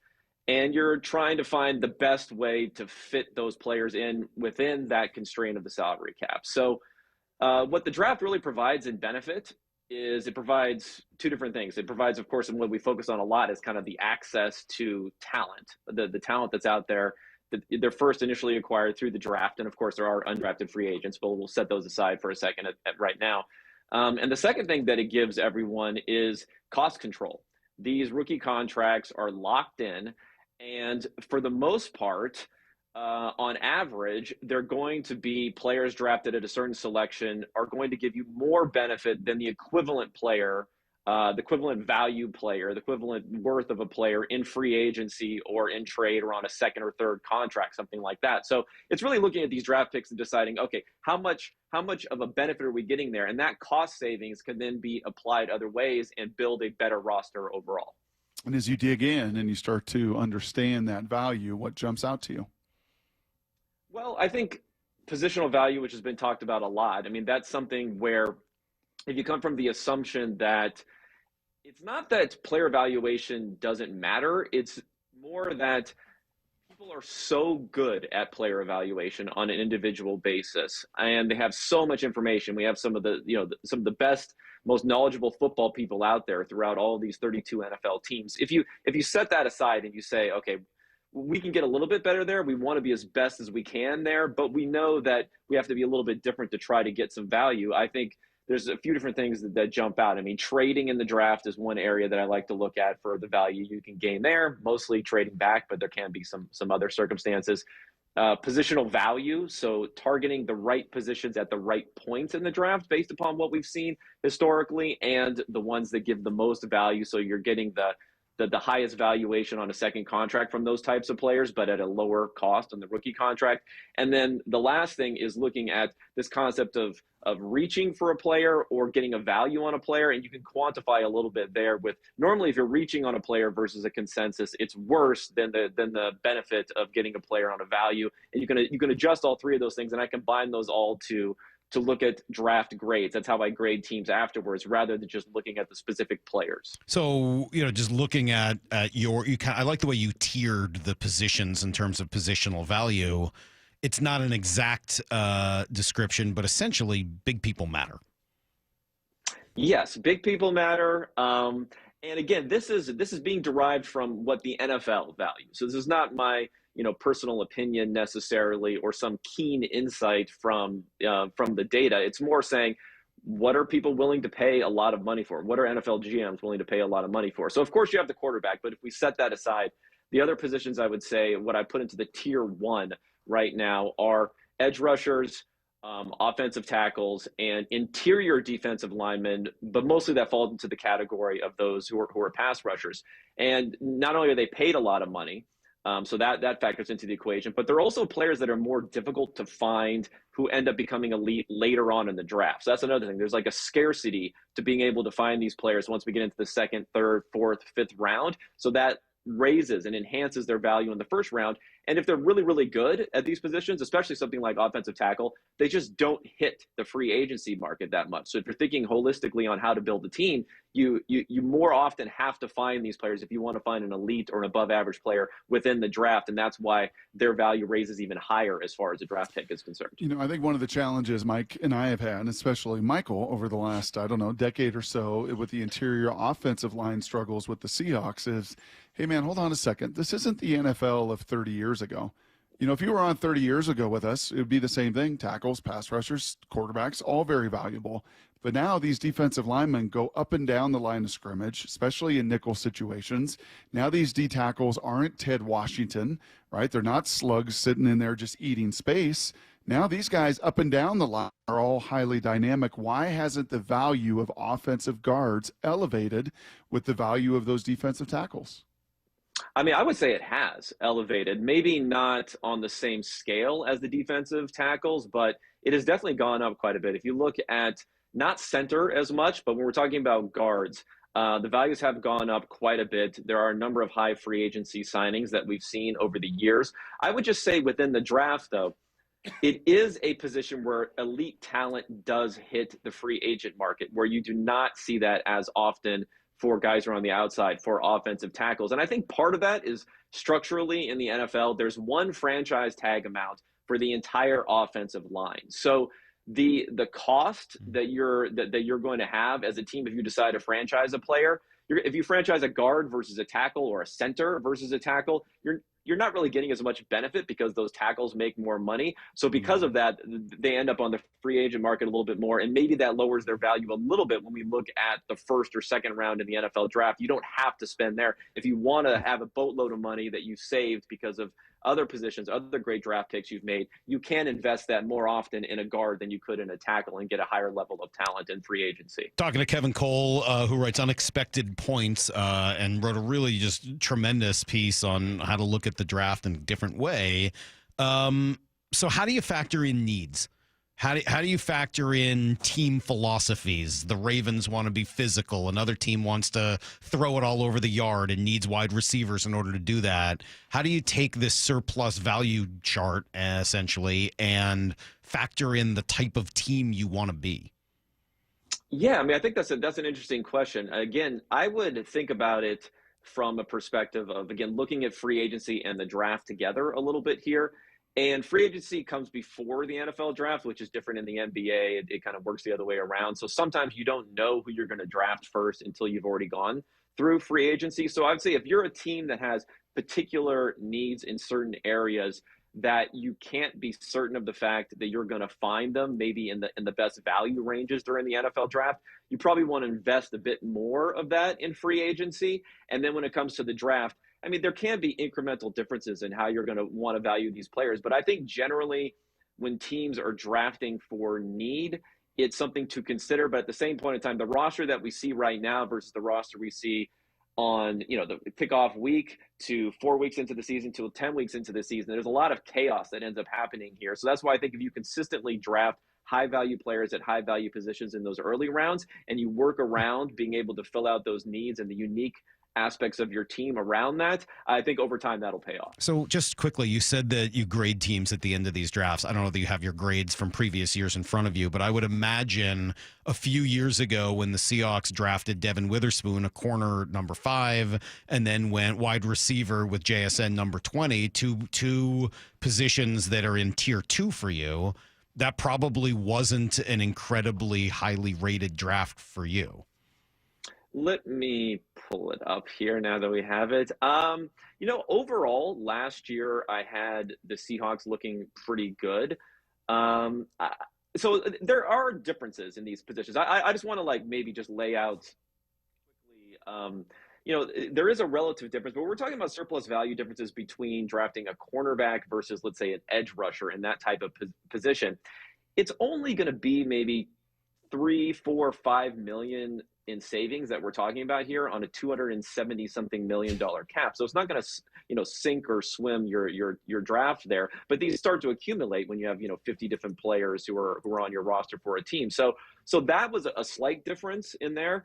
But the Seahawks did well via trade and did well overall, I think, positionally in those drafts. So I actually rated them being the 8th best draft last year in total surplus value gained. How about the year before? I think what Salk's pointing to was it was 2 years ago. Right? Yeah. Yeah, it was 2 years ago with Spoon at 5, JSN at 20. Because last year you go D tackle in the first round with Byron Murphy. I mean, I would assume that probably rates highly. Okay, yeah. So the Seahawks are a little bit lower, but actually not as bad as you might think. Again, what they've done is consistently these what seem like smaller trades picked up a lot of trading value. So it's one of those things where I think, positionally it was a little bit down in the 2023 draft, but was overcome. It was offset by trading value, and then also some decent discipline. Hasn't been as good in some of these prior years when you look at consensus big board versus where these players have been drafted. So it was a little bit lower 2 years ago, but it helps when you're able to consistently gain a little bit of value through trading back in the draft. I think we've learned in baseball, there's a lot of you guys in all sorts of analytics departments all across Major League Baseball. Are there many Kevins in NFL front offices right now? There are more than there used to be. I think what's kind of precipitated more people being brought in is the fact that there's all this tracking data that's now available to teams, which is really difficult to grasp any insight from if you don't have people who can, find millions of lines of data and be able how to sort and figure those things out. It's growing. I think there's also been a little bit of turnover for ownership. It all starts at the top, and we've had some owners come in who are from, big money. We've seen a lot of big money owners who probably have, built out businesses elsewhere, which have really relied heavily upon analytics. So that's happened. And then a little bit of young blood when it comes to GMs who have come in, who are more able to grasp what's going on there. So it's happening, it's building, but it's not a universal thing. And within baseball teams, they almost have their own departments, their own little mini tech companies within a baseball team. We haven't gotten to that point in the NFL beyond a couple of teams, maybe. It makes sense. There's not that much money in the NFL. So these poor teams, they can't possibly afford to build that out. Is it true that Salk told you before the segment started to say things like chasing edges if you want to work with the Seahawks? Is that true or false? No, I was not told that, but I'm sure there are a few different good phrases you can throw in. That's Mike McDonald's big phrase. All right, last thing. Who is good at this around the league at surplus value? Who's good at finding it? Who is bad at finding surplus value? Well, the thing is, it really varies on a year-by-year basis. So I think if we're looking at not just surplus value, but overall, one of the best teams we've seen for the last several years has been the Baltimore Ravens with how they've approached things. They've been ahead of the curve when it comes to hiring people in these sorts of areas. And when it drives getting this value, some of it is players, even though they take a Kyle Hamilton every now and again in the first round. And if you look at safeties, you might not think that's one of the highest players. But I think at that point in time, that they figured they were getting an elite talent at a top 5 sort of talent outside of the top 10. So they're good there. What they've always been very good at is letting players go to get compensatory picks. They're kind of the compensatory pick masters, and then also trading back and being really smart with their contracts. So again, it all comes together, but the Ravens are definitely a team that stands out. Well, we appreciate it. Thanks for doing this. I got some text messages, some about what you've had to say, but then Amber and Wenatchee want you to know that is the coolest Lebowski pick ever behind you. That is pretty good. Our 27-year-old Lyle doesn't have any idea what the Big Lebowski is, but for those of us in the know, that's a pretty good picture. So tell people where they can find you if they want to read more. Sure. Yeah, the Substack is unexpectedpoints.com. I also produce a podcast on YouTube and, of course, on Twitter. It's at Kevin Cole, __ at the end. There's too many Kevin Coles. Hopefully Elon can get that fixed so I can get a better one there.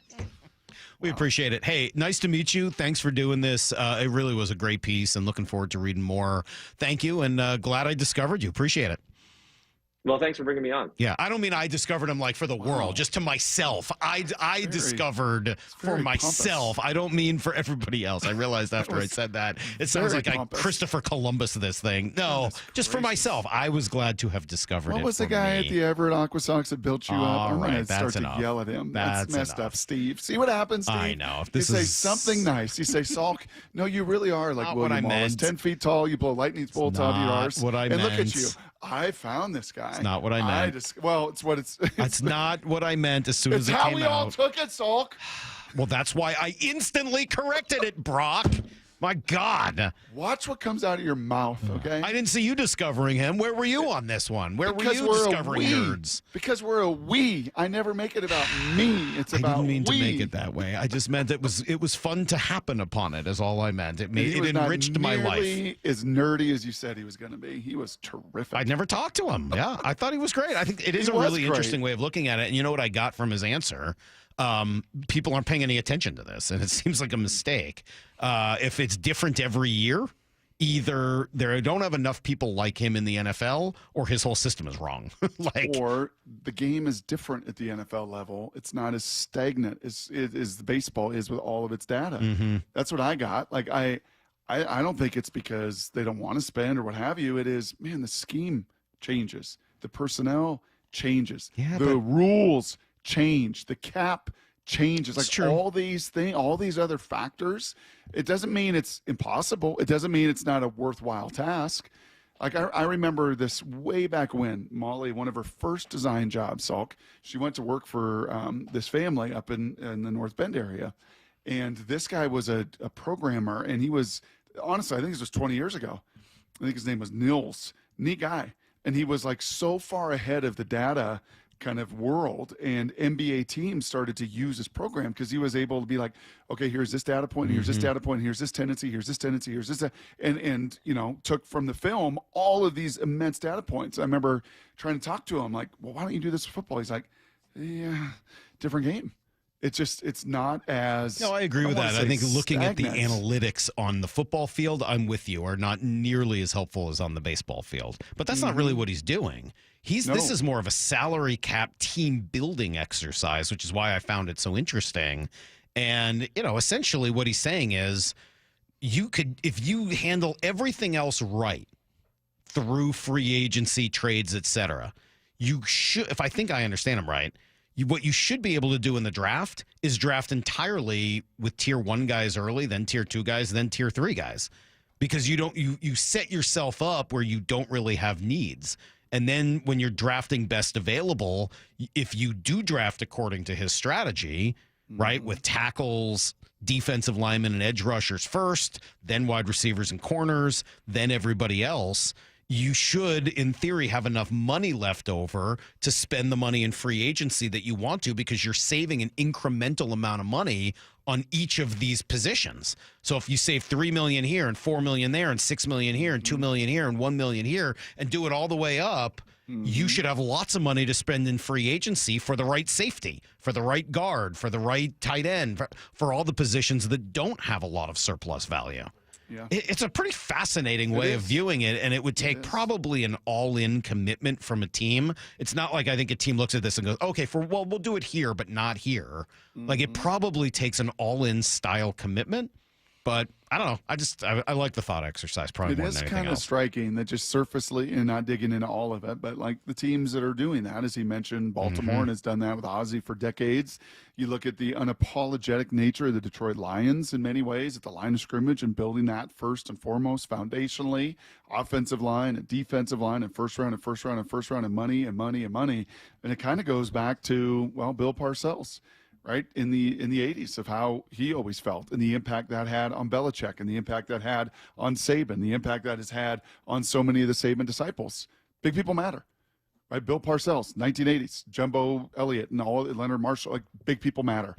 Give me that. And if there's ever a debate and the skill is in any way competent or level, give me the big person. It's more sustainable. It's more durable. It's going to, be. Well, and as he said, there's more scarcity. Right. There just aren't as many big people that can move like that. So if you have the opportunity to add something that is scarce, well, add your scarce resource. That's why it has that much value later, because it's expensive to find scarcity, just supply and demand. So I don't know. I like it. It's why I'll keep beating the door down for, offensive and defensive linemen early in this draft. It's why I was frustrated even still from a couple of years ago. As much as I like Devin Witherspoon and JSN as players, I think that's a lot spent on those two positions, which again are in a little bit lower tier in terms of value, both in terms of what they're worth in the open market and also in terms of the value you have to a team philosophy that says we want to be a power team. Correct. But then is Daniel Jeremiah is going to say, which Philly has done, is you look at their drafts, is Baltimore has done, when you look at some of their drafts, and I wrote this down, and man, my legal pad is filling up here, getting near draft season. Do not ever pass on greatness. And if you think Kyle Hamilton is great and you think your receiver is great. Again, though, those teams, Brock, are in position to do that, though, because they've already taken care of that stuff. You haven't. It's cool for the Eagles and the Ravens because they have their quarterback, because they're dominant. Like, they've got some of those other things. The Eagles have their whole D-line. They've got their O-line. The Ravens have their quarterback and their they have that. So if they want to take a chance now and again, fine. You got to build it up. You got to earn it. What's that phrase that I know you hate? You got to earn the right to rush the passer. Well, maybe you have to earn the right to draft something that's not one of those people. I know, it just can't be a philosophy. I know. I know. I love that line. Well, since you're putting words in my mouth, I thought I'd put them in yours. No, but you said it yourself. I discovered them. But you get the point. No, don't point the finger at anybody else. Get the point I'm trying to make. Maybe you have to earn the right to draft guys like that. Yeah. Maybe if you do enough to draft other guys who fit the profile that you need, you can earn 6 a.m. Until then, the hay. Barn. Go away. It's in the barn. See everybody. Get to the chopper!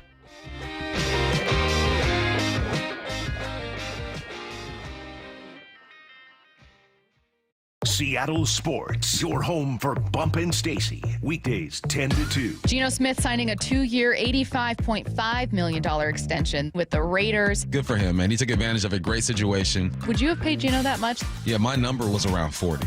Listen, you got younger, you got cheaper with Sam Darnold. The thing that you don't know is if he's going to be able to repeat that performance that he had last year. If someone were to say Sam Darnold is going to give you Geno production at way less money, great. On Seattle Sports and 97.3 FM HD2.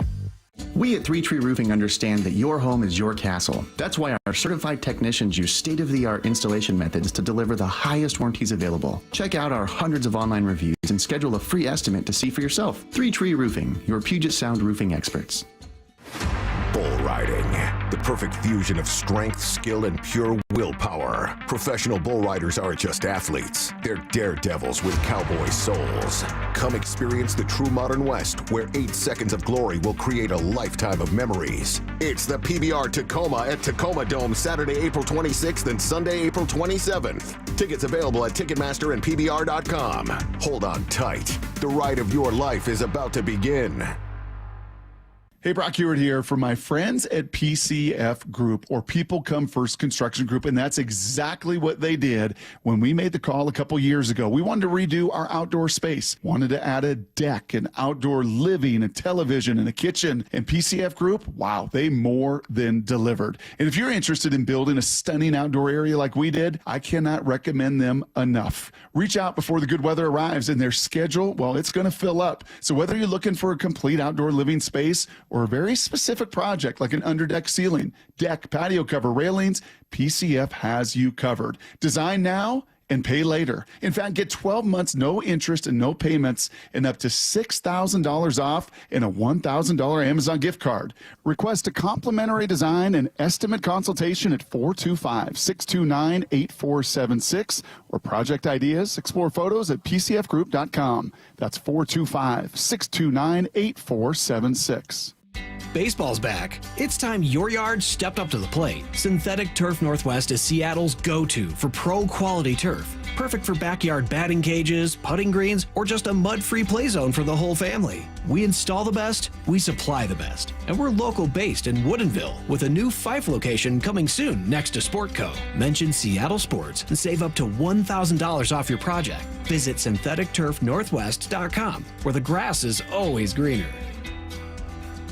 The Mariners have a great slate of giveaways and special events all season long. Don't miss your chance to score a City Connect Captain's Hat Friday, April 25th, and a Moose Shoulder Plush Saturday, April 26th. Then get ready for a special Mother's Day weekend at the ballpark Friday, May 9th through Sunday, May 11th, featuring a clear purse giveaway for the first 10,000 moms on Sunday, the 11th, thanks to Muckleshoot Casino Resort. Go to mariners.com/promos to get your tickets and check out the complete promotion schedule.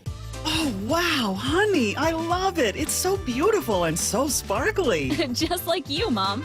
Happy Mother's Day. I'll wear it every day. It goes with everything. This Mother's Day, wow Mom with spirit-lifting, outfit-making, express your love jewelry.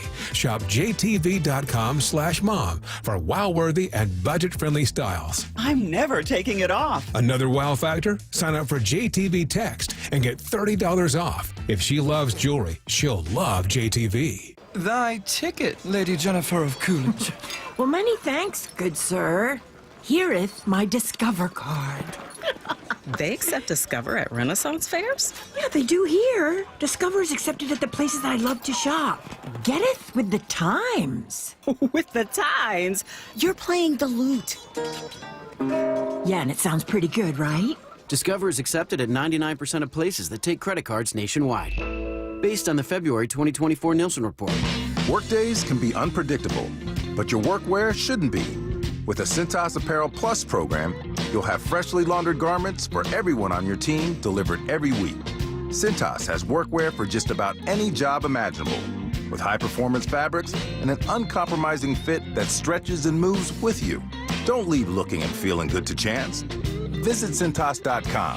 Oh, I'm ready! And get ready for the workday.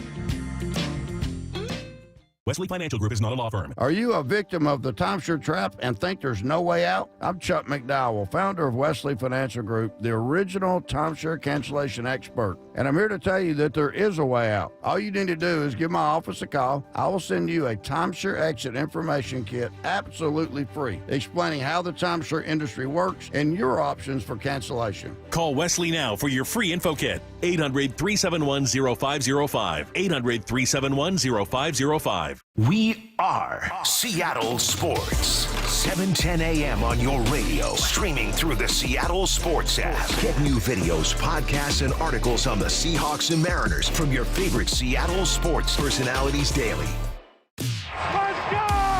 This is Seattle Sports. Streaming through the Seattle Sports app. KIRO AM Seattle. KIRO FM HD2 Tacoma. Home of the Seahawks, Mariners, and everything Seattle sports. Seattle Sports Snapshot.